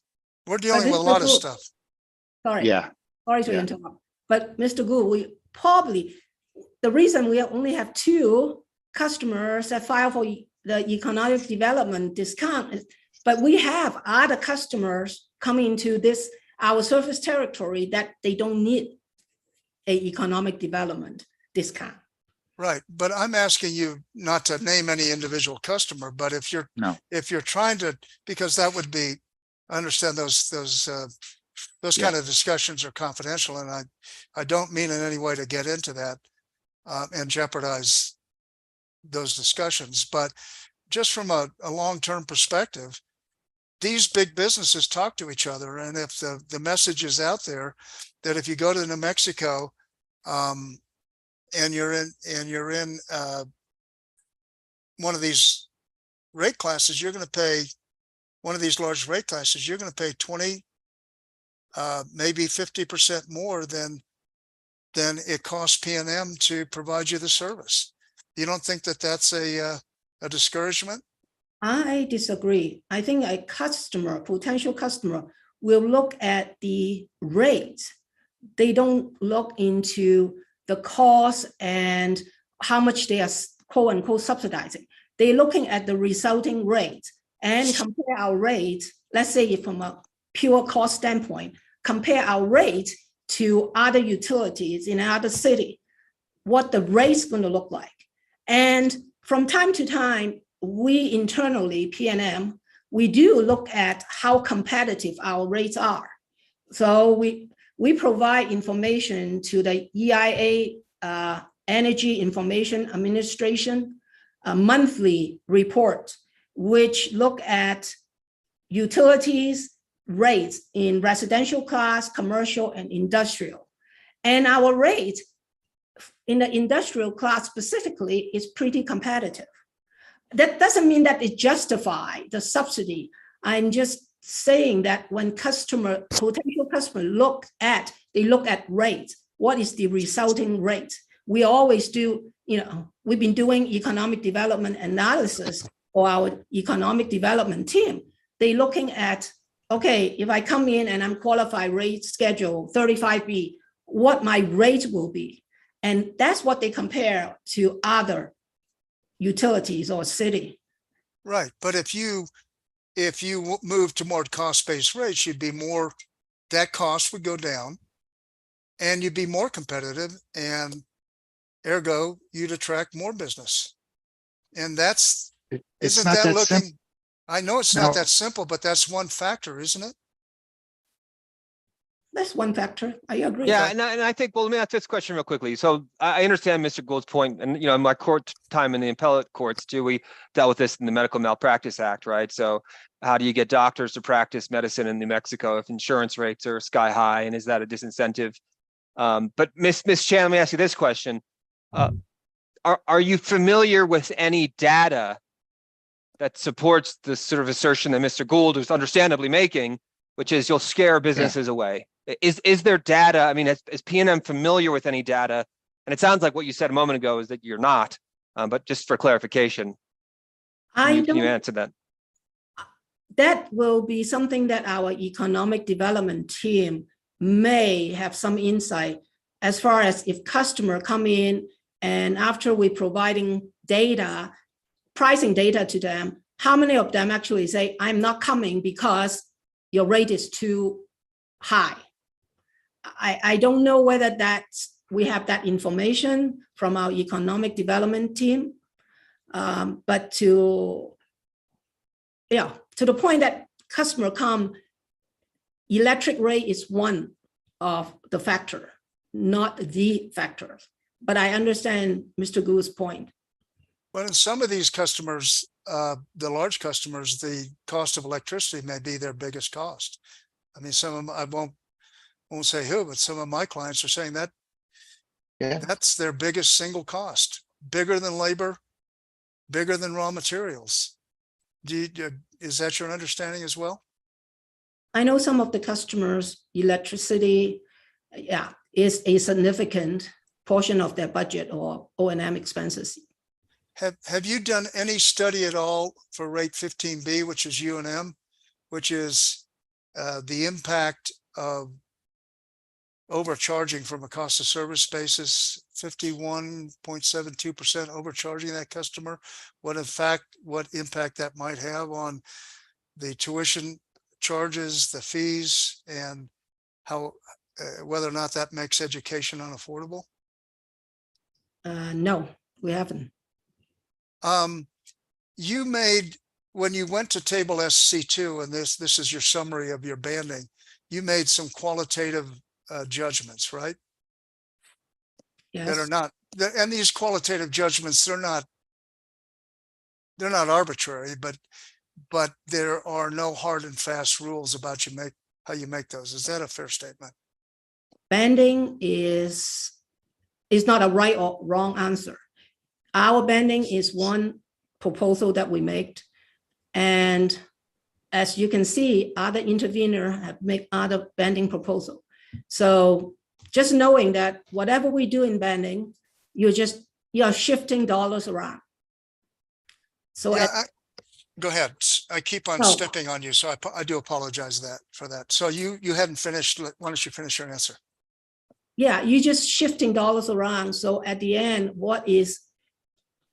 to some extent, what is your ultimate goal as far from a policy standpoint? Do we want to subsidize residential customer on the back of all the other customer, or should the small power should subsidize less, or 36B should subsidize more because they are bigger business? I mean, that is a philosophical discussion, and I'm sure everybody has a different opinion. However, my direct testimony is saying we want to make sure that residential class increase is at a acceptable level, which is now 9.65%. It's at 110% of our upper band. And after that is kind of a number game in order to make it work. That is the lower band that we have to propose, or that we need to propose to get the revenue requirements that we are asked for. Well, there's another place where the money can come from. PNM can ask for less. I mean, I'm finding it a little bit hard to believe that your heart is bleeding for residential customers when you're asking for a pretty substantial increase in your ROE. Objection, argumentative. Well, Sustained. So you are asking for a substantial increase in your ROE, are you not? Substantial, meaning? Well, what is your current ROE as you understand it? I think it's 9.575. Okay, so close to 9.6. Do you know what you're requesting in this case? Not exactly. It's something 10%, maybe. Would you? Yeah. I'll get you the right number, but it's north of 10%. And would that be a fair statement? Yes. If you had come in and asked to simply keep your ROE where it currently is, what impact would that have had on your total rate ask? I have not run the number. It's not my area of expertise. So okay, you have to ask another witness. Yeah, and there are other witnesses that have proposed other ROEs, so we can look at that. But the, that is one factor. The shareholders represented by the board could have said, hey, times are tough. So rather than taking money out of other customers' pocket, part of the rate relief will be, we won't ask for such a high ROE. Have you heard about that discussion within the company? I have not.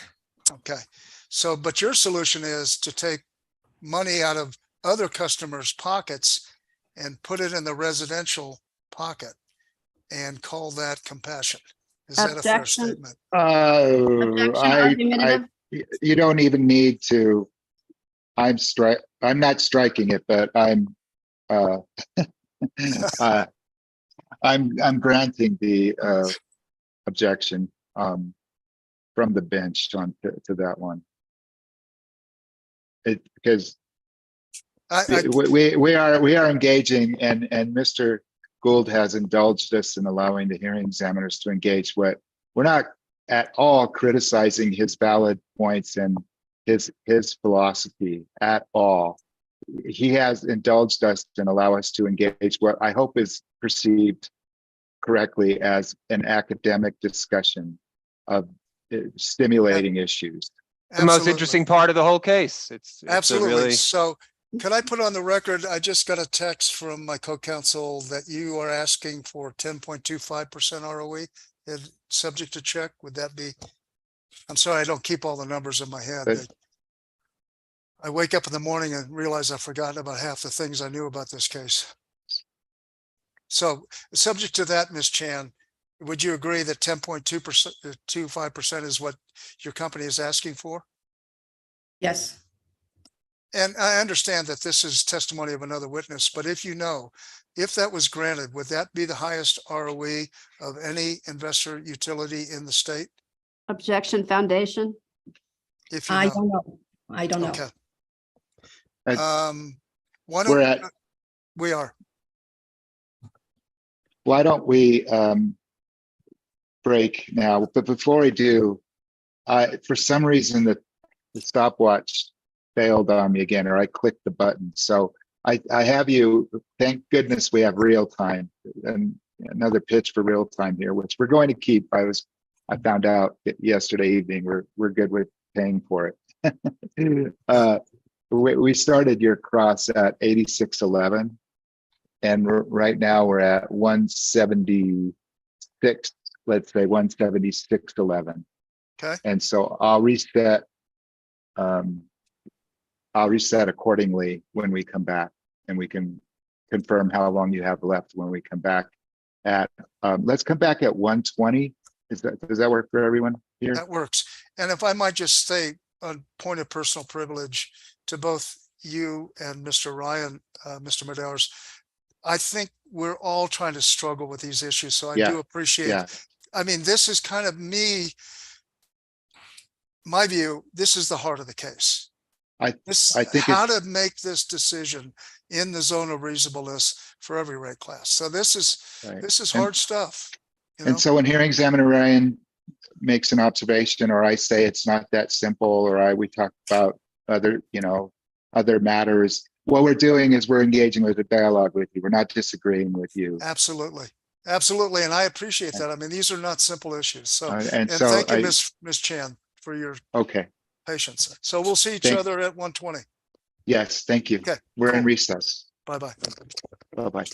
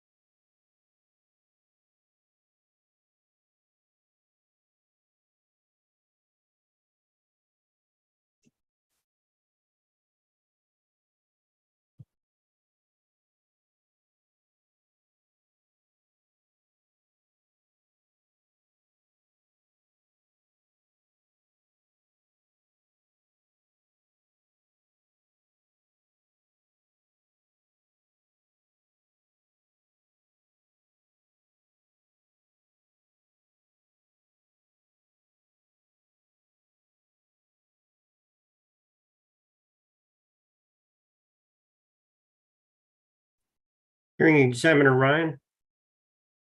Yes, Mr. Albright.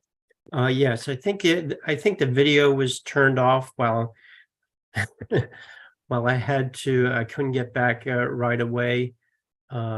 If that could be restarted, that would be great. In case I have to raise my hand, for some reason, I don't Sure. have the hand raising symbol there, so something's amiss.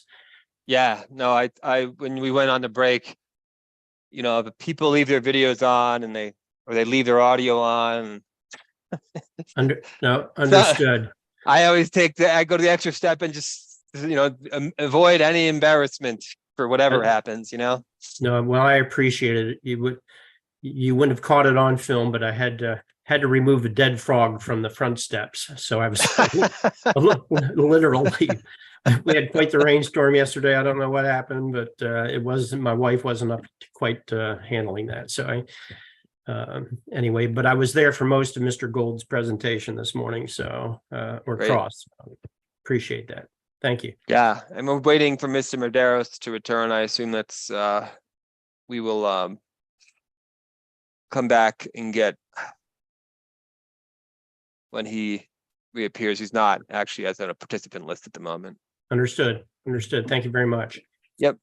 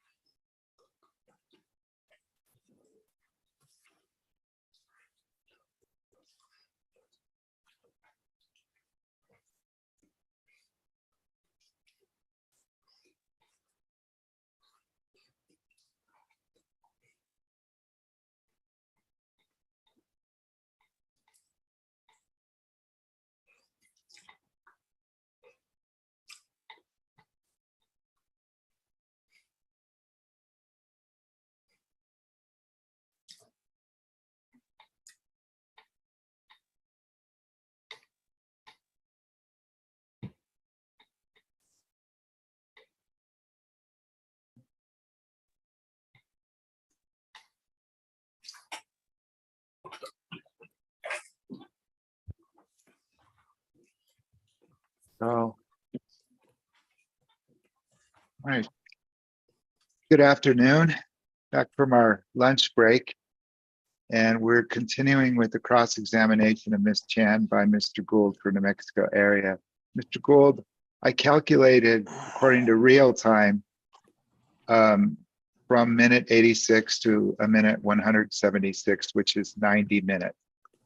Does that sound about right? Or does it feel right? You're on mute. Peter, you're on mute right now. Pardon me, I trying to avoid the open mic problem, so I kept it off. Yes, that sounds about right. That's roughly within a few minutes of what I calculated. So Okay, that's it's always a rough calculation. So we're can good. I put you at 130 minutes? Yes, Is that about, because I had 240. So, okay, I'll put you at 130 minutes. okay, And that then- would work. okay. And then let me know when we're getting towards the end of the time, and I think I might need to borrow some from Mr. Casas because we got a few more issues to go through. We're going to try to move off this banding issue, but I got a few more questions. Okay, so we have about an hour and a half, right? Yes, Okay, please proceed. thank you. Good afternoon, Ms. Chan. Good afternoon. As a regulatory policy expert, do you agree with the following statement? In order to be lawful, utility rates must be evidence-based, cost-based, and utility-specific.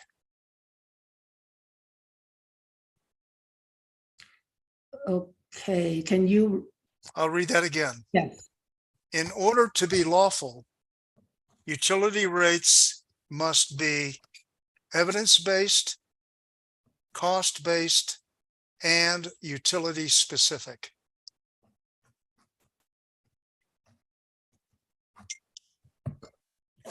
okay, I can agree with evidence-based, cost-based, and utility-specific, but I don't know what lawful means.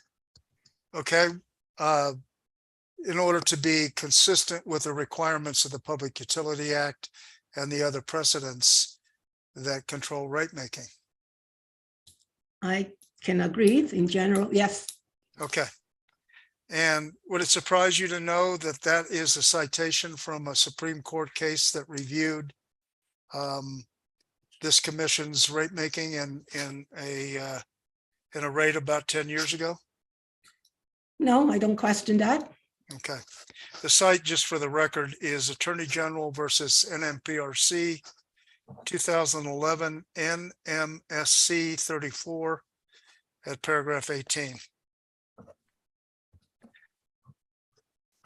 Do you agree that one of the characteristics of good rate design is that it's simple to understand? Yes, that's one of the Bombright principle. And if you based, if PNM based its rates on cost principles, do you agree with me that if you were challenged by a customer and say, how come you're charging me this much money? And you told them that's what it costs to serve you. Is that a simple, understandable explanation? That's the easy explanation, yes. And if you said to them, we have this banding proposal, and that's why your rates are where they are, do you think the average person can understand the banding proposal? Probably not. Okay. I discussed with you before the break about PNM's request to increase its return on equity from 9.575, I think it is, I'd subject to check, somewhere in that range, to 10.25. Do you remember that cross-examination? Yes. Are you aware that another way that PNM has added to its proposed revenues is its proposal to increase its cap structure from 50% equity to 52% equity. Are you aware of that? Objection. Objection, Foundation. I'm asking if she's aware. That's the foundation. Yes, Do you know how much that 2% increase in the capital structure adds to the revenue requirement in the test year? I have not done the calculation. I don't know. And it's not my I team's understand. responsibility to calculate that. Okay. Do you have available to you, and I'm just going to ask this one question about this next piece of information. Do you have available to you where you can easily get to it, the direct testimony of Brian C. Andrews that was filed in this case on behalf of NM Area? I will need to. Yeah, look take your time. Okay. And Mr. Hearing Examiner, I understand, or Mr. Hearing Examiners, I understand that this testimony has not been admitted. So if it's later stricken, then my understanding is this line across will be stricken as well. Is there an outstanding motion to strike that No, testimony? no, there's not. I just want to be clear that. And I want to be clear then that would be a tardy motion to strike. Okay. Yeah, as far as I know, nobody has, but I just And don't want to. Go ahead. what number is it? It's for, It is, now you got me. I think I have it. Hold on. It is our exhibit. NM Area Exhibit 7. thank you.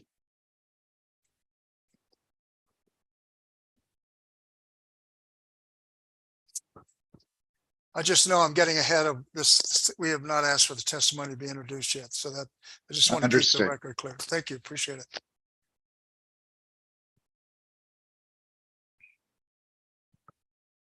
Yes, I pull it up. And could you look at page 4747, please?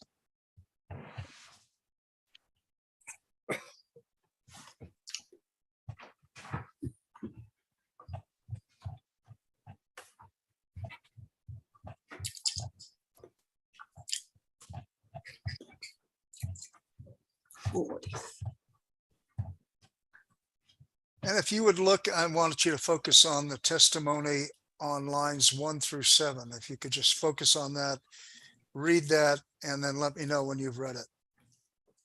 And while she's doing that, I'll just note that in the olden days, we would have had to have an aide go get the binders, take them to Ms. Chan, open them up and flip through. So we're actually going faster, believe it or not, than we used to. Okay, I'm Go there. ahead. Hey, why are you putting down binders?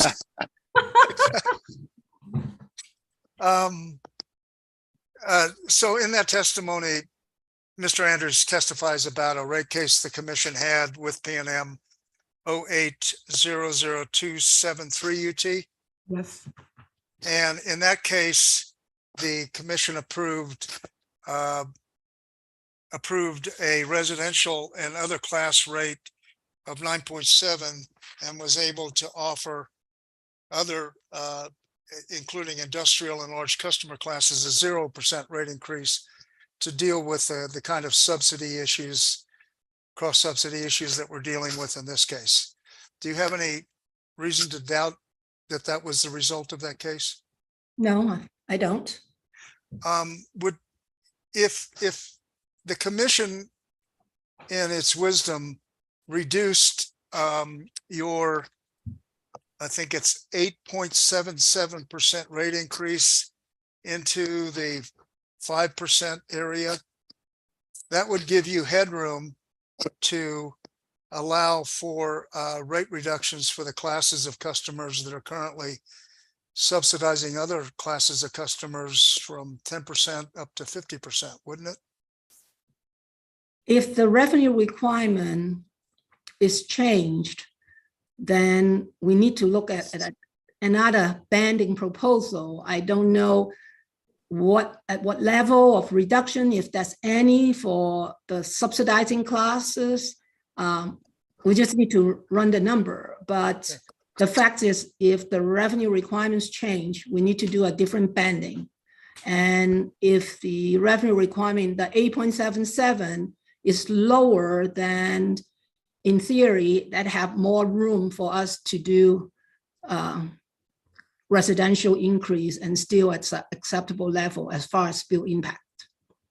And you agree with me, and I think you even said this, so I don't want to put words in your mouth, that moving from the process of moving from table SC1, which I'll call cost of service rates, to SC2, which are the banded rates, is largely a judgment call. There's no, by that I mean there's no hard and fast rules about how you design a banding proposal.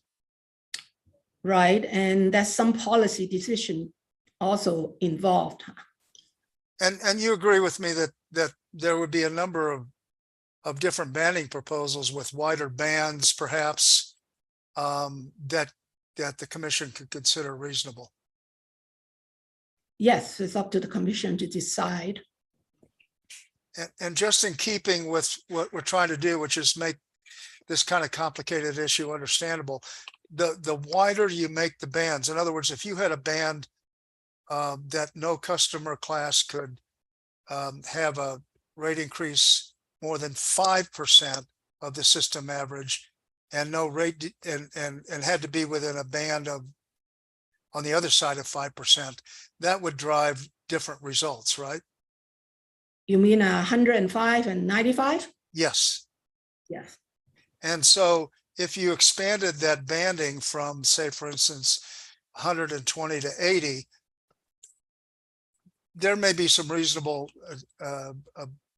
solutions in that range as well, right? Yes, a larger, wider band will allow you to have, I guess, more options to move around. And it's going to, but what it's going to do is entail a larger rate increase for the customers that are now receiving subsidies from other rate classes. Yes. Okay, and you're aware that Mr. Andrews has proposed a number of different banding proposals, are you not? Yes. But that all based on a reduced revenue requirement. Yeah, okay, understandable. Okay.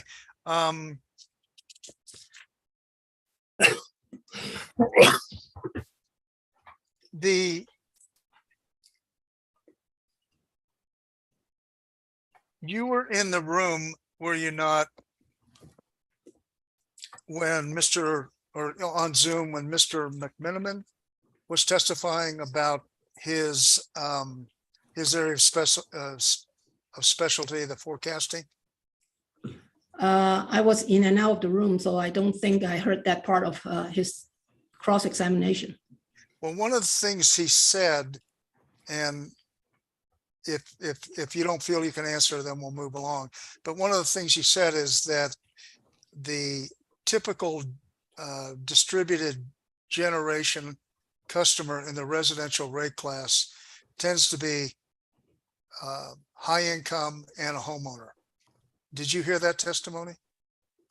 No, I did not hear that. Okay. In your proposed rate design, your banded rate design, do all of the residential customers, would they all have the same customer charge?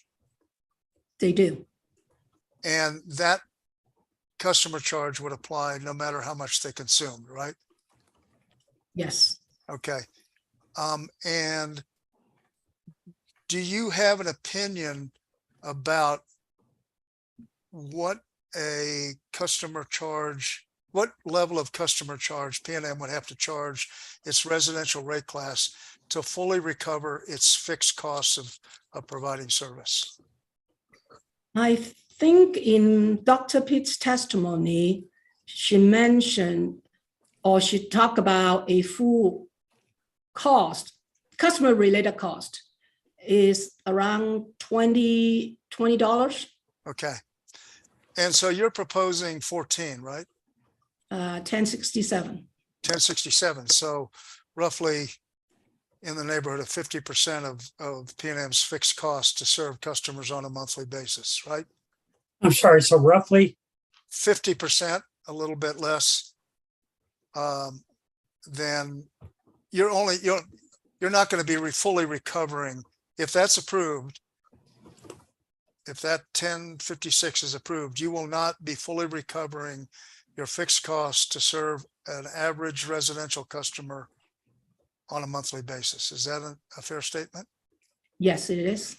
And then how do you recover the other fixed cost through the volumetric charge, through the energy charge, right?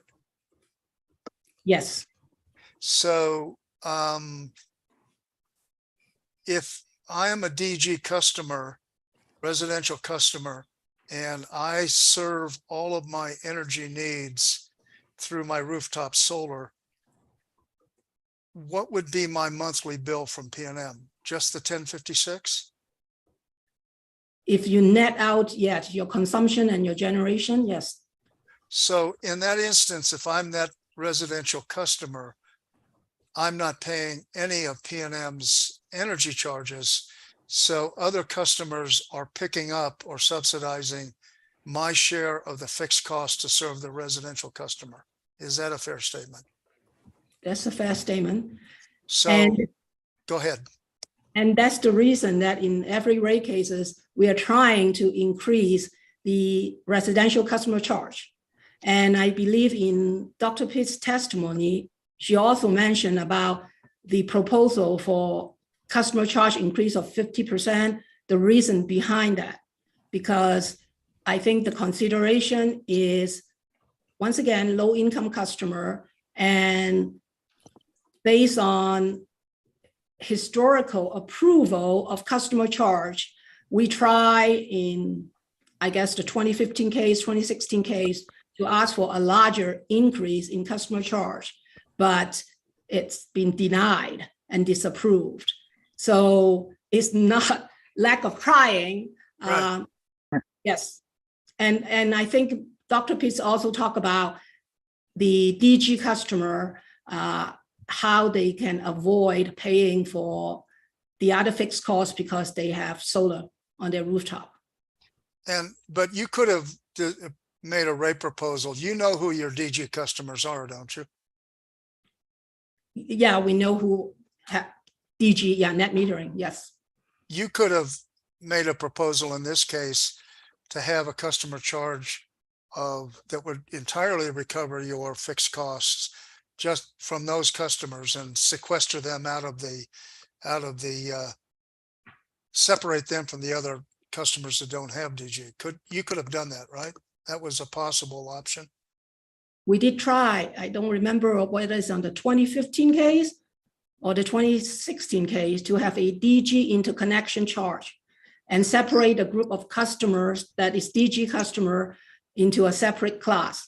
So we did try. And we didn't try this time. So one of the consequences of other rate classes providing a pretty significant subsidy to the residential rate class is they're also subsidizing the rooftop DG solar customer, are they not? In theory, yes. Okay. I'll move along.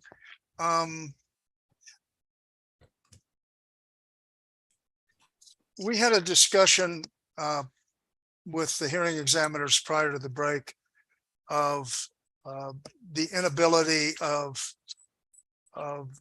low-income customers to sometimes pay their bills, and we all know people, and maybe we've been in that situation ourselves.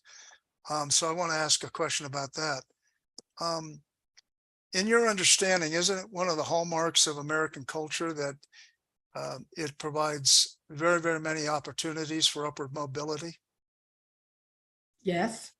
And one of the ways that people can pull themselves out of poverty and become upwardly mobile is to start a small business, isn't it? I don't know whether that's a true statement. So you've not experienced somebody that say, for instance, was working on a construction crew and then after a few years started his own construction company? Or somebody was working in a store and then opened up their own store? You don't have any experience with that? I don't have any personal experience. Okay. If you know, I'm going to just leave this. So let's move on let me move my paper books around a little bit so I have the right one in front of me.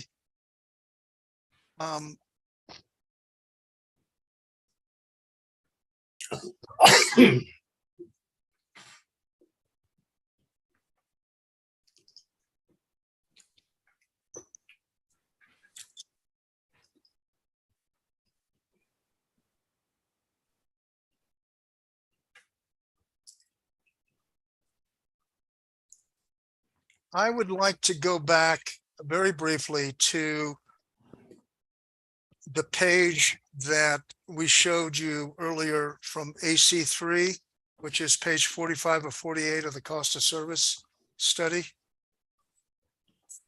You, Here it is right here. okay? Okay. I noted for the record earlier that the total non-fuel revenue requirement is the 790.9 million revenue requirement that PNM is requesting. And you see that, don't you? Yes, And these different cost buckets, these are all the cost buckets that the cost model has produced. Is that a fair statement? yes, In other words, if we start on the production demand line and we go down and we add everything up through it's hard to follow it across, but I think it's the distribution customer service info line and then the distribution customer other line. If we add all of those numbers up, they will total 790.9, correct? yes, they better. Yes, Okay. So, and you're reasonably certain that those, I keep on calling them buckets of cost, but seems a nice shorthand, but that the individual numbers in those various buckets are accurate. yes, I don't have reason to doubt it. Okay.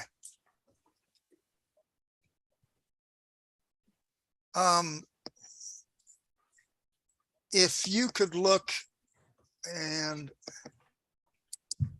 you could look down, there is a transmission demand number of 106,196,783.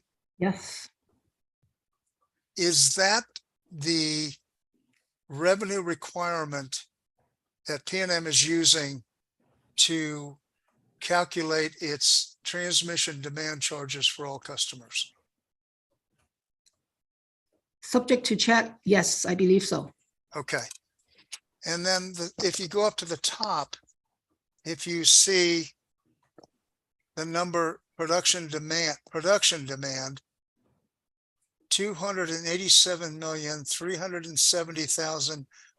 287,370,135. Do you see that number? Yes, Do you agree that that number I just recited represents the total retail production capacity revenue requirement that PNM is using in this case to set its rates for all customers? that is the total production revenue requirement for the system, but that number is made up of two components because in the test period, we're going to have some energy storage agreements in the cost of service in the revenue requirement. And the cost associated with that ESAs are part of the production demand, but it's being allocated differently. I understand that, and that's what we're going to get into next. But my question is different. This number, 287,370,135, is the one number that represents the total retail production capacity revenue requirement that PNM is using to set its rates in this case? Objection asked and answered. It wasn't answered. It is the number that used to, like I say, that's two components of it. One component is the ESA that is being allocated differently. I'm not Then- asking about allocation. I'm asking about, is that the total revenue number? Mr. Gould, Mr. Hearing Examiner, Mr. Gould's not letting my witness finish her answer that she already answered. He might not have liked, but It's just starting to get a little choppy. So let's, Okay, I'll be careful. Okay, so Let me re-ask, it doesn't seem like my question is clear. We Okay. will get to allocation. I'm not asking about allocation at this point. I understand we have a difference of opinion about that. My Mhm. question is simpler and more direct. Okay, I'm asking if that's the total number, the total retail production capacity revenue requirement number that PNM is using to set rates in this case.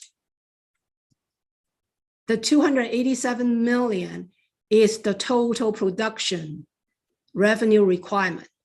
But when you say set rates, we use different components to set rates. So I cannot say, yeah, we use one number and then set rate for every customer class. And that number includes, does it not, all of the facilities on PNM's system that the cost model considers to be production demand? Yes. Okay, I want to go through and see what's included in that number, if you know, and what is not included, okay? Okay. In that number is included all of the revenue requirements that are related to all of PNM's interest in its steam generation plants that would include nuclear, gas, and coal. Is that in there? They are in there. Okay. And that includes interest in Four Corners, Palo Verde, and then all of its gas-fired generation, correct? Yes. And we've had prior testimony in this case about PNM owned batteries. Is the annual revenue requirement associated with PNM owned batteries in that 287 million number? Subject to check, I believe so. And do you know what that number is? Do you have an independent knowledge, or do we need to go check somebody's testimony? That will be better double check with either Mr. Sanders or Mr. Casa. Okay, subject to check, is it close to $11 million? Yeah, that's why I was going to say 11 million. I just want to make sure. Okay. It also includes a portion of the revenue requirement related to what we've been calling the battery ESAs, does it not? Yes. And the battery ESAs are essentially purchase power contracts that involve the provision of battery storage services. Is that a fair summary?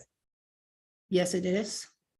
And ESA stands for, I know we've done this before, but just for clarity, stands for Energy Storage Agreement, does it not? Yes. Do you know the total revenue requirement associated on an annual basis for the test year for all of PNM's ESAs that it believes are going to be in place in the test year? Once again, subject to check. I think it's in around 40 million. I think 45 million is the number I've seen. Yeah, in Okay, the, we'll go tighten that up and find, I believe it's in some discovery with somebody's, we'll find that out, but subject to check if it's 45 million. subject, yes, Is all of that 45 million revenue requirement in this 287 million? no, How much is in there as far as you know? around 30 million, There's 30 million? yes, Okay, so then P and M has put 15 million in another bucket, right? Another one of these cost buckets. it's in transmission and distribution. Okay, so you've spread it over transmission and distribution. So if it would be somewhere in that transmission demand number of 106 million Yes, and in one of these distribution categories, right? they should be, yes, And we can talk to Mr. Casas. He should know what these various buckets contain and don't contain, right? yes, he can speak to that. Okay.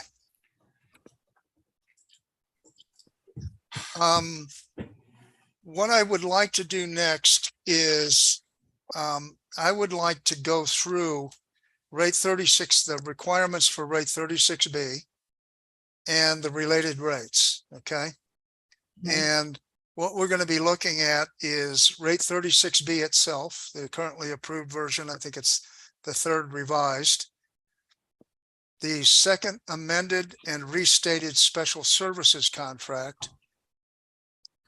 Rate Rider 47 called the Green Energy Tariff. And Rate Rider 49, the Production Cost Allocation Rider. We're going to go through these one at a time. Okay, And Mr. Gould, yes. do you have those listed as cross-examination exhibits numbers? Yes. Or And we'll be putting them up on the screen, but great, for okay, any, for folks, and they're not really, as we've talked about earlier, you took administrative notice of them, but for the record, third revised rate 36B is cross-exam exhibit 24 in the Dropbox. The second amended special services contract or service contract is cross exhibit 25. P&M Rate Rider 47 is exhibit 26, and P&M Rate Rider 49 is exhibit 27. now I'm doing that for all of us following along here, but for future, when the commission and the Office of General Counsel and others are looking for those documents and they say, well, where they weren't admitted into the record, well, they're here and Dropbox for the case. If you follow me. Absolutely. No, absolutely. And this is, as you pointed out at the beginning, hugely important because this is a complicated, yes, thank you. So what I would like from you, if you can provide this for me, Ms. Chan, is a roadmap. First of all, I'd like to start off with a general roadmap with a description of how all these rates fit together. Okay. Okay, And we'll walk through it. And please be sure if I say something that you disagree with, correct me okay, according to your understanding, so that and then we can deal with that as it comes up. So the first set of questions, if co-counsel could put up rate 36B.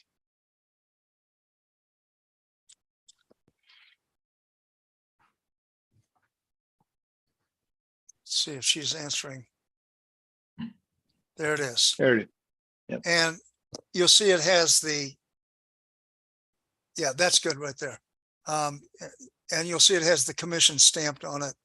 And this is I'll ask you to accept for the record that this is the current version of this approved rate. Okay.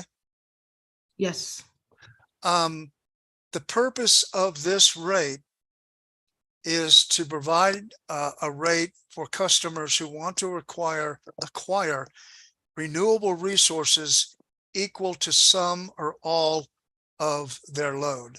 Is that a fair statement?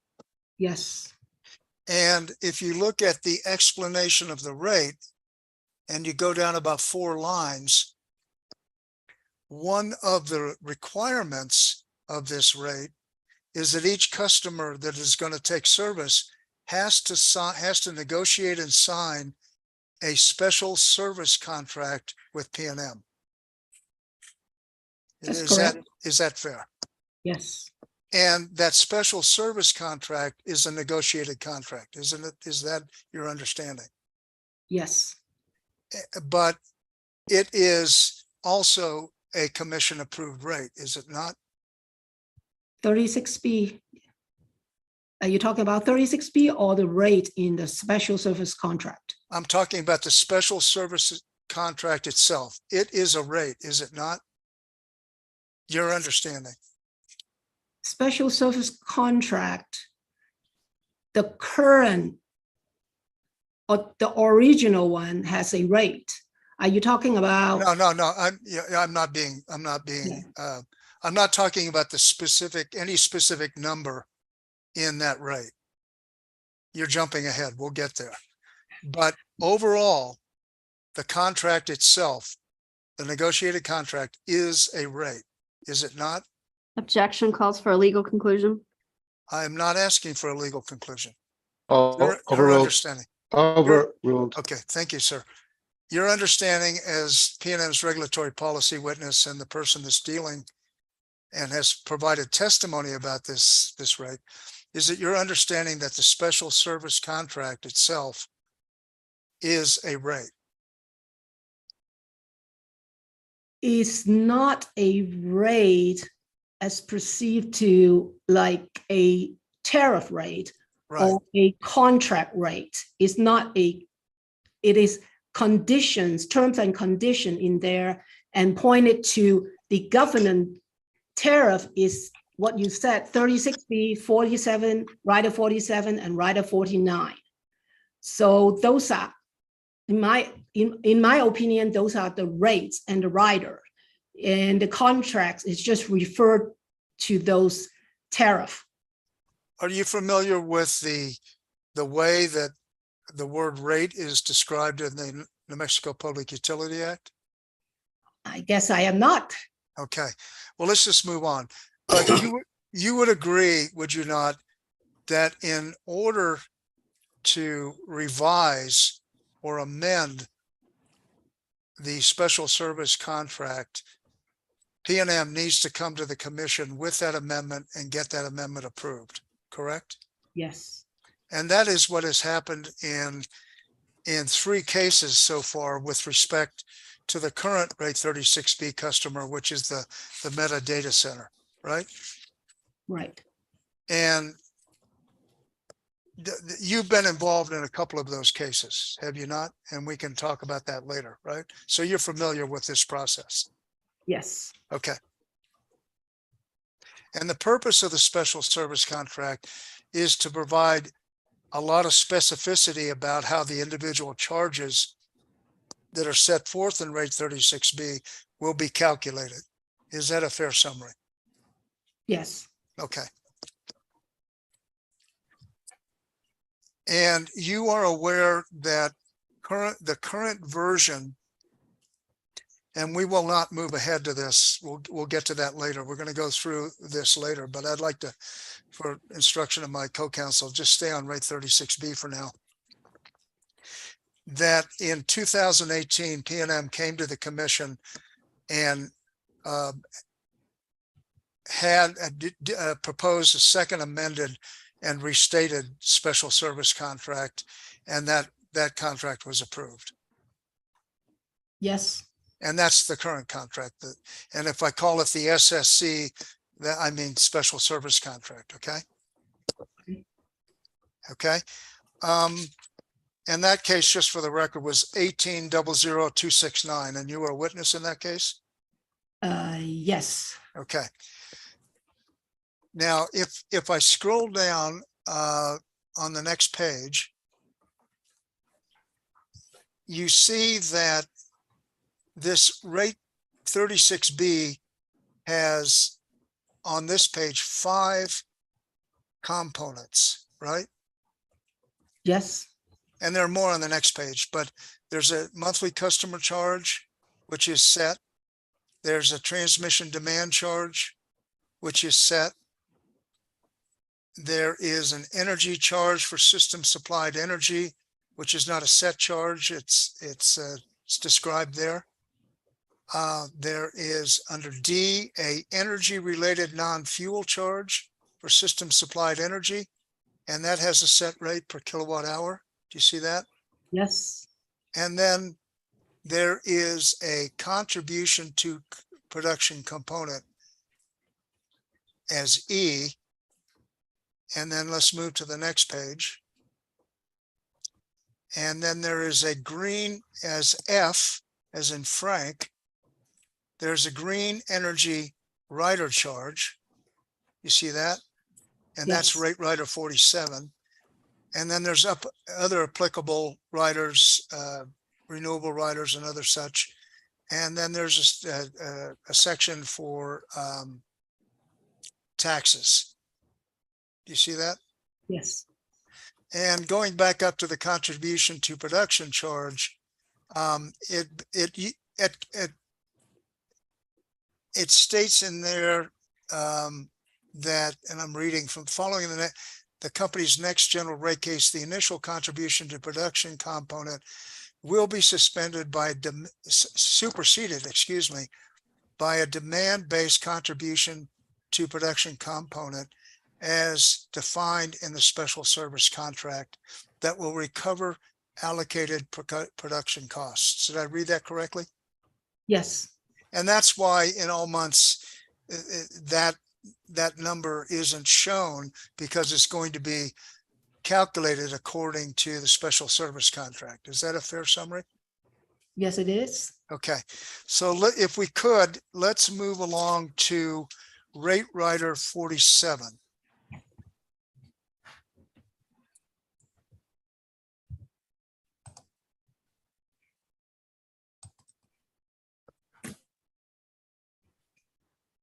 Okay, I'm going to describe this just so we can move this along quickly. The purpose of this rate rider is to provide a vehicle under which the customer that wants to purchase more renewable energy to cover part or all of its load has a vehicle to do that, and PNM has a vehicle to charge them for those purchases. Was that a fair summary? Yes. So the way it works is that the customer comes to PNM and says, I need 100 megawatts more renewable energy to cover my load. And then the customer has two options. It can purchase through a purchase power agreement with a PNM affiliate, or it can go to a third party, and the third party contract involves PNM as well. Is that your understanding? Those are the two options? I am not clear about the option of a PNM affiliate. Okay, well, let's leave that aside for now. But what it is, it's a vehicle for the customer to enter into purchase power agreements for the energy that it wants equal to or somewhat less than its load, right? Annual load. And the Annual load. And the purchase power agreement is entered between PNM and the third party. Exactly. And not between PNM and the customer. Right. And the energy that results, the energy and or capacity that results from that purchase power agreement is not delivered directly to that customer, is it? No, it's a system. It is. Finish your answer. It's a system resource. It's poured onto the system and becomes indistinguishable from all the other resources that are poured into the system. Is that a fair statement? Yes. In other words, it's not a retail wheeling contract. Right. Okay. Retail. Wheeling, WHEELING.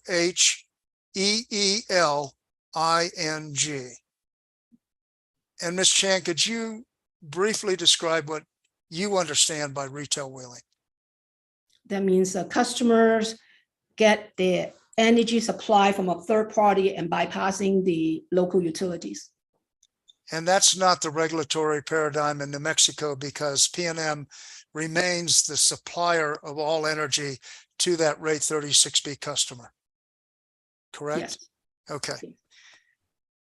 And this, if we go to the next page of this, the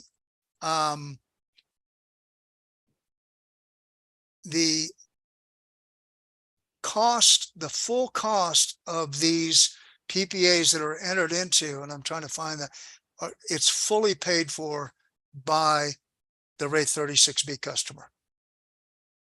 Is that accurate? Is that your understanding? Yes. Okay, so just to be clear, I'll state it in the negative. No other P&M customer is responsible in any way for those costs. That's correct. And if there's a default or if there's some interruption, that's taken care of with the special service contract customer. Those obligations do not fall on the other customers on P&M system. That's my understanding. Okay. And then moving along to Rate Rider 49.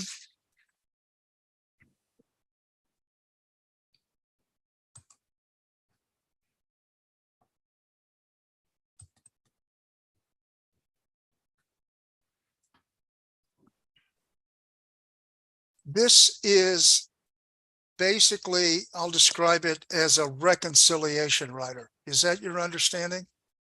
Yes. If in a year, the special service contract, a special service customer doesn't purchase enough energy through those PPAs or ESAs to cover its load, then it's going to end up owing P&M some money, correct? Not quite. This is a reconciliation. Well, let me say it different. If at the end of the year, there are amounts owing to pay P&M back for this customer's use of P&M's production, this is the rider under which those under collections are collected, right?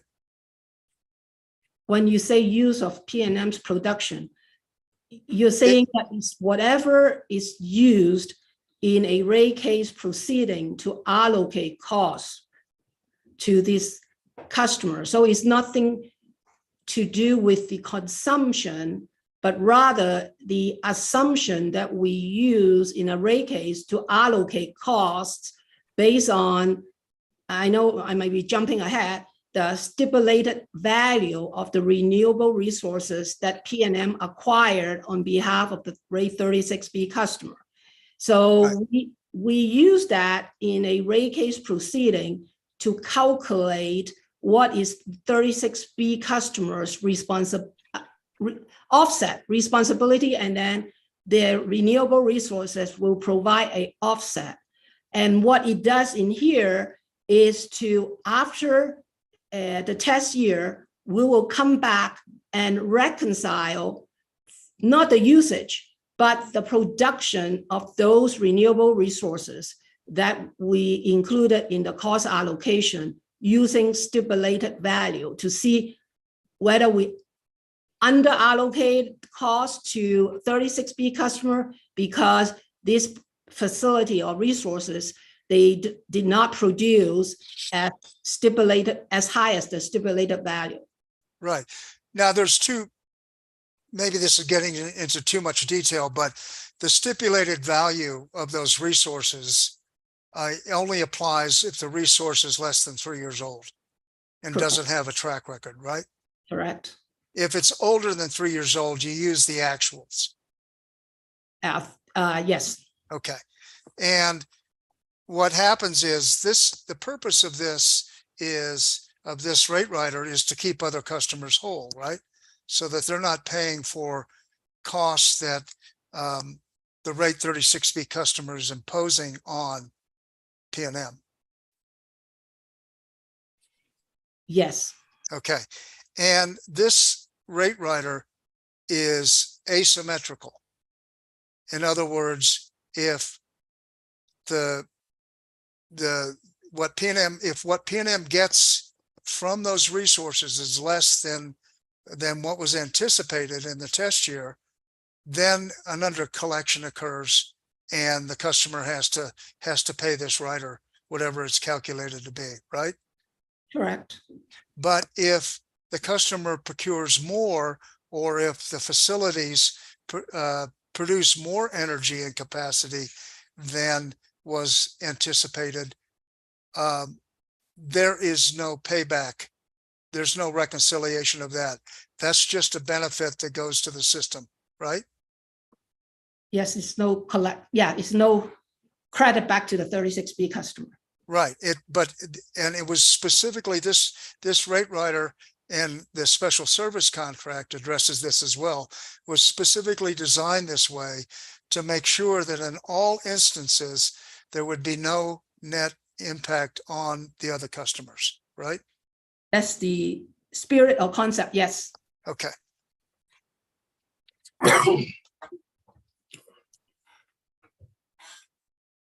Okay, what I want to do now is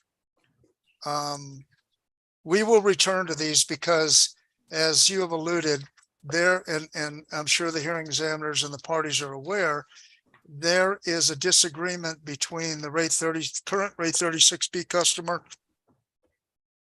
and PNM about how to calculate one of the elements of rate 36B. And to presage that element is found on page 2 of 4. It's the contribution to production component of rate 36B. Is that a fair statement? Yes. Okay, so we'll get to that, but I want to first go through in some detail the special service contract itself. Do you have a copy there with you? And as I indicated earlier, that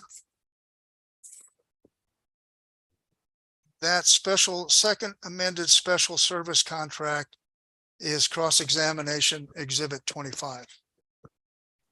I have it on the screen, yes. Okay, and I will make the following statement for the record, Mr. Hearing Examiner. When we copied this, we did not include a couple of the exhibits. And just for your information, attached to the full version of this contract are are exhibits that have the standard form of PPAs for purchasing power under rate 47. There's one that applies when the purchase is with a PNM affiliate, and the other one that applies when the purchase is with a third party. We've not included those because those are not part of the disagreement in this case, and it was just too voluminous. They add about 200 pages to this document. So that I just want that to be clear. So we deliberately cut and pasted those out. If I could say something, sorry. Go ahead. Mr. Medeiros. He's This not- is Kelly Gould. I just want to be clear of what I'm sharing on my screen. The document that was uploaded to Dropbox was not OCR compliant. And so I am actually sharing on my screen the full executed version of the special service contract that includes everything. So I'm not. And where did you, just for our purposes here, we want to go get that document. Where did you download it from, or where did you obtain it? I believe it's part of the record in the case that Mr. Gould was discussing, if he would say the number at 18-269. It was part of PNM's, what happened, just for background, is that the data center customer and PNM negotiated this second amended contract, and it became part of the application. And I can I can get you the exact place, and I will complete the record if I could do that tomorrow morning. But it was an attachment either to the application or to one of the witnesses' testimonies. Hearing examiner, an OCR version of the second amended and restated special service contract in total, the 210 pages that Ms. Gould is sharing is PNM Exhibit 53. Thank Now. you. Thank you. Okay, we're good. Thank you, Ms. Terwilliger. All right, let's go. Okay. Ms. Chan, as somebody that in this case has testified extensively about the rate 36B and hold on, there is a phone going on in the background. Can I just stand up and turn that thing off? Hold on. And for clarity, I think Ms. Terwilliger, could you confirm? I just went into the PNMs and it looks like it's actually 56. I'm sorry, 56. I was looking at the wrong one. Thank you. That's fine. Hearing Just want to examiner. confirm. Also, if I may, while Mr. Gould's up, I think the time was just calculated incorrectly. I believe that Mr. Gould had 150 minutes, not an hour and a half. But, you know, I guess we can adjust that later. My daughter's the math major in the family. Well, why are we hearing about it now, though? Respectfully. I just didn't want to interrupt before. I thought there was a break in the conversation, but we can continue and address it later. No, like I'm already happy with an hour and a half, Kel, so let's just leave it. Let's go Okay. forward, please. As somebody that's testified extensively about various matters related to this contract, I'm assuming, Ms. Chan, that you can walk through this contract with me and you're going to be familiar with its terms. Is that a fair statement? For most part, yes. Okay, so I want you to turn to page 2, the definitions section. Okay. You see that there is a definition for additional renewable energy procurements. Do you see that? Yes. And it is defined to mean the procedures set forth in section 3.1.2 for procurement of renewable energy resources and or alternative capacity projects or other than initial solar facility PPAs. Do you see that? PCA. PPAs. Thank you. And going to the next page, there is another definition, alternative capacity project, and it reads, means subject to the procedures set forth in the same section, any project that can provide capacity to serve the customer's needs, including but not limited to energy storage. Did I read that correctly? Yes. Okay. And then down further on page 3, they define the component known as contribution to production component, which is subsection E of the rate 36B. It states it has the meaning set forth in Exhibit D, Section C. Do you see that? Exhibit D2, Section C. D2, excuse me, D2, Section C. Yes. Okay, and I read that correctly, right? Yes. Okay, I'm going to move on then to page 9. And Mr. Gould, I didn't want to cheat you out of your time. Apologies for the error, but I added 20 minutes. It was 20 minutes. Is that right, Ms. Gould? I think she's nodding yes. Sorry, no, I mean, I'm, if he's happy, then I'm happy. It was a difference of an hour. I think there was 90 minutes given to him and he was due 150 minutes, but if he's happy with what you've given him, then I'll just leave it. Thank you. I want him to have what he was allotted, and there's some confusion now, and I want to make sure, and it's my error, and I apologize. What are we at? So I think he would have an hour and a half now at this point.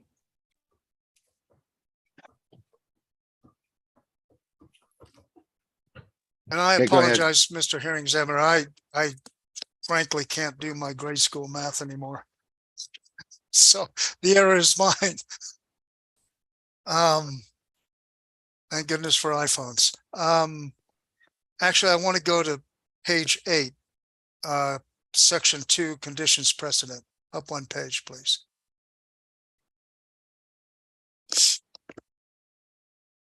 And I'm going to read some or most all of this section into the record. It says, except for otherwise set forth herein, the obligations of the parties under this contract are subject to NMPRC approval.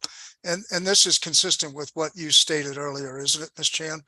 Yes, That this contract cannot be changed without the commission having a chance to review it and approve it. correct. Okay.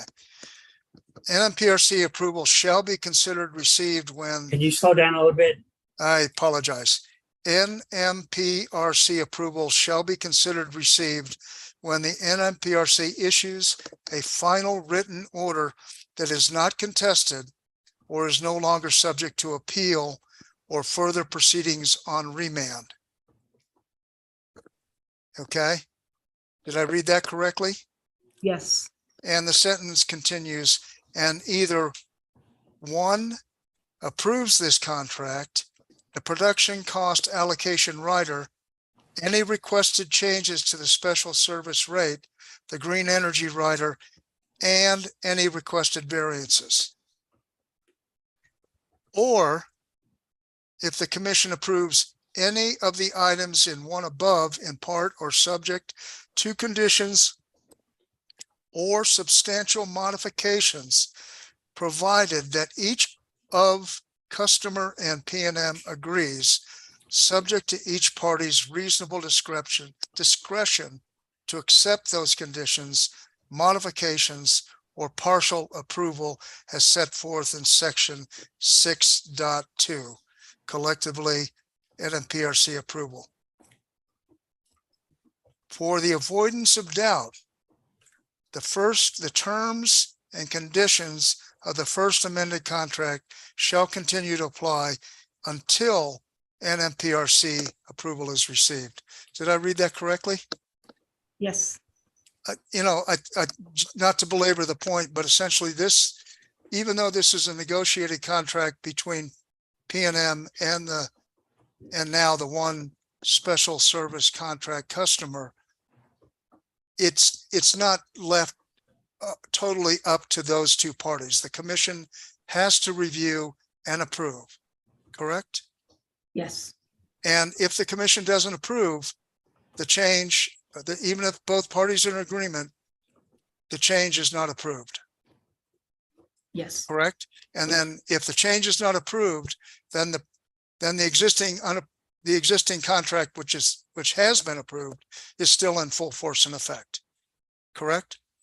yes, And that's what happened in one of the cases you were involved in, case 21-00031, isn't it? Where P&M and the data center customer sought to amend the special service contract? sought to file an addendum. Yeah, that was an amendment to the special service contract, right? Yes, Okay, and it wasn't accepted by the commission, was it? no,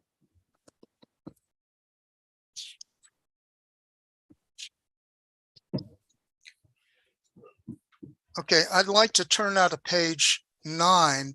And I know this is a little laborious, but I think all of these provisions, it is a complicated contract. I just want to be clear when we discuss how the exhibit that we're going to discuss, D2, should be applied. I think each of these provisions has a bearing on that. So I want to make it clear with your indulgence, Mr. Hearing Examiner, for this long process.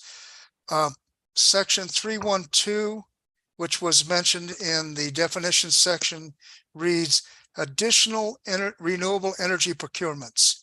Upon customer's notice to PNM and customer will identify and evaluate the costs and benefits of additional renewable energy procurements to provide the capacity and energy required to serve the data center's projected load in excess of what is provided under the initial solar facilities PPAs, and agree on any additional renewable energy procurements through either a PPA or PNM ownership consistent with the requirements in section 1 and subject to NMPRC approval. Did I read that correctly? Yes.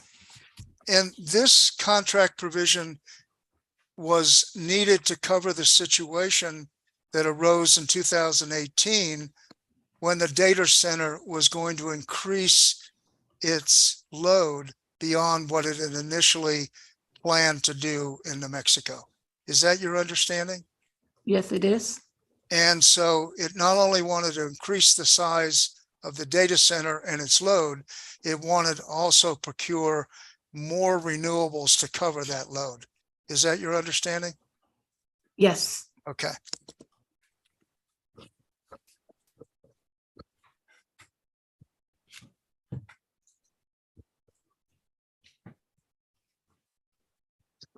And then on page 13, if you would, there's a section 5.3, the production cost allocation rider.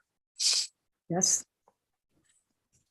And this is the section that deals with the rate 49 that we discussed previously, right? The rate rider?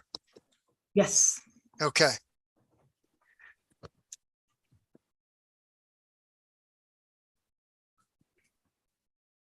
And this section specifically refers to the recovery under that rider being subject to Exhibit D2 until the reconciliation outlined in Exhibit D2 Section 4 is performed and the rate is reset. You see that? Yes. Okay.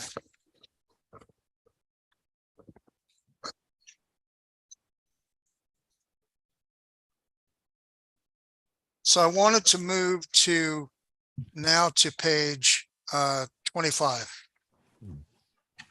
And I'm looking at section 19 of this contract.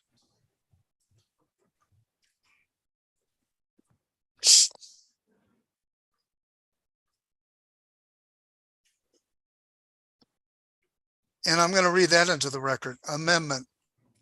This contract may be amended, changed, modified, or altered, provided that such amendment, change, modification, or alteration shall be in writing and signed by both parties hereto and approved by the NMPRC to the extent required by statute or by NMPRC rule or order.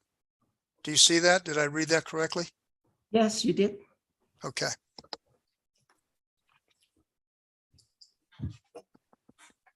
And isn't, I'm going to try to, I'm kind of struggling with how to ask this so it's clear. In your normal rate making applications, Ms. Chan, the company is not required to go to, say, for instance, the rate 15B UNM customer and negotiate the rate before it applies for a new rate for that customer. You're not required to do that, are you? No. Okay. You can, wouldn't necessarily be the best way to do it, but you can just go and ask the commission, we want to increase rate 15B for these cost reasons without ever talking to the rate 15B customer, correct? Yes. But you can't do that with this rate under this provision, can you?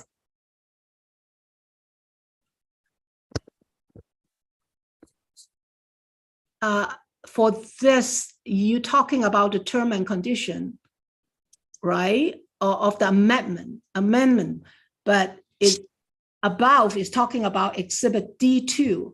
The method in exhibit D2 is the one that, I'm not talking about that. I'm just talking generally. We'll get to D2, believe me. yes, if you need to change any of the terms and conditions, yes, modification, you need to get approval. Yes, and D2 is part of the SCC, right? The Special Services Contract. Correct. And if you want to modify that, like you wanted to do in the 21 case, you have to negotiate with the customer first, right? Right. Okay, that's my only point. I'm not trying to cut you off with respect to D2, because believe me, we have to go through that and see if we can reach some sort of consensus or not, but make it clear what our disagreement is. That's what we're going to try to do, right? Yes. Okay. And then paragraph 21 at the bottom of the page, it says agreement authors. The parties have agreed to this contract and no ambiguity may be construed against either party based on the identity of the author or authors of this contract. Did I read that correctly? Yes. Okay. And then I want to turn, this is the last I'll read of the body of the contract, but I wanted to turn to page 27.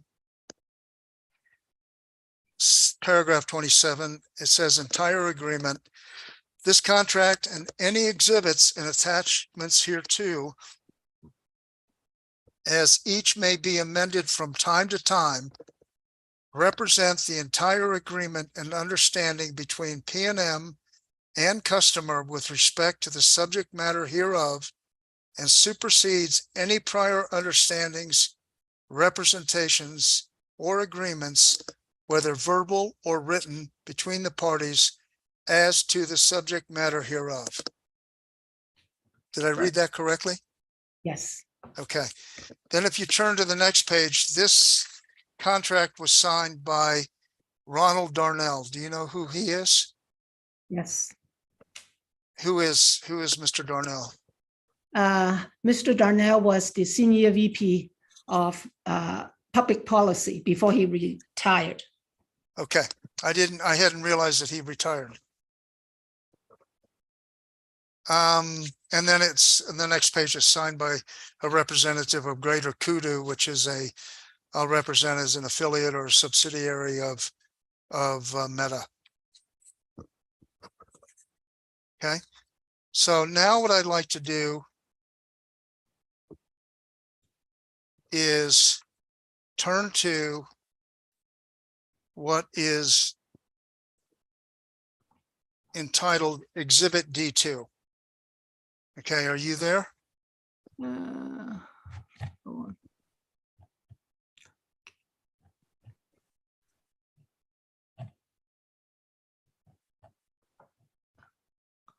Yes. Okay, let's wait till Ms. Gould gets to her.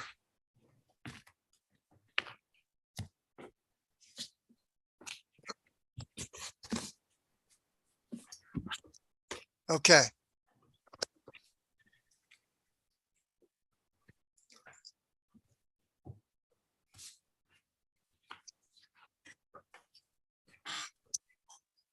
Exhibit D2 was negotiated in the 18 case to basically replace Exhibit D. Is that your understanding? Yes, D1, yes, oh, D. And Exhibit D, I don't want to go there, but just if I misstate it, then correct me. But Exhibit D basically came up with a fixed energy charge for the contribution to production component of rate 36B based upon the conditions that existed back in 2016 and were expected to last for a while. Is that a fair statement? It was a fixed charge, and that fixed charge was like 2.3 cents per kilowatt hour. That sounds right. And what this, in part, what D2 does in subsection C, is replace that fixed charge with a methodology to calculate this rate component that is flexible, right? Yes, And it's meant to ensure that the rate 36B customer pays for the cost of the times when its renewable resources do not cover its load. And it's what in parlance regulatory, when the rate 36B customer is leaning on the system. Is that a fair way to summarize this? yes, Okay. And it's once that charge is calculated in a rate case, it applies until it's changed, right? correct. So the effort here in this case is to come up with the appropriate component for that rate 36B customer to last based upon base period and test period data that will last until the next rate case, right? Correct. So when we come out of this case, instead of just having, as we saw in the rate 36B subsection E, XXX, a placeholder, we'll have a dollar amount, right? Correct. Okay, of some sort. Correct. And my client claims that that dollar amount should be zero under this calculation. And your client claims that it should be somewhere around 44.5 cents or something like that. We'll get to that, but It's you have go ahead. 45 cents. 45 cents. And one of the big changes, one of the substantial changes, significant changes with D2 is this charge has changed from a kilowatt hour charge to a demand charge, a KW charge, right? Correct. So what we're looking at is a demand calculation rather than an hourly energy type calculation, right? Okay, the exhibit D1, the original, the 2.3 cents is based on a demand calculation. It's just how we recover it. We recover it through a KWH charge. Okay, thank you. So it's just a recovery. Okay, I misunderstood that. So thanks for that. So, but here it's calculated on a demand basis, right? And recover through a demand base, yes. Yep, okay. So I want to walk through what this D2 requires, okay? And then we can get to some of the, so there's going to be sort of two parts as we go forward to this conversation. One is about the numbers that come out of the various calculations. But what I want to focus on first is the overall methodology that's laid out in D2 and the disagreements we have about the methodology. Okay? Okay. Okay. Starting with the contribution to production component. This rate is applied to the customer's monthly on peak billable demand and is designed to set a contribution to production cost. And then it says in parentheses, contribution to production component. Okay? Yes.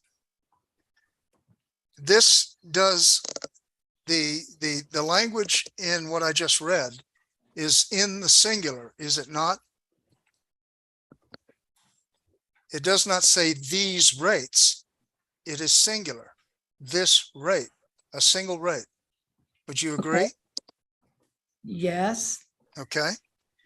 And then it goes on and it says, it basically describes how the calculation is to be done. Okay. And it says, the production revenue requirement shall be the product of, and then it goes into describing the various elements of this calculation. The quotient of the retail production capacity revenue requirement used to set rates in PNM's general rate case. Do you see that? Yes, It does not say the retail production capacity revenue requirements. It's a single number in this document, is it not?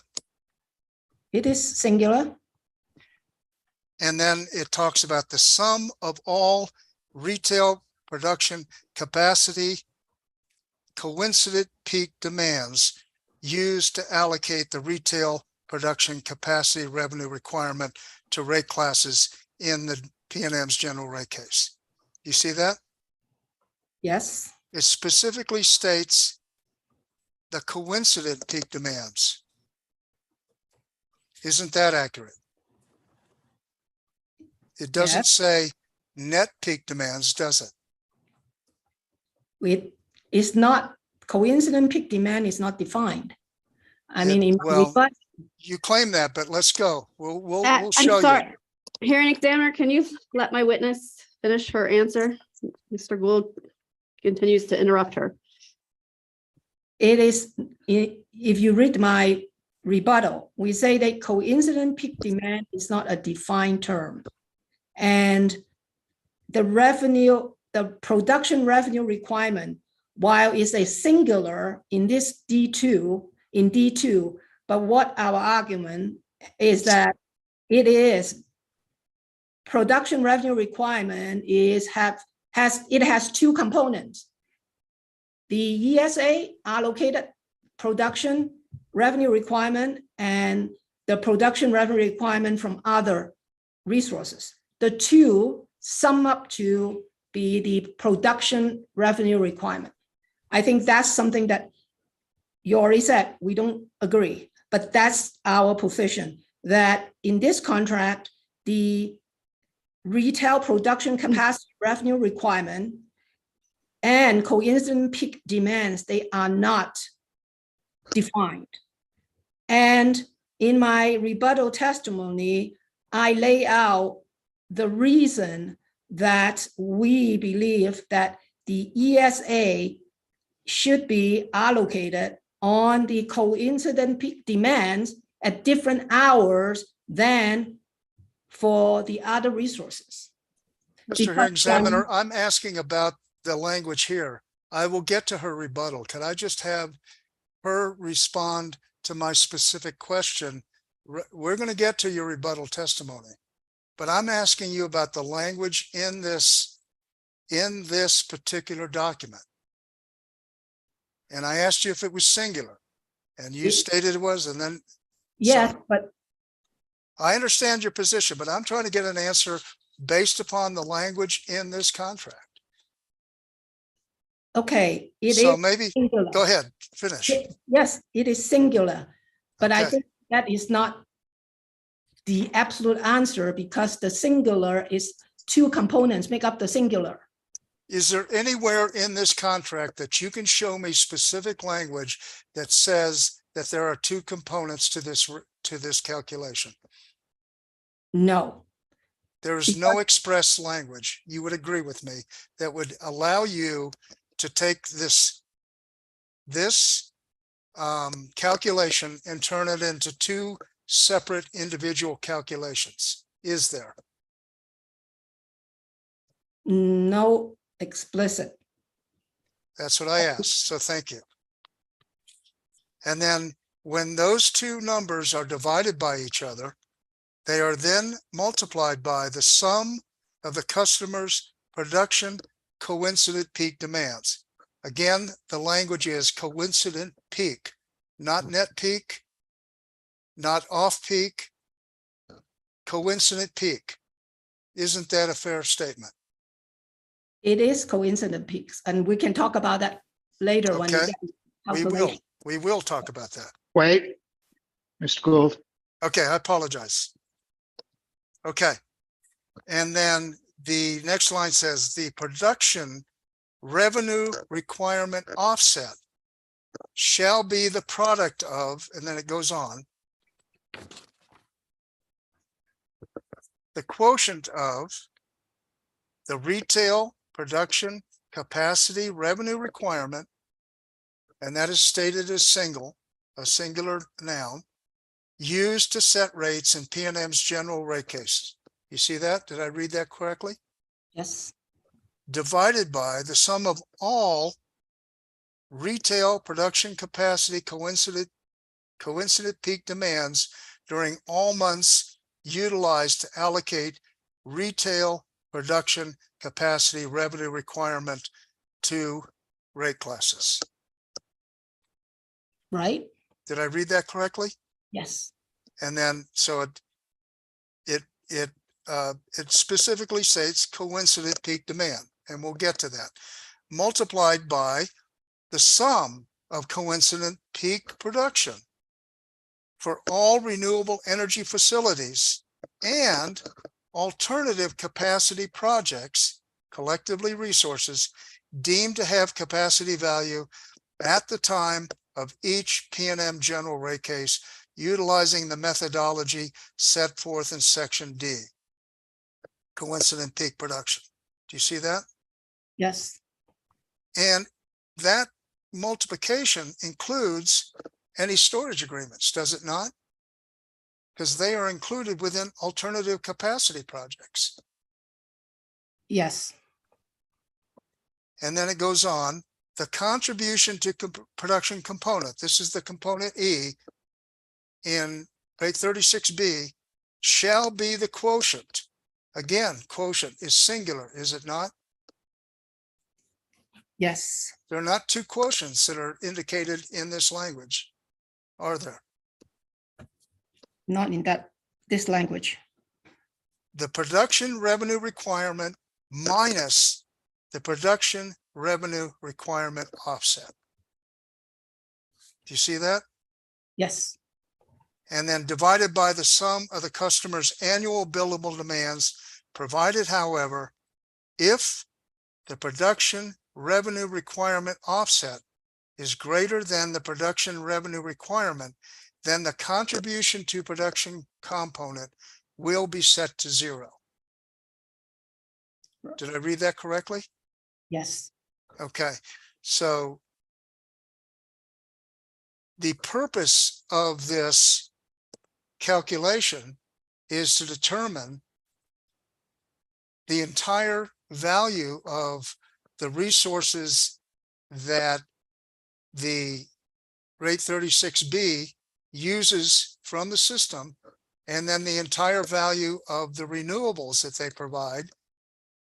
And if the renewables they provide are greater than the resources that they use from the company, then the rate is 0. Isn't that accurate? that's the concept, yes. Okay.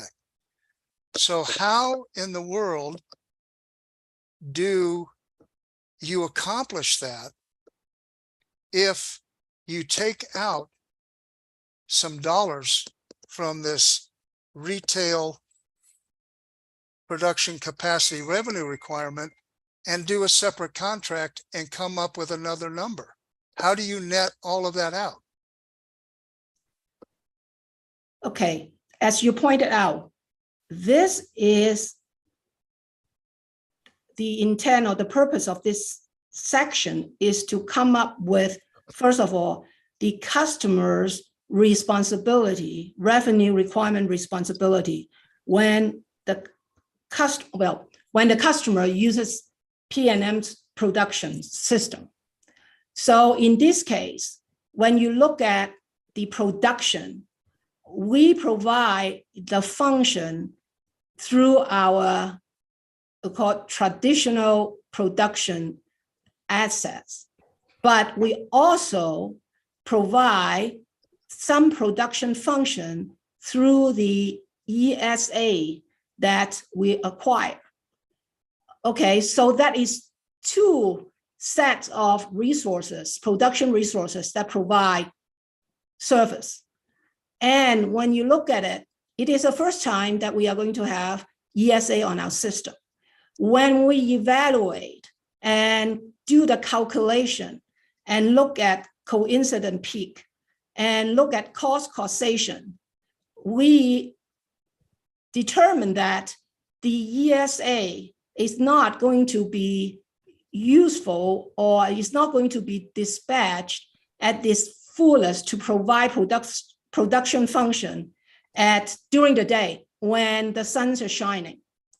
So what the modeling, and Mr. Phillips is going to talk more about it, is show that the ESA will be dispatched at its fullest or highest in the evening during the what we call high risk hours when the sun's already go down. And so from a cost causation standpoint, we need to allocate those two sets of production assets using different allocator. I understand your testimony. I'm asking you about the language of this. We will get to your testimony. I'm simply trying to understand and get you to look at the language in D2. Okay, that's the focus of my questions. Is that clear? Hearing examiner, I mean, Ms. Chan was in the middle of her answer and Mr. Gould has interrupted her. I think she was getting to that conclusion. You just didn't allow her to finish. Okay. Let's just, go ahead. Please, Ms. Chan, finish your statement. Yes, and I think whatever we look at this, we are looking at following the formula, how to calculate. However, the proper way to allocate and calculate it is to have those two sets of assets separated and calculated. We use, first of all, we use the same, well, not the same CP. We use coincident peak for as it state in the contract, exhibit D2. I think what you are arguing, or maybe get to it, is not our traditional 3 summer 1 winter hours during the day, but coincident peak is classes coincident peak to the system peak. Okay, so for the set of traditional resources, it serves the system peak during the day, while the ESA serves the peak during the evening hours.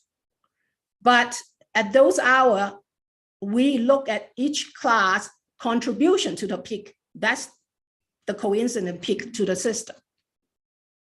So I don't think you are right that we are not following or we are not doing what D2 say. Okay, are you finished? Yes. Are we done? Okay, I don't want to interrupt you. Okay. I don't want to interrupt. Okay. What I'm trying All to right, do. that wasn't a flip comment, because some of the comments. No, I'm trying not to be flip. I'm trying to be very clear. I will give you plenty of opportunity in our further questioning to go through the rebuttal. I will promise you that. Okay. And we will go through the calculations together. Okay. But what I'm trying to do right now is go through the words, the actual words in this contract, and get you to agree that these words that I'm reading are accurate. Okay, is that understood? Can I do that? They are accurate, but if we don't go into what I just said, then if I agree with you, that's the word, is agree with you that is only one calculation. So I need to explain, yes, those are the word, but that's how we come to the conclusion and to calculate the D2 that is in my testimony, and part of it is in Mr. Casa's testimony. So I cannot just agree, yes, this is what it say, because if I agree with you what it said, that means your argument is not allowed for me to do what we proposed. Well, clearly, I do not believe that you guys are following the contract. And so you are saying that there are hidden words or hidden meaning, if I can put that in there, to the words in this contract that are not in the express contract. Isn't that the sum of what you're stating? Objection misstates the witness testimony. Sustained. Can I ask a broader question to Sure. Mr. Before? So am I understanding you correctly that you're making a contracts argument here? And I mean, words are words, and in the word quotient was singular. Miss Chan can't dispute that because that's a rule of the English language that's indisputable. But I mean, But revenue requirement is not singular. sure, but I'm just pointing out, like, I mean, if you're having an argument as to what do words mean as a matter of legal consequence, I don't see why Miss Chan's views in the subject really matter. Well, The I think words that- mean what they mean. I think they matter because she's filed testimony saying that they do matter. And PNM has sponsored her rebuttal, which basically states, if I understand it, and I'm sure Ms. Chan will correct me if I misstate it, is that this contract allows for two independent individual calculations which are not netted against each other. And I'm trying to find out where in the language of the contract that interpretation arises. That's simply Then I what guess- I'm trying to do. My second question is, okay, so you're making a contracts argument. I mean, as far as the commission's concerned, are we here to entertain arguments about whether one party is complying with the terms of another's contract? I mean, is that even what the commission does? Yes. I'm honestly asking that as a question. No, it is because, and I thought we'd made that point, that this is a contract between two private parties, but it is a rate. It is subject to the commission's approval. And the commission entertained the initial contract. It's not a bilateral contract. It's a contract invested with the public interest, subject to Okay. the regulatory compact.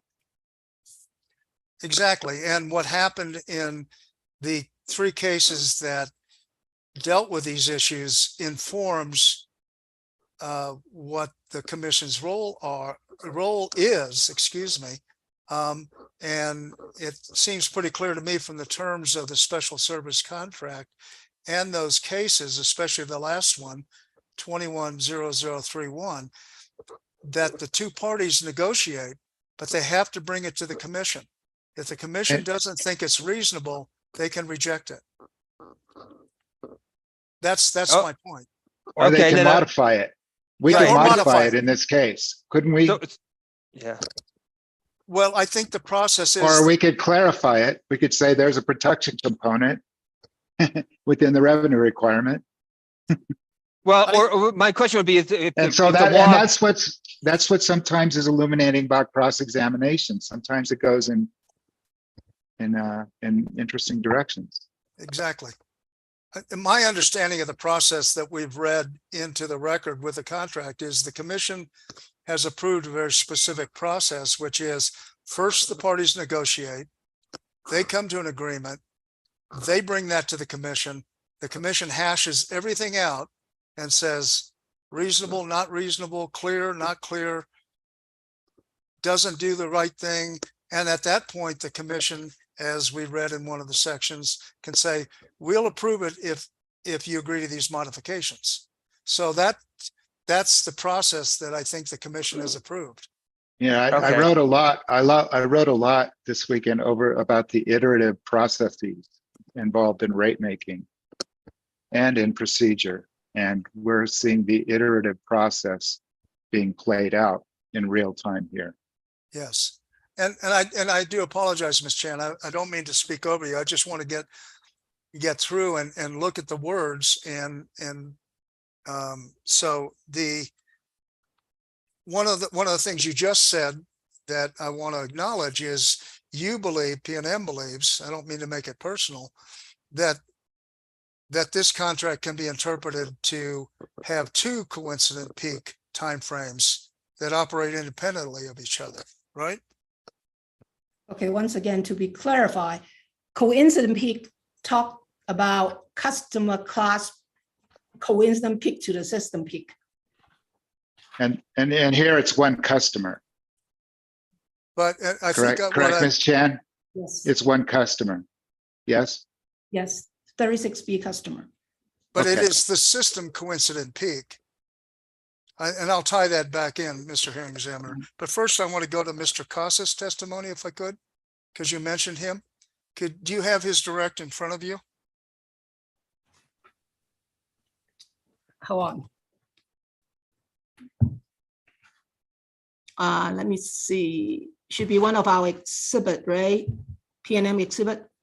Yeah, I don't have that in front of me. Let me see. Casas direct. Yes, I'm looking at page 16 at the bottom, line 17. That's the pin site. Exhibit 43 PNM. Let me find it. Okay. Yep. Okay. I have the binder. Okay. Thank you.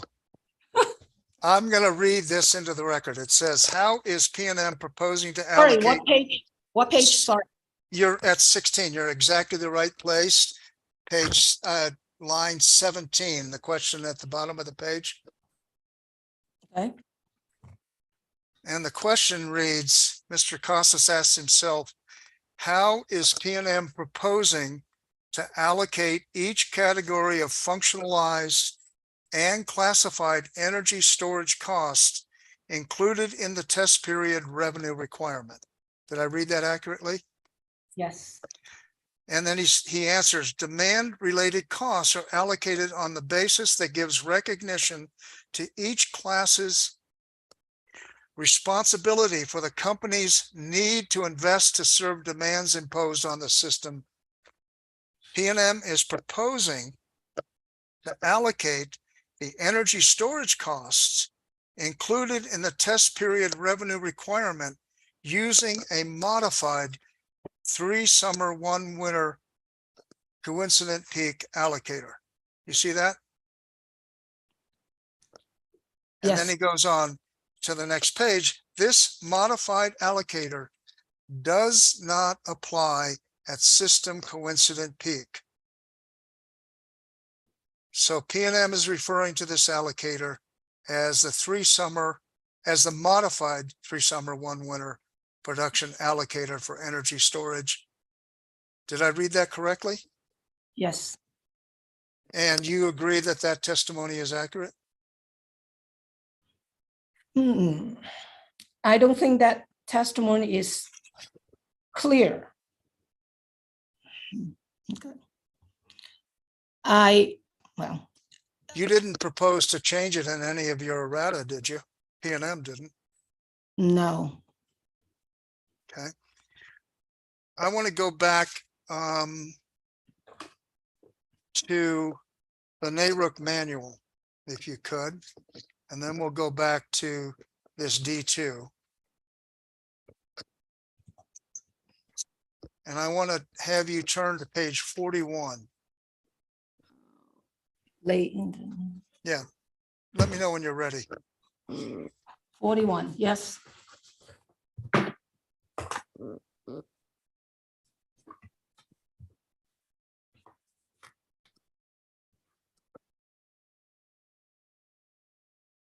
And I'm looking at paragraph that begins after peak demand methods. Do you see that?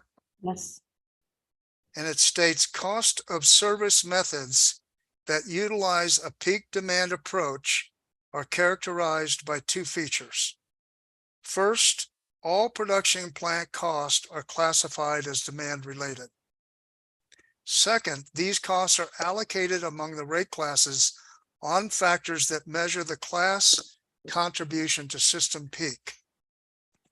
A customer or class of customers contributes to the system maximum peak to the extent that it is imposing demand at the time of, coincident with, the system peak.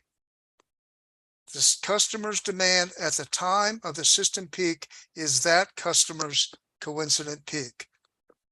The variations in the methods are generally around the number of system peak hours analyzed, which in turn depends on the utility's annual load shape on system planning considerations. Did I read that accurately? Yes. And that is exactly my point, that the coincident peak is the customer's load at the time of the system peak. So it's related to a customer peak, coincident peak, customer class. And that's what we did in performing D2. Okay. Going back to D2, would you look at subsection D, coincident peak production methodology? Yes. And this, I think, addresses Mr. Maderos' question, whether the coincident peak we're talking about is only the coincident peak of this customer, or it's the system coincident peak. So I'm going to read paragraph 1. The coincident peak periods proposed in PNM's general rate class case or class allocations are based on anticipated highest demand hours, 3 years history for rate classes with weather sensitive load, and base period actuals for rate classes that are not weather sensitive. And that is the definition of CP peak hours. It is the highest demand hours, is it not? That's what it said in here. Okay. And The ESA allocation that you're doing is not at system's highest demand hours, is it? It is the highest demand hours for this small portion of the system. no, is the highest demand hour as shown in the modeling, which is after taking out the renewable resources. So it is not what your highest demand hour based on what we call growth, which is during the day, is the highest demand hour during the evening when the sun is down. Where And- in this, excuse me, go ahead, finish. No, and for those two sets of hours, we are applying the customer's coincident peak to those hours. But you're not applying the system coincident peak, are you? The highest hours on PNM system, are you? Well, the system itself does not have a coincident peak. The system has its peak. Coincident peak is used to describe a customer class contribution to the peak that is coincident with the system peak. So you're saying there's no, that this definition in here is meaningless, that it doesn't say CP hours being the high, CP peak hours being the highest anticipated demand hours that's used for all customer classes in general rate cases? Yes, it did. It does say highest demand hours. Right. And So aren't you in effect asking this commission to modify D2 by redefining what a coincident peak is into several coincident peaks, or a number of, instead of one coincident peak that has the highest hours on PNM system? Isn't that in effect what you're trying to do, is modify this language? no, I don't agree with that. Okay. I think, no, what are we saying is highest demand hours are different for traditional resources and the ESA. But that is not, can you point to me in this contract where it allows you to do multiple coincident peak calculations as part of the D2 calculation? It's not multiple coincident peak.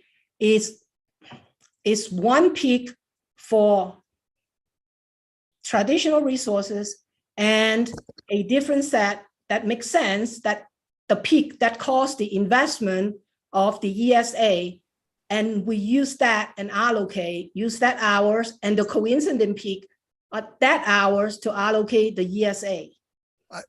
I know what you're doing. What I'm asking you is a different question. And I know what you're doing, Mr. Gould. Well, that. right? thank- You're thank God saying I'm that clear. this old contract, This current this, approved this, contract. this current approved contract, which doesn't account for energy storage agreements, right?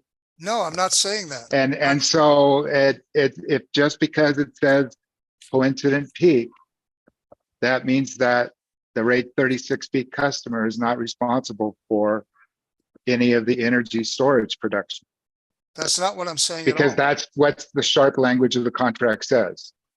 No, that's not what I'm saying at all. I'm saying that the contract does not allow you to break out and have one calculation for traditional and one contract calculation for storage. And the proof of that is that the section that we read above that specifically includes alternative energy resources. They are thrown into the calculation. They are Okay. part of Hold that on. calculation. Oh, okay. That's what I'm Ms. saying. Chan, Ms. Chan, I want to clarify this alternative yeah, capacity.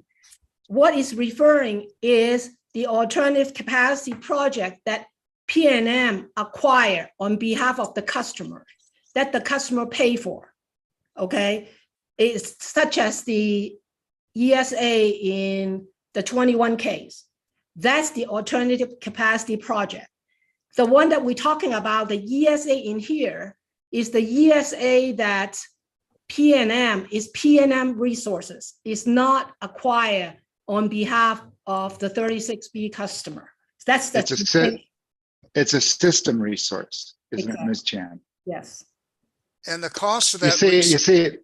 you see where Go we're, ahead. this is all illuminating, if you don't mind.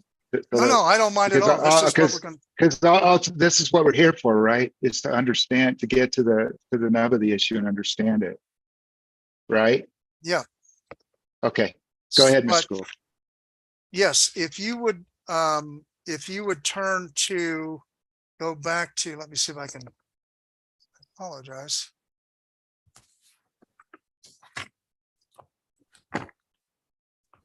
All my books start to look the same at this part of the day. Mr. Lee, do you require a break, sir? If Yeah. it would be handy. Yes, let's do that, please. Let's break until 3:30, okay? We're on recess till 3:30. Thank you all. Thank you. Good stuff, hard stuff, but good stuff. Thank you. Mr. Maderos, if you would just pause the time so we don't have the other issue. Thank you.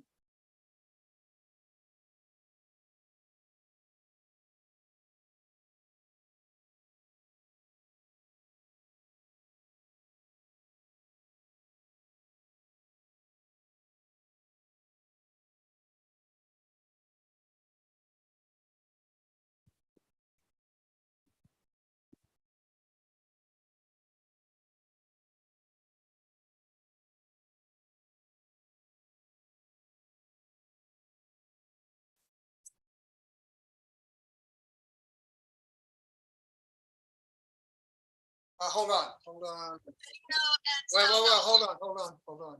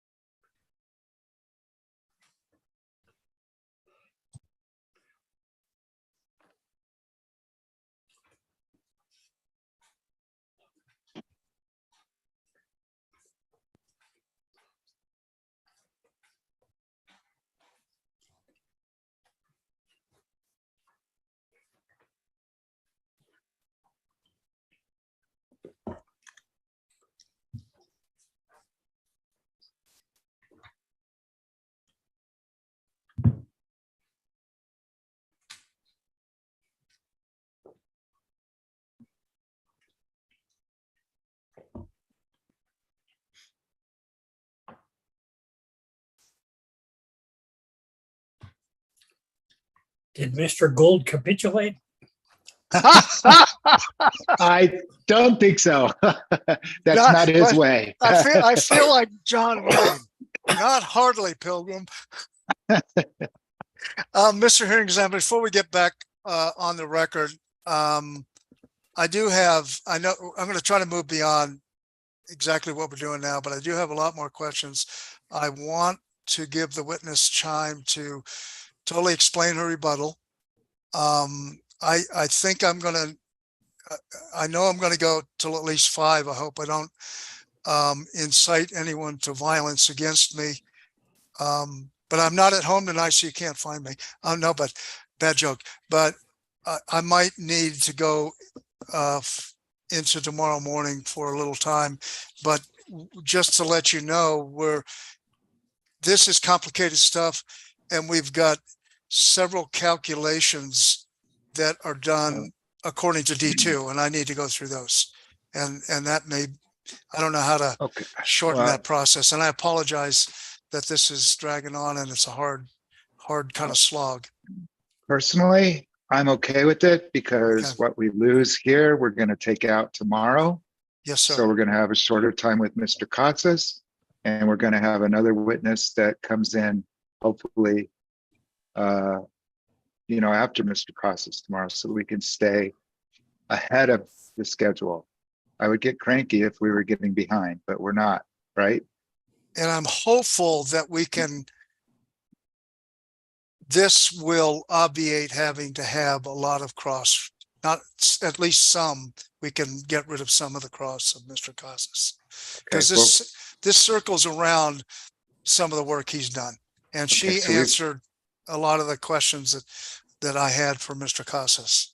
Because you have another 240 minutes with Mr. Katsas related, and so we'll be asking at some point here, for a re-estimate.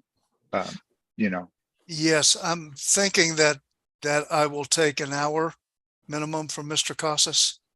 Okay, well, let's see, maybe even more, hopefully, but let's see how it goes. But Ms. Chan, it's nice for us. I get to see you again tomorrow, but I'm sorry for you.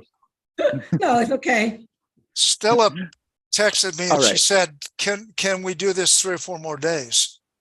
Well, by the way, tomorrow is my son's birthday, so. Congratulations.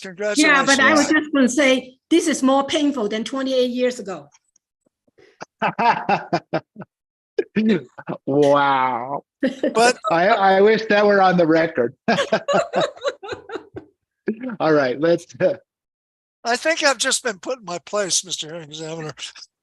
I think you have. I think I have. Okay.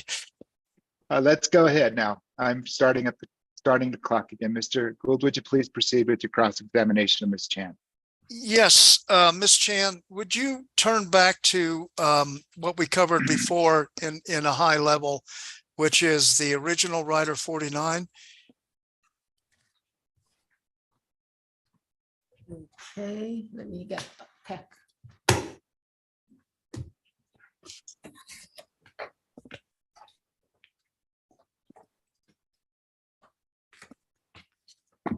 Yes, I have it. Got it. And if you go up to the explanation of the rider, it basically makes it clear that this, as we discussed earlier, is a reconciliation rider. Yes. And it only applies, I'm just going to read the second paragraph of explanation paragraph. The special service contract with the customer shall establish a methodology to determine the customer's contribution to production component. And that's what we're discussing right now, what we've been arguing about for the last hour or so. Is that a fair statement? Yes. And so this contract specifically relates to that rate element that we were talking about, which is rate element E of darn it, of rate 36B. Yes. Yes. Okay. Yes. So it goes down and has definitions 2 sections down and it defines the actual capacity value factor, which is the factor that's used for the resource energy production from the facilities that the customer pays for, right? Correct. And it states it is the average of the actual resource energy production during each CP hour, peak hour, in the test year divided by the resource's nameplate capacity. Do you see that? Yes. So what that is intended to do is come up with a percentage that would say, for instance, that a wind resource would have a actual capacity value of 20% or 30%, something like that, right? Right. And that would be used to do these calculations of whether the customer in purchasing this energy is contributing enough to cover its load, right? Once again, I think the intent is to just talk about the production. That is not, so it is basically compare the actual capacity factor to the stipulated capacity factor, whether it's higher or lower. Yeah. And the stipulated is used where those facilities are new and there's not 3 years of data, so you can get a good capacity value factor, right? Yes. So if say for instance, the La Jolla 1 wind farm, which I think was done like 5 years ago, if we're trying to figure out the capacity value factor for that, we'd use the actuals, right? Correct. Okay. But then it also goes to define CP peak hours as coincident peak periods proposed in the company's general rate cases for class allocations are based on anticipated highest demand hours, 3 years history for rate classes with weather sensitive loads, and base period actuals for rate classes that are not weather sensitive. Do you see that? Yes. So the CP peak hours that are being referred to in D2 and in this rate rider are those for the entire system, are they not? It say that is what is proposed in the company's general rate case for cost allocation. So in this case, like I say, we have a set for traditional resources and one set for ESAs. Okay, that isn't my question. I'm trying to address what the hearing examiner mentioned maybe 40 or 50 minutes ago, where he was indicating that perhaps the CP peak hours were just for this customer versus for the entire rate classes, the entire group of rate classes. So I'm just trying to clarify that. When we're talking about CP peak hours in D2 and in this contract, it's for the entire system, right? It's for all the other class. I just need to go back to make sure that we are clear. The hours, you have your peak hours, and then you have your customers CP to the peak hours. So what we're talking about is each customer class CP to that system peak hours. Right. It's the customer, how the customer, its peak hours line up with the highest peak hours on the system.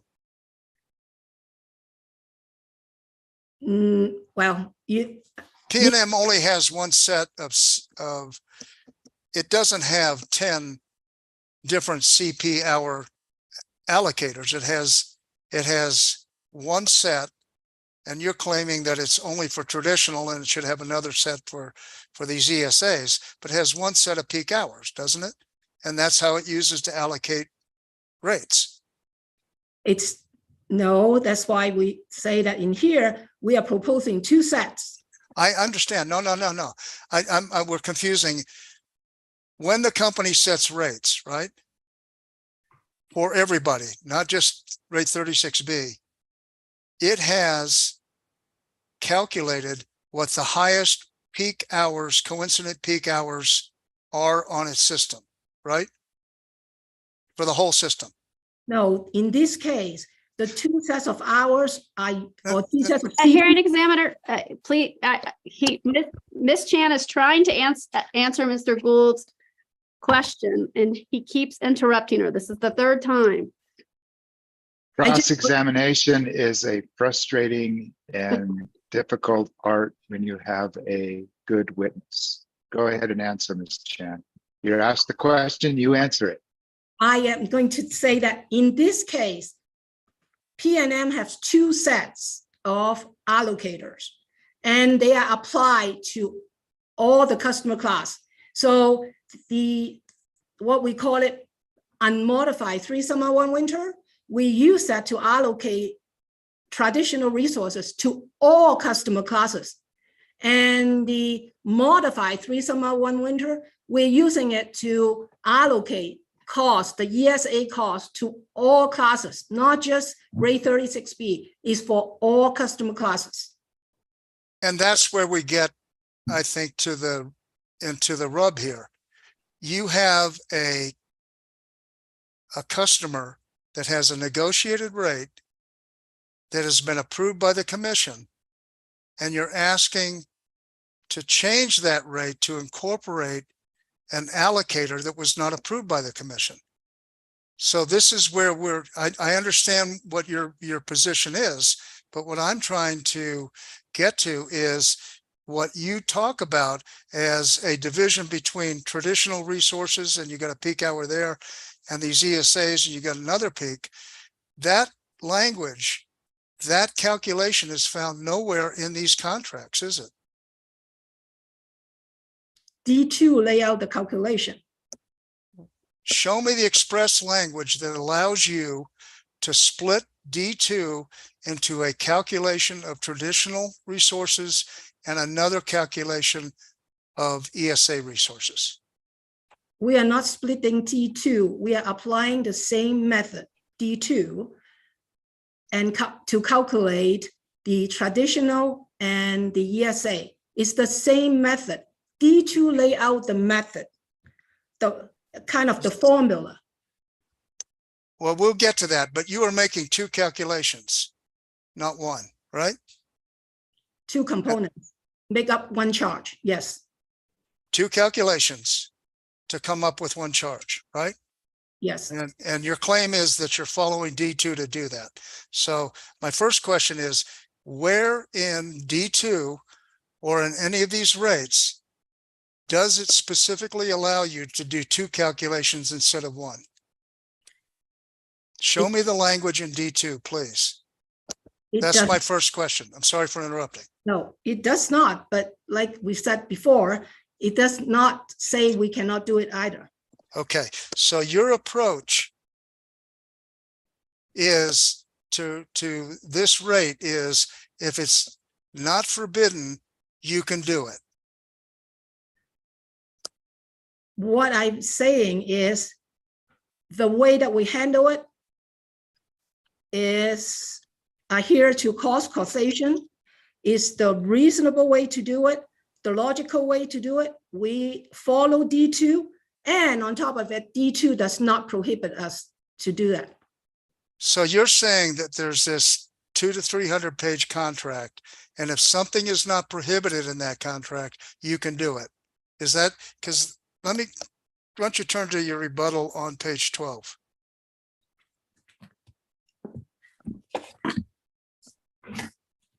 On line 7, can you go there? Page 12. Page 12, line 7. Almost done. Okay. There is no explicit language in D2 of the SSC that prohibits PNM from performing separate calculations for resources that have different operating characteristics. Yes. Who within the company informed you that this is the proper way to interpret the SSC?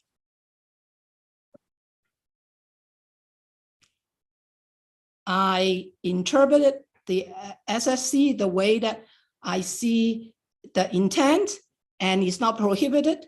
We provide this in our testimony, and nobody else within the company say, hey, that's not the right things to do. I think it's the right things to do. I know you're Because- sincere. Yes, and just because it doesn't prohibit, doesn't mean that we're going to do anything and everything to serve, to say, oh yeah, it's not prohibited, therefore I can do it. But it's a logical way because ESA is a new resources on our system. So we have to come up with a way to allocate. And then, like I said before, go back to causation. It does not make logical sense to allocate costs of the ESA using what we call unmodified 3 summer 1 winter, because the ESA have no value at those hours. So looking at the contract, what the contract is trying to do is to make sure rate 36B customer pay for its fair share of the production system or delivery that PNM provided with our resources. And this is the way that we propose. We believe that's the proper and fair way to allocate. So going back to my question, this is your interpretation of how to interpret this rate, and you came up with this on your own. Is that a fair summary of what you just said? Of course, we consulted with Mr. Phillips because he is the one who's planning the system, and he is the one who explained to us how those ESA is going to be utilized to provide service. So we consulted with him and he explained to us, and we come up with this allocation method that we believe is fair. Well, Mr. Phillips is not your boss, is he? He's not in your chain of command? No, he's not. And he does not operate the cost model, does he? He doesn't. And he has nothing to do with operation of the PNM production plant, does he? No. And therefore he has no actual experience, as far as you know. We'll ask him the same thing. He has no actual experience with how the plant is actually operated. I mean, he does. I don't know about Mr. Phillips' background, whether he has actual operation experience, but he is the guy that is responsible for planning. For planning. And planning is a much different process than actually trying to correctly identify costs during a very defined test year period, isn't it? But in this test period, Mr. Phillips needs to develop a plan to serve the customer, and depend on the plans and the resources that turn into cost. That's not my question. No, let me finish. That go into the revenue requirement. And our operation folks they will be the one who take over the operational of the system or resources after we acquire, based on Mr. Phillips' modeling and what we need. Mr. Phillips did a model for year 2025, did he not? Are you referring the simulation? Yes, that was for 2025, wasn't it? Back in that time, it was for 2025. However, he come back and look at 2024, and he's explained that 2024, the result will be the same because there's no additional resources added between 2024 and 2025. So he explained to us that the 2024 result would be the same.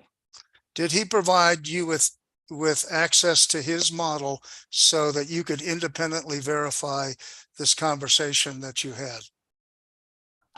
No, even though he provided me with access, I would not know how to run the model. Exactly. That is one of the issues. It's an opaque model, isn't it? It isn't something that a person like Mr. Casas can sit down and incorporate it into the cost model?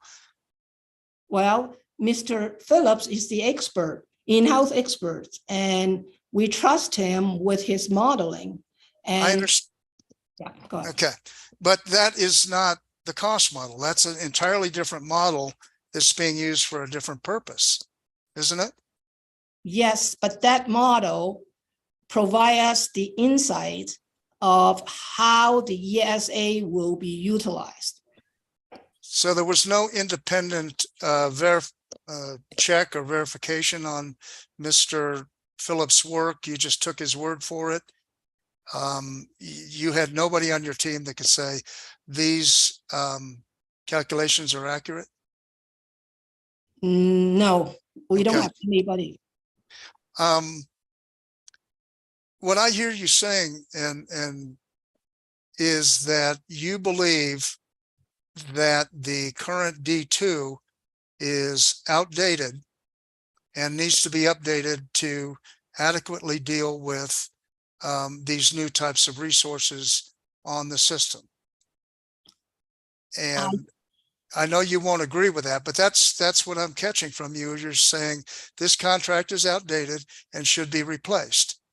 Objection, misstates witness testimony. Can you Sustained. if you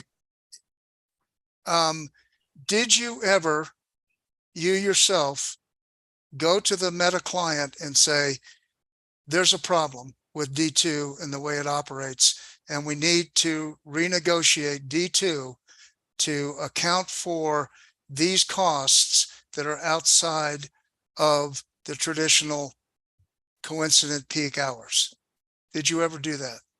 No, because we didn't believe that is a need or require a amendment or a renegotiation or any changes. We don't believe there's any changes that's necessary to D2.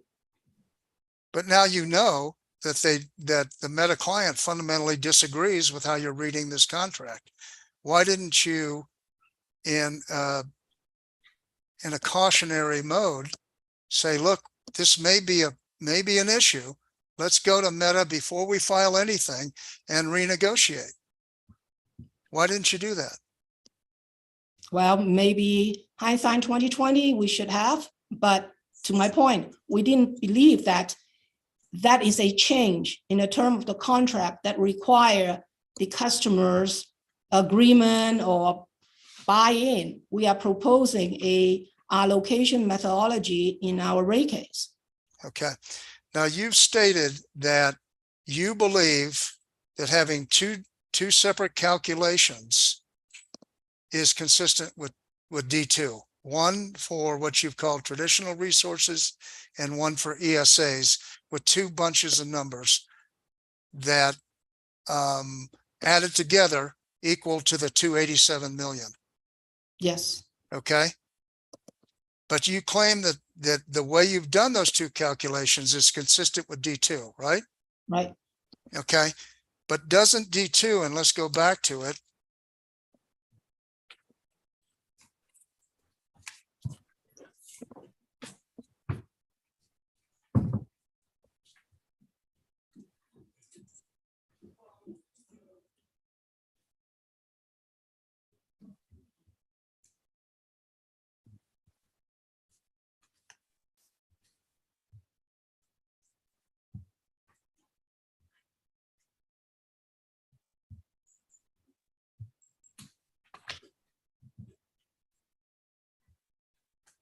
D2 on page 2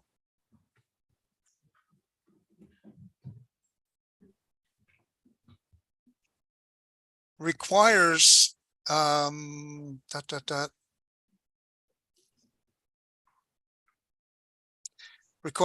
it basically says 1, 2, 3 paragraphs down, the contribution to combustion production component will be the quotient of the production revenue requirement minus the production revenue requirement offset. Do you see that? Yes. So that requires a netting. So you take all of P&M's costs. You take all of the costs that of the resources, the value of the resources that is determined by the calculations that the Meta customer brings to the system, and you net those. You add those together, right? You net You net them. You net, And- you net net- the revenue requirement and the offset. Right. And if the offset is bigger than the revenue requirement, that results in a zero. It shows a credit, but the customer pays zero. He doesn't get any benefit for that credit, right? Yes, you're right. Show me in your rebuttal where you took that second calculation that you did and netted it against the credit offset that Mr. Casas has calculated. Okay, we didn't. However, in my testimony, I talk about, we don't believe, at least from a transparency standpoint, the traditional resources provide service is different than the ESA.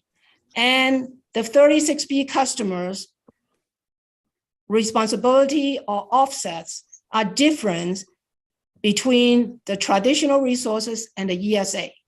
So our position is we don't believe it should be offset.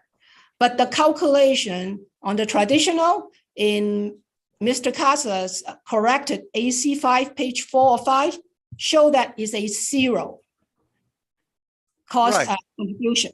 While my P&M table SC1 rebuttal show a responsibility or a contribution to production component of 45 cents. So in my rebuttal, I stated that we don't believe it's appropriate to net the two. However, if the commission decided that is the appropriate and reasonable, fair and reasonable, to net the two, that resulted in rate 36B paying zero contribution to production, then we will just reallocate the $953,000 that show on my P&M table SC1 rebuttal to all the other customer class. So P&M standpoint is we don't think it's appropriate. However, it is up to the commission's decision. If the commission thinks that is reasonable, then we will do that and we'll just take the $953,000 and reallocate because we need to collect the total revenue, production revenue requirement. But is it the company's position that it is not reasonable to do that? Yes.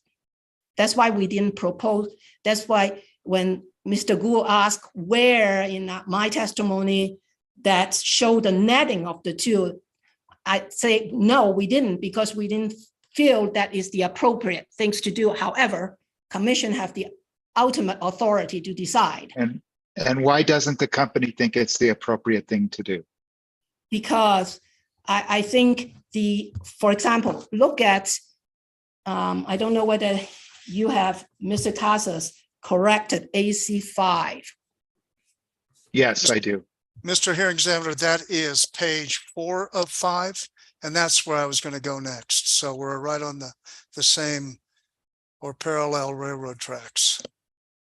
So when you look at the corrected P&M exhibit AC5, page 4 or 5, when you look at the value of the capacity that is provided by, I will call this one our traditional.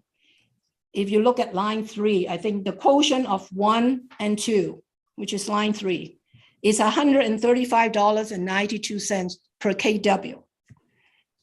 While when you look at my P&M table as SC1 rebuttal, on my line 3, the same calculation, quotient of 1 and 2, but this is related to ESA, the value is $19.34.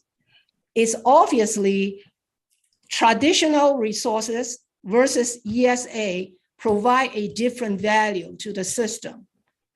Therefore, I think it is appropriate to separate those two and do the component contribution to production component based on the sum of the two. What's the different? I'm sorry, finish your answer. No, which is 45 cents. Right, which is 45 cents. But what's the different value? And you've already testified to this, but just to reemphasize for the record, what's the different value that the ESAs provide? It's $19.34. But in a tangible system sense, not a dollar sense. I don't understand your question. The batteries and the time that they discharge, the value to the system. Why is that? Or are you just speaking in terms of dollar values? Just dollar value. Okay. Yeah, these are all, these, Mr. Hearing Examiner, the way that D2 works, it reduces these, I'm sure we could have testimony and we wouldn't, that batteries do provide value to the system. This is the way that the commission has approved that those values between what the I'm losing my head. Well, we were talking about a different value, and I thought the different value was informed by the type of resource, is what I was going to. Exactly. Right?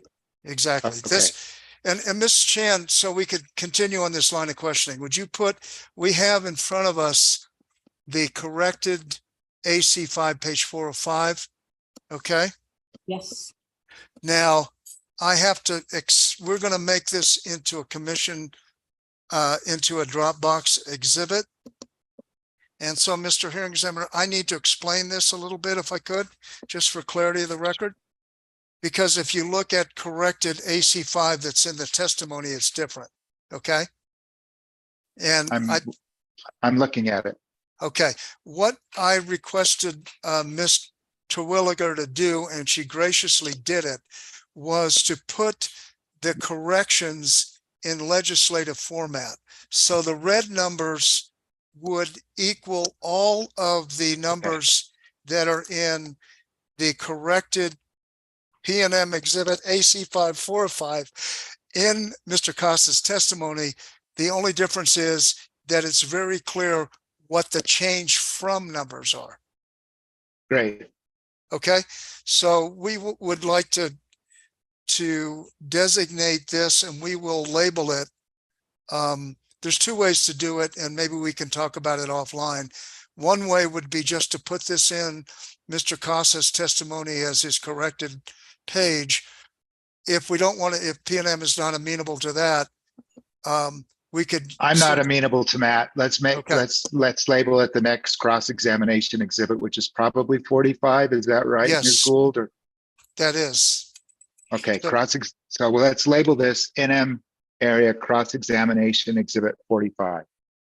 But just to make clear, we've not changed any of the values from Mr. Costa's final version. Understood.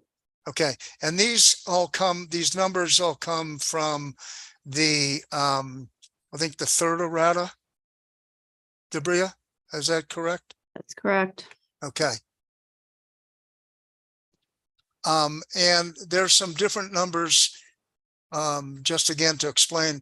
On number 2, the sum of all retail production capacity coincident peak demands. That number has increased from the original because of conversations with the Meta customer about getting a more accurate number for that. And also there were line losses added. So we have no problem with that number. That does change the and that's covered. I think. Where did those numbers come from? Errata number 3, and they're also addressed in the rebuttal testimony of Gerard Ortiz. But just to be clear, they're already in the record. This isn't subsequent conversations with the customer, and then there are new numbers. No, These are, they're reflected in errata 3. the somewhere between the original filing and errata 3, there was an effort to get the number right. All right, so these aren't new numbers, they're numbers that are in the record, that's fine. Yes, sir. Okay, so we will make the appropriate email tomorrow to get this to everybody, and we'll clean it up in the morning. Or I should say, these aren't, these numbers here in this cross-examination exhibit 45, they're founded on numbers that are in the record. Yes, sir. Okay, let's go. If I may, just Yes, the red numbers in what's going to be NM area cross-examination exhibit 45 match the highlighted numbers in PNM exhibit. AC-5. Well, PNM exhibit 43 and the exhibit, what will be PNM exhibit 43 and the attachment PNM exhibit AC5, page 405. Is that? Yes, help? ma'am. Okay, thank you. That's precise. Thank you. And we did it this way because we thought it would be cleaner and clearer for cross-examination. We appreciate it. Okay, and thank you, Debria, for accommodating us on this request to get it done this way. Okay, you know, we don't necessarily have to agree about the numbers in this exhibit, and that's not what I'm attempting to do. Because we have come up with, through Mr. Andrews, as you know, a different retail production capacity revenue requirement based upon NM area's reduction to the revenue requirement that PNM has come up with, and a few other changes. So I'm not trying to argue about the numbers. I would like to just go through the methodology. Okay. Okay. And the purpose here is to determine or to demonstrate that we don't believe that you have followed the methodology when we compare these two tables. And the two tables are this corrected version of AC5, page 405, which is up on the screen, and your PNM table SC1 rebuttal on page 6 of your rebuttal testimony. Okay. Okay. So let's go through Mr. Casas exhibits first. So what Mr. Casas does, he does a production revenue requirement calculation, and we'll both agree that that follows the D2 methodology. We're not talking about numbers, we're talking about methodology. Okay. Is Okay. that clear? And you agree with me, right? That he followed the D2 methodology. Right. Ah, my genius daughter. Look at that. The second is the calculation of the offset number, Right. right? Right. And then the third, I would call it a paragraph, it's called contribution to production component calculation, is where the total number of the first calculation, 24,698,644.05 is netted against the next number, which is $34,687,220.07. Right? And so those two are netted, right? Correct. And it comes up with a negative number of $9,988,576.02. Do you see that? Yes. That is, according to D2, and D2 is the commission approved rate, that is PNM's best estimate of the benefits that Meta brings to the system by purchasing and paying for its renewable resources. Is that a fair statement? Yes. Okay. Show me so that's a $9 million benefit, or $10 million benefit, rounding it up. Show me in the next calculation that you did on page 6, where you netted against that $10 million figure. Okay, so let me just go through P and M table SC1 rebuttal. Then I answer your question. So in here, in line 1, in my table or SC1 rebuttal, the retail production capacity revenue requirement, that is related to the ESA. I need to point out, if you, I know we're not talking about numbers, but I just want to make sure that we know, if you add the 30 million and then the 257 million, more or less, in Mr. Casa's P&M Exhibit AEC5 corrected, that gives you the total system revenue requirement, production requirement of $287 million that you refer back in, earlier on in Mr. Casa's, the cost model. So we are not, between the two calculation, we start from a total system capacity revenue requirement. We just have 257 million and then 30 million. So we are not recovering anything more. I understand that. And then on the second line is the sum of retail production capacity coincident peak demand at our modified 3-summer-1 winter hours.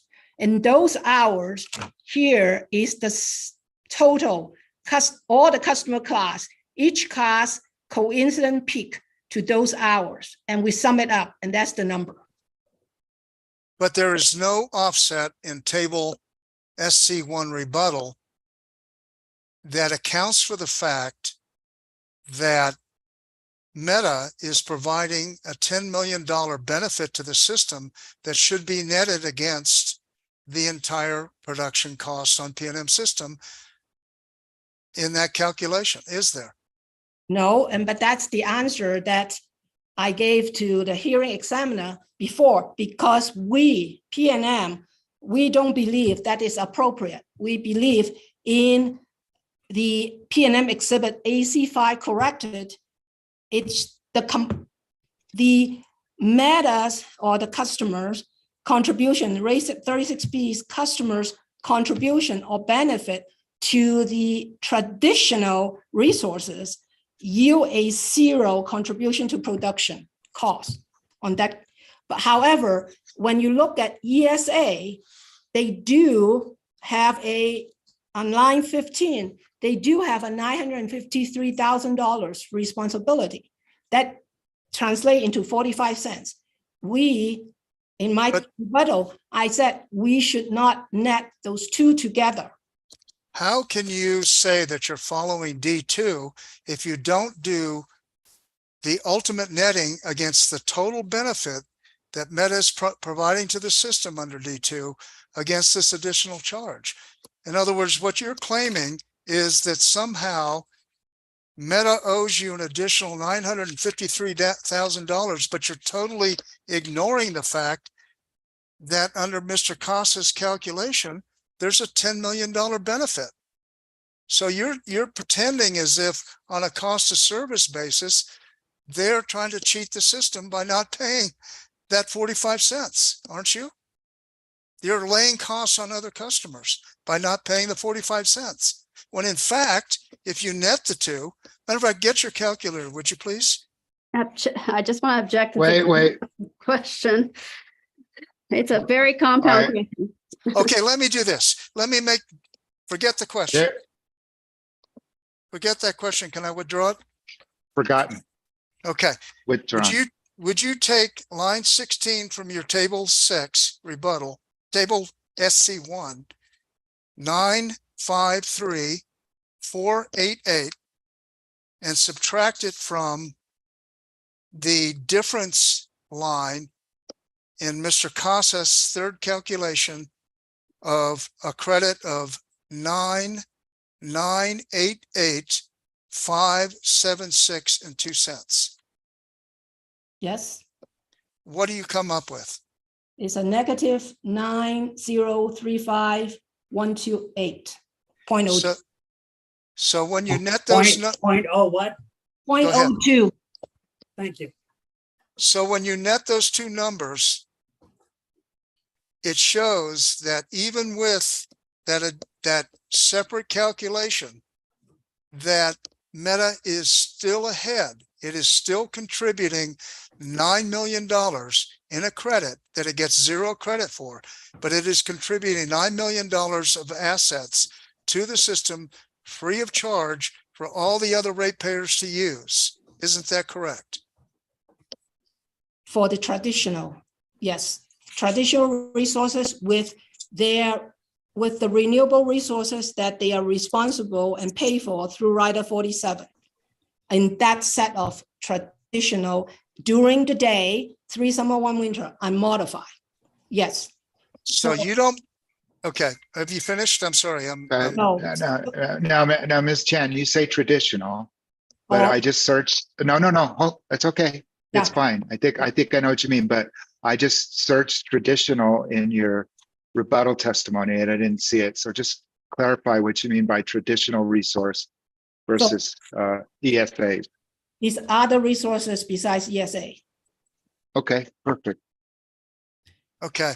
But you have, I'm going to move off, and I think the hearing examiners understand our position. But I want to go back, if you could, to your direct testimony. Would you give me that last calculation I asked you to do? I didn't write it down. Would you give that to me, please? Mr. Lee, would you read it back to me? Would that be okay?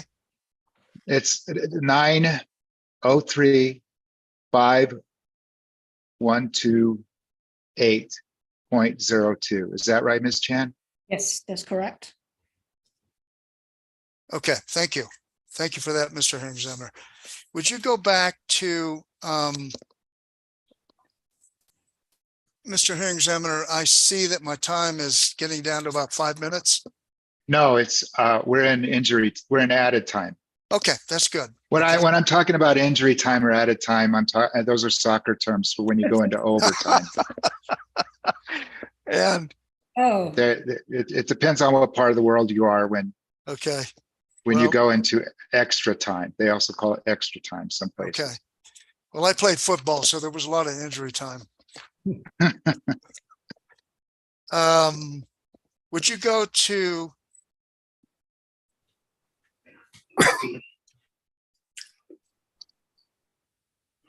page 17, which are the two tables again? Okay. Okay. So, and we'll just round it up.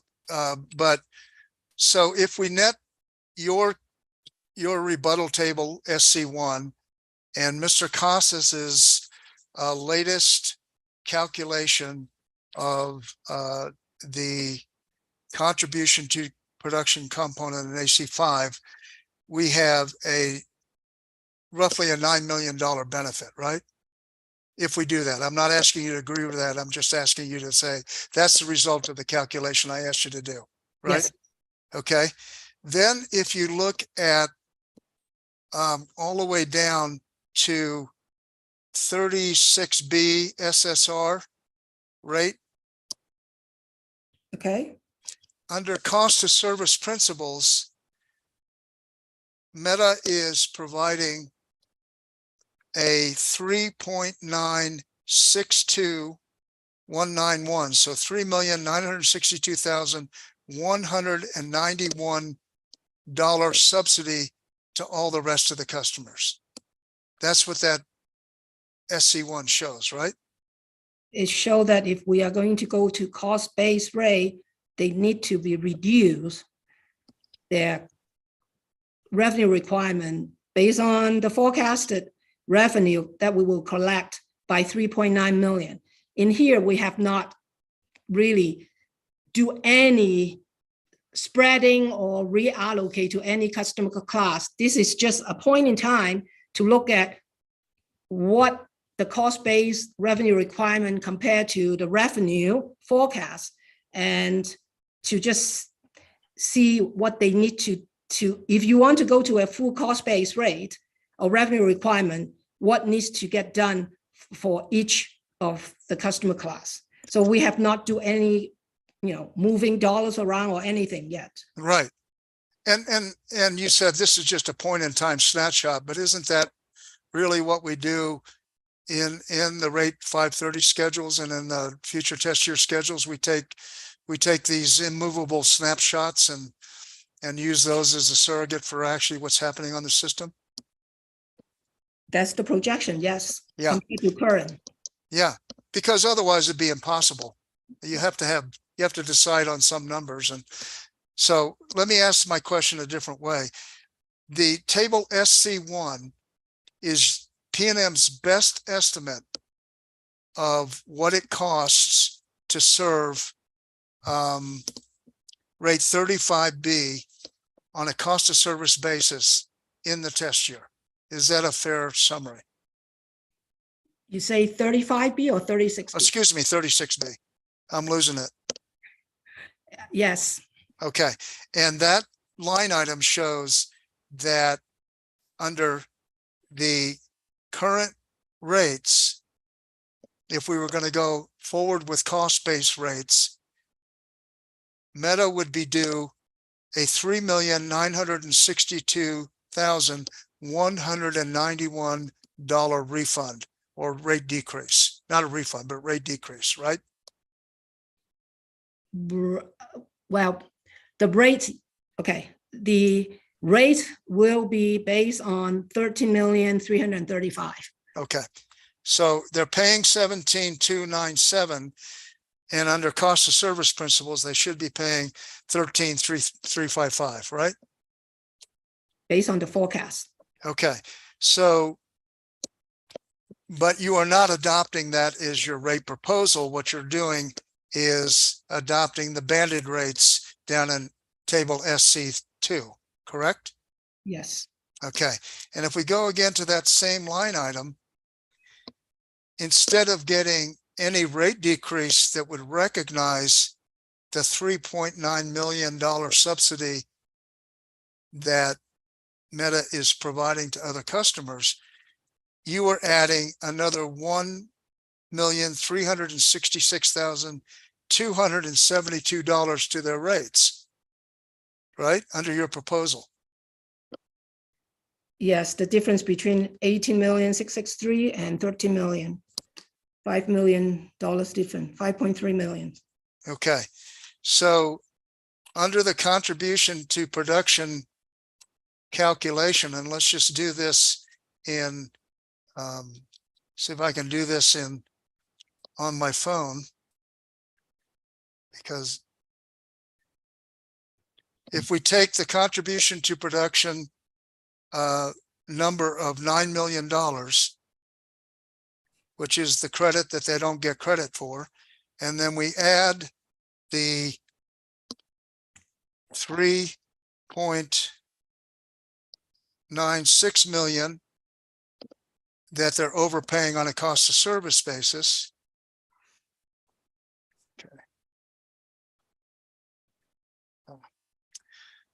I'm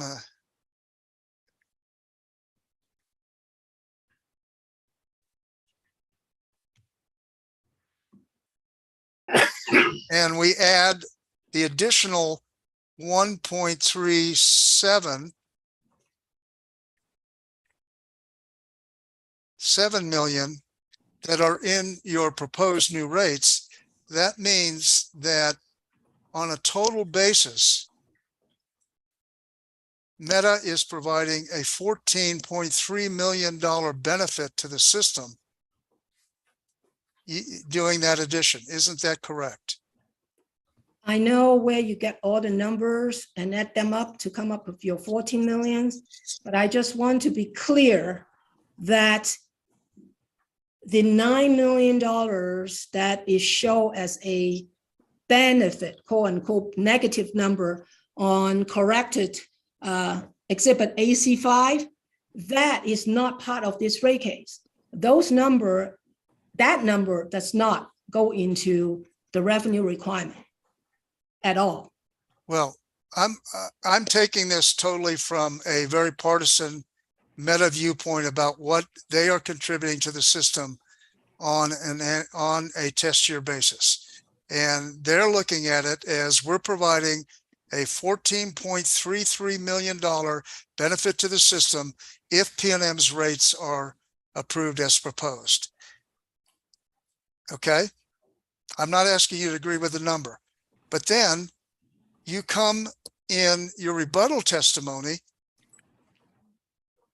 and you say that they're being unfair to other customers because they still owe you $953,488, which is your line 15. So from an overall fairness perspective, you can see why, can't you? The Meta customer is not happy with the way that you're calculating these rates. My testimony, I didn't say that they are being unfair. I'm just pointing it out. It's all the numbers. It's $953,000 that needs to be reallocated. That's it. And it's up to the commission to think to decide whether that's appropriate. I'm not saying that, I'm not accusing Meta, your 36B customer, of being unfair. I'm just pointing out how the number is going to work. If we don't get it from the 36B customer through the contribution to production component, we're going to have to collect it from everybody else.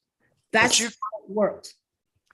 Well, that's your position. You want to charge more, but even if you ignore the 9 million, right, that you say shouldn't be considered in contributions that it's making by purchasing energy that are essentially donated to the system, you still have the difference between the two rate schedules that you're showing on SC1 and SC2. So you've got almost 4 million that Meta is being overcharged on a cost of service basis under current rates. And then you have an additional 1.4 million, let's say, that Meta would be charged again under your proposed rates. So that's 5.4. So you can just net the 953 out of the 5.4 and you're whole, and you don't have to allocate that to any other customer. Why don't you approach it that way? Because we don't collect anywhere the $9.3 million that you talk about. It's not in this rate case. This is a benefit that we calculate per D2. The benefit is not reducing. We cannot bring it that 9 million in here and reduce the revenue requirement, because that's not a cost that is included in this rate case. I wanted you to forget the 9 million, but let's go back to the 9 million. That is the offset of your 953 against Mr. Costas's, let's say almost $10 million. That is energy. That's PNM's best calculation of energy that's provided to you free of charge. And it's not in this rate case because you don't have to buy it, but you get to provide that energy to your customers free of charge, right? That calculation is related to capacity. Right. Okay, let's talk at capacity then. Right. That is capacity that you do not have to buy. In other words, your revenue requirement would be higher if you had to purchase that capacity on your own without the contribution of Meta. Is that a fair statement? In theory, yes, but this is your best estimate. Hearing examiner, Ms. Chan said but, and Mr. Gould interrupted her. Can she finish her? Yes. May I? Sure, go ahead. Sorry. No, it's okay. So this is how to say, this is our estimate of what those resources will provide, capacity value at those hours, right? And that is, how to say it, that is no way to double check that exactly we benefit from those resources to the magnitude of $9 million. But if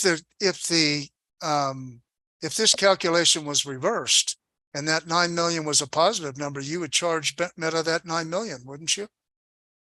Yes. So this is your best estimate of that benefit. I know you're saying in theory and such, but this is PNM's number. This is PNM's best estimate of the benefits that Meta provides to the system by purchasing renewable energy through Rate Rider 47. Is that a fair summary? Yes, for this calculation, yes. Okay. And this is the calculation the commission has approved. Yes. Okay. And so I think I might have already murdered this horse 4 or 5 times. So I will move on.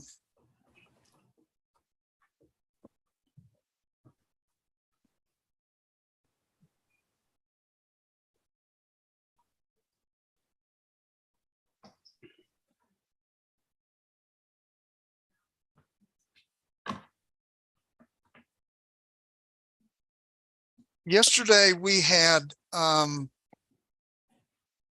some testimony from Mr. Heffington. Do you recall that? Yes. Were you in the room when he testified? Not in the room. No. I mean, were you listening on YouTube? Most of it. Yes. Okay. He was asked if either you, well, I don't expect you to know somebody else's activities. I'll ask you directly. Did you ever speak to Mr. Heffington to try to determine how the batteries that are going to come on during the test year would actually operate on the production system? The ESA or the 12 megawatt you're talking about? Oh, Either one or both. we talk about, or at least with his team, about the treatment or allocation of those facility. We have meetings, I believe it's phone calls to talk about the allocation of the 12 megawatts and also the ESAs. He indicated to us, and maybe we just have to reconcile this testimony, that he had never spoken to you about this. Objection. I think that misstates Mr. Heffington's testimony. I don't know if Mr. we'll Gould check. has no, you wouldn't have access to the draft transcript. Well, look, but that's I believe you referred to Mr. Casa. okay. So your recollection is that you spoke to Mr. Heffington, or at least his team. Yes. Well, Did phone you- call- Yes, go ahead. Okay. Did I step on your answer again? No, So did you run your modified 3 winter sum, 3 summer 1 winter modified 3 summer, man. Okay. Did you ask his team or him for an opinion on your proposed modified 3 summer 1 winter allocator for the ESA costs? not the specific hours, but if I recall correctly, we do have a conversation about how would the battery be utilized. And I remember something about it probably most likely will be idlized during the day. Maybe we'll use the solar production to charge the battery, but it will be dispatched later on in the evening. That is a conceptual discussion. So, Okay. That's the 12 megawatt. yeah. And did you have a similar conversation? But my understanding, and this is very important to clear up, my understanding is that the 12 megawatts are planned to be owned by PNM if the CCN is approved, right? Yes. My understanding is that those are going to be allocated using the traditional 3 summer 1 winter. It is currently, yes. Okay, and that's reflected in your calculations of the D2. The 12 megawatts of batteries is not taken out of that calculation, is it? Maybe I'm mixing two different issues.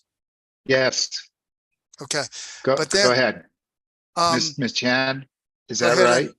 The 12 megawatts, subject to check, the 12 megawatts, the revenue requirement associated with that is including in the number in Mr. Casa's PNN Exhibit AC5. Okay, so that's being, Mm. again, I keep on stepping on you. No, Finish your answer, no, it's on please. the top line number, the 256.9 million. So it's it's not included in the 30 that you did in rebuttal table SC1. No. Okay, can you tell me why the 12 megawatts of PNM owned batteries would be treated as traditional production versus, do you I understand think- my question? Yeah, I think that is a response to NM areas interrogatory, maybe set 11.1. Yes, think it's something that is a interrogatory that's sponsored by Mr. Casa and Mr. Heffington to talk about why we treat those two differently. Can I go? I have it right behind me. Can I go get that, please? Thank you. Yeah, yes. Yeah.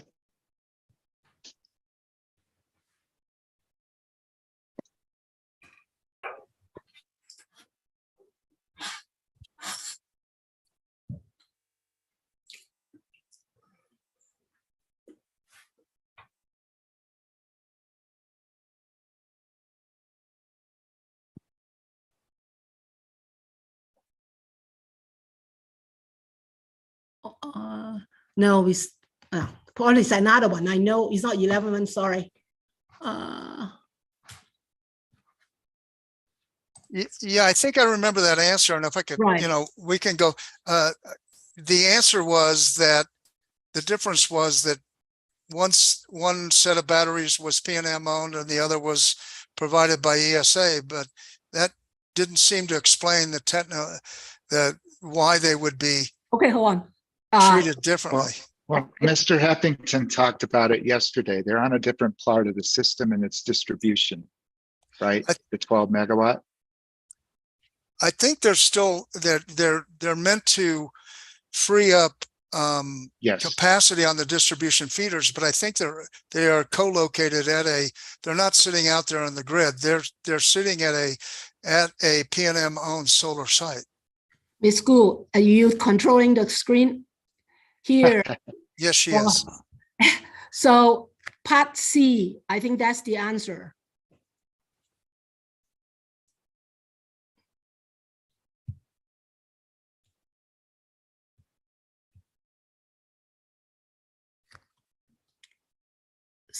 That explain our initial functionalizations of 100% of the cost to production demand, but then also talk about that may be a different way to functionalize it. And if so, it is more appropriate, functionalized similar to the energy storage agreement. And in here, we did try to see whether any interveners have any suggestion as far as the functionalization. But I remember we received no input as far as that functionalization of the 12 megawatts. I think in our testimony, we said that this is an appropriate functionalization. What we took issue with was the next thing I'm going to ask you about, which is the ESAs. Okay. Okay. The ESAs are part of the replacement power portfolio that was approved by the commission in case 19-00195, are they not? Yes, subject to check. That's the right docket number. Yes. Or the companion docket 20-00182, I believe. Yeah, thank you for that. Everything kind of fades into a mist. But those batteries, even though they are being procured through an ESA, which is a purchase power agreement, essentially, right? Yes, and yes, But they are also co-located at solar production facilities, are they not? that's my understanding. Okay. If those batteries, instead of being, if that capacity, instead of being purchased through a PSA, was PNM owned, would they also be assigned to a production demand allocator, which is the traditional 3 summer, 1 winter? No, because in my rebuttal, I talk about ownership have nothing to do with allocation. It have to do with, or functionalization. It have to do with what function it provides service to, whether it's a production transmission. And for our 12 megawatts of battery, we talk about it, and we, in that response to the interrogatory, saying that there might be a different way of allocate or functionalize them rather than 100% production. So that is now, when we look at it, that, like we said in the response, that it will be a different way to functionalize it. And we believe that is more appropriate to functionalize similar to the ESAs. I guess what I'm not understanding is that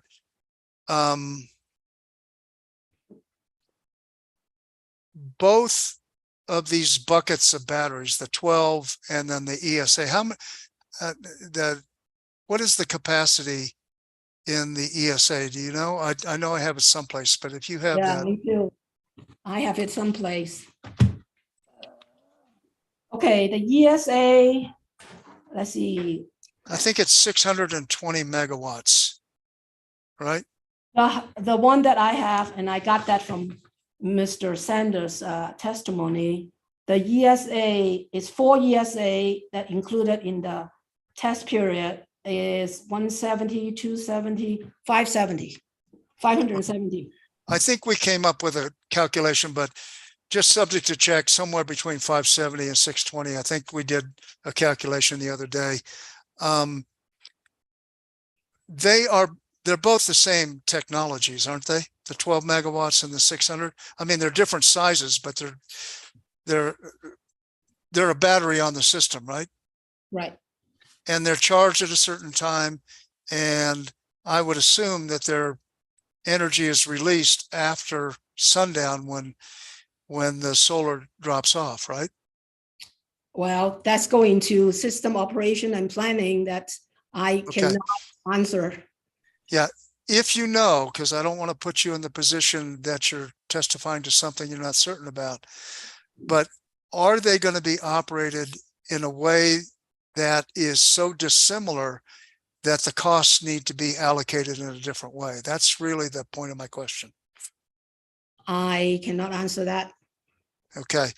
If you knew that they were both going to be operated, discharged in the same way, wouldn't that lead you to say they should be allocated in the same way? They should. And like I said before, we believe that they should. And the way that we allocate ESA is the more appropriate allocation. Okay. But at this point, you're not aware of any operational differences in the way that those two buckets, the 12 bucket and this, let's say the 600 bucket of batteries is being operated. that's a question that, you have to ask our operational guys, how they're going to operate the resources. Okay. I wanted to kind of circle back. And Mr. Hearing Examiner, did you want to end this hearing right at 5 so we can have mercy on Mr. Lee? Did you want to end early? How did you want to do it? Because I'm going to go into, I can break at any time, but I would like you to have that freedom to feel that you can interrupt me at any time. Well, thank you, sir. I'd like to end at 5. I will So, stop my is questions there- at 5. Okay. Is that okay? I'm fine with stopping No. now and coming in the morning, but I'm thinking of Ms. Chan and Mr. Lee. Well, So why don't we let's, do this? It's been a long day. I Why mean, don't we start in the morning? well, And- no, okay. And I think I have 45 All minutes to an hour tomorrow morning. Okay, I just absolutely want to keep moving with as fast as we can humanly do, because we have so much to get through and I don't want to get jammed up anywhere along the way on the tracks, have a derailment or something. So I will make my commitment to you to do the best I can to finish early tomorrow morning and also to cut short and take some time off when I get into Mr. Casas, because I do think I need to review the answers that I got from Ms. Chan and look at the cross that I had for Mr. Casas, and I'm almost certain I can take a chunk out of it. So I think we can, if we end a little early, give everybody a break from the Mr. Gould and Ms. Chan show. It might be a blessing. But I want to be clear. I want you to be able to make your position and your case clear. You've done that in an eminent fashion, so we're good. This is working. This is laborious, but it's tricky stuff. Yeah. Okay. Yes, it is. Mr. Herring, Who's speaking? this is Kelly Gould. I'm sorry, I'm not on camera. I was just curious if we could take a couple minutes. I know we want to end, early. I would be interested in PNM's lineup, if we could do that before we Well, end. first, yes, I would like to point out that as you see on the in injury time or added time is 35 minutes. So I'm going to just start with deducting from Mr. Casas that time. Is that okay? That's New Mexico perfect. area. Yes. All right. Now let's move, if Mr. Williger wouldn't mind, to talk about the lineup going forward for at least the rest of the week, if we could.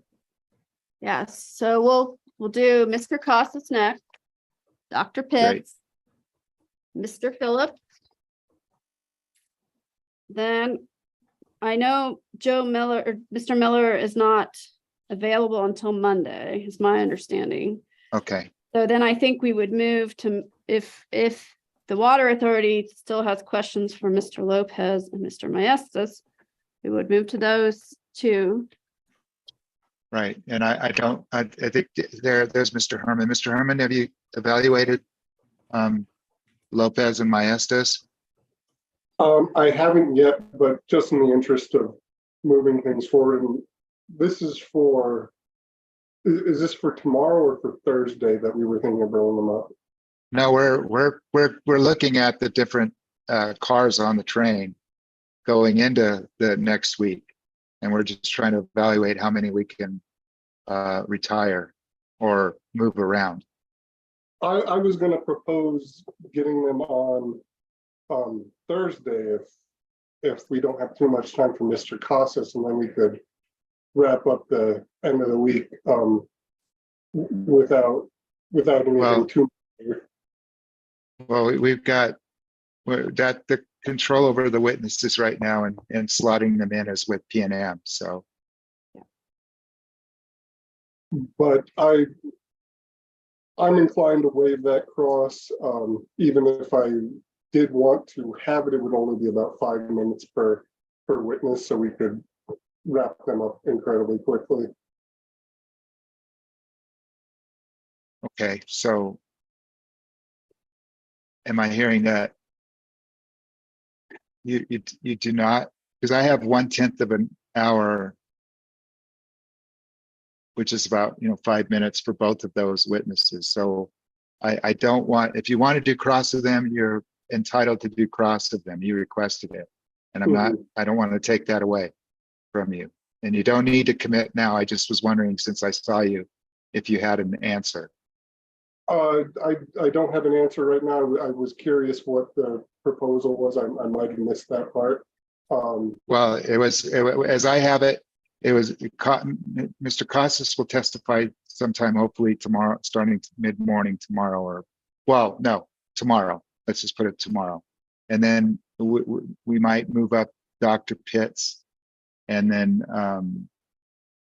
Mr. Phillips. Yep. Right. That's a lot of testimony there, I think, because Dr. Pitts, I have her 3.2 hours for her right now. It may be off a little bit, but I have it 211 minutes right now. That's what I show. And then for Mr. Phillips, let's see, where is he? I have 1.6 hours right now, 182 minutes. So that's a lot of time. And that's good quality time. Thank you, PNM, for making them available earlier. So does that answer the Ms. Gould's question about the the near-term lineup? Yes, thank you. Okay. So it's Casas, and in this order, I believe, after Ms. Chan, it's Casas, Pitts, and Phillips. Correct. And then Miller has to be on Monday, which is fine. Monday, the 18th, that is. And we are in recess on the 15th. Good luck if I don't get a chance, everybody, with your oral arguments before the court on the 15th. Some of you may have been preparing for them today. I thought at lunch. Okay, so what else do we have to address? If I could just ask Mariel, because I'll have to ask her again if I don't ask her now. What time do the oral arguments start on Friday morning? 9 o'clock. 9 o'clock. Thank you. Okay, well, let's then, if there's Mr. Albright, go ahead. Yes, just very, very briefly with regard to Ms. Chan. I won't need all of my time, but I do have a few questions for her following Mr. Gould tomorrow morning. Okay, thank you, sir. Just let us know tomorrow what the reduction in time is. So, yes, sir. Ms. Chan, Ms. Chan is our, by at least request for time, she's our most popular witness in the case. Understood. Deservedly so. Deservedly so, in my opinion, but I don't want to play favorites because that's definitely not, that's contrary to my job. Well, point of personal privilege, I'd just like to say how much I appreciate Stella, how professional you are. I do apologize for stepping on your answers, and we'll try to do better tomorrow. We will do better tomorrow. Thank you. It's Thank only. No worries. It's always a pleasure to spend time with you. I just hope my husband won't get jealous. Even though it's excruciatingly more painful than giving birth to her son. I can testify to that. We got it on the record. All right. Well, I'm going to put that on my business card is what I do. Yeah, be careful with that one. Okay, so with that, I will bid everyone a good evening, and we will be in recess. Mr. DeSalen. Oh, I'm sorry, Mr. has a DeSalen. Yes, sir. Thank you. Thank you, both hearing examiners.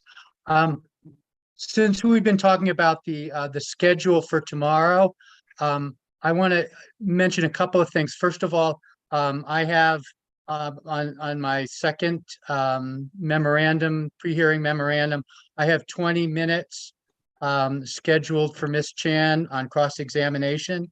The second thing I want to mention is that I have a pre-hearing conference in another matter tomorrow, and I've arranged it for the noon time, the noon hour. So hopefully we won't interfere with this. But if we go past noon, I would ask to be excused. And We accorded somebody else let me try and provide this to you. Hopefully, if nobody else objects, we did this for, I believe, Mr. Marks, was it yesterday? If Mr. DeSalen for CCAE could go after Mr. Gould with He Ms. can- Chan, would anybody object to that? You know, in order to get it done and make sure that Mr. DeSalen has his cross-examination, I have no objection if Mr. DeSalen wants to start tomorrow morning and I can start after him. That way, we would not be worried about that issue. Because I understand being double parked on, with all the things that are going on. Okay, I certainly have no objection to that, Mr. Hearing Examiner. That's fine with me. thank you. That sounds like a good accommodation, Mr. DeSalen? that's fine with me, Mr. Hearing Examiner, and I want to thank all the council for their accommodation. That Okay. will work. Okay, so just remind us in the morning, because I'll probably forget that you're starting the morning with Ms. Chan. Okay? Mr. Hearing Examiner, you have enough on your mind. I'm happy to cover that. Thank you, sir. It would not be because I was being rude or forgot. I just forgot.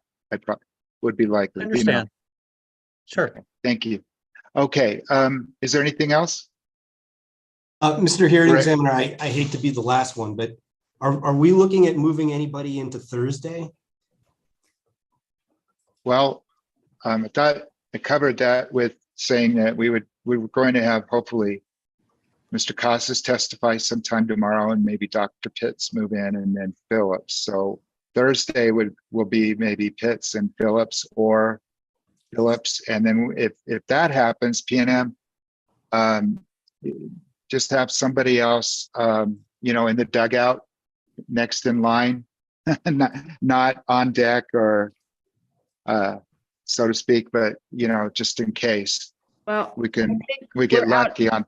Yeah, we're out of witnesses actually, Hearing Examiner. So I think we Oh, would, we are. we would start with Mr. Sandberg on Thursday, if that's the case, if we're going in order. Well, it applies to everybody else too. Ms. Zanazi and all the parties, can you check with your witnesses to see how flexible they are? If PNM's accommodating us, everybody has to play by the same rules on that about being flexible to the extent that they can be available to testify at a different time in the interest of moving as fast as we can. What I thought I heard was that after Pitts and Phillips on Thursday, that there would be Mr. Lopez and Mr. Maestas, and then Mr. Miller on Monday. I am speaking with Mr. Sandberg today at 5:30, and so I can ask him if he could come in on Monday, but I would really like him not to come in on Thursday if it's possible. Well, yes, Monday, in fact, do check with them on that because it's likely now that he will be testifying on Monday. Okay, I'll absolutely ask. Yeah, him. I won't impose Thursday on you. Thank you. Given I know what you're dealing with, so. So Hearing Examiner, I could make a suggestion if we need to fill Thursday out, and I could talk to Mr. Yar, sorry, brain work. I know Mr. Yes. Cray from CCSA has a rate design-ish related issue. So it kind of fall in the order. It would make sense to do it at the end of this week, and I can talk to Mr. Yar. And That would see be if great. we can move Mr. Cray up on deck for Thursday. That would be great. Thank you. I'll do that. Any help, any assistance from everybody involved in, reshuffling the cars on the train, so to speak. The witness is being, hope this doesn't sound bad, but I don't mean it that way. Just, I view them, kind of like the cars, and they can move around as we need to try and keep meeting our signpost, or at least my, signpost. So, is there anything else then? Okay, great. Well, I will see everybody tomorrow morning at 9 a.m. This hearing is in recess. Have a good evening, everyone. Thank you. Thank you. Thank you, you too.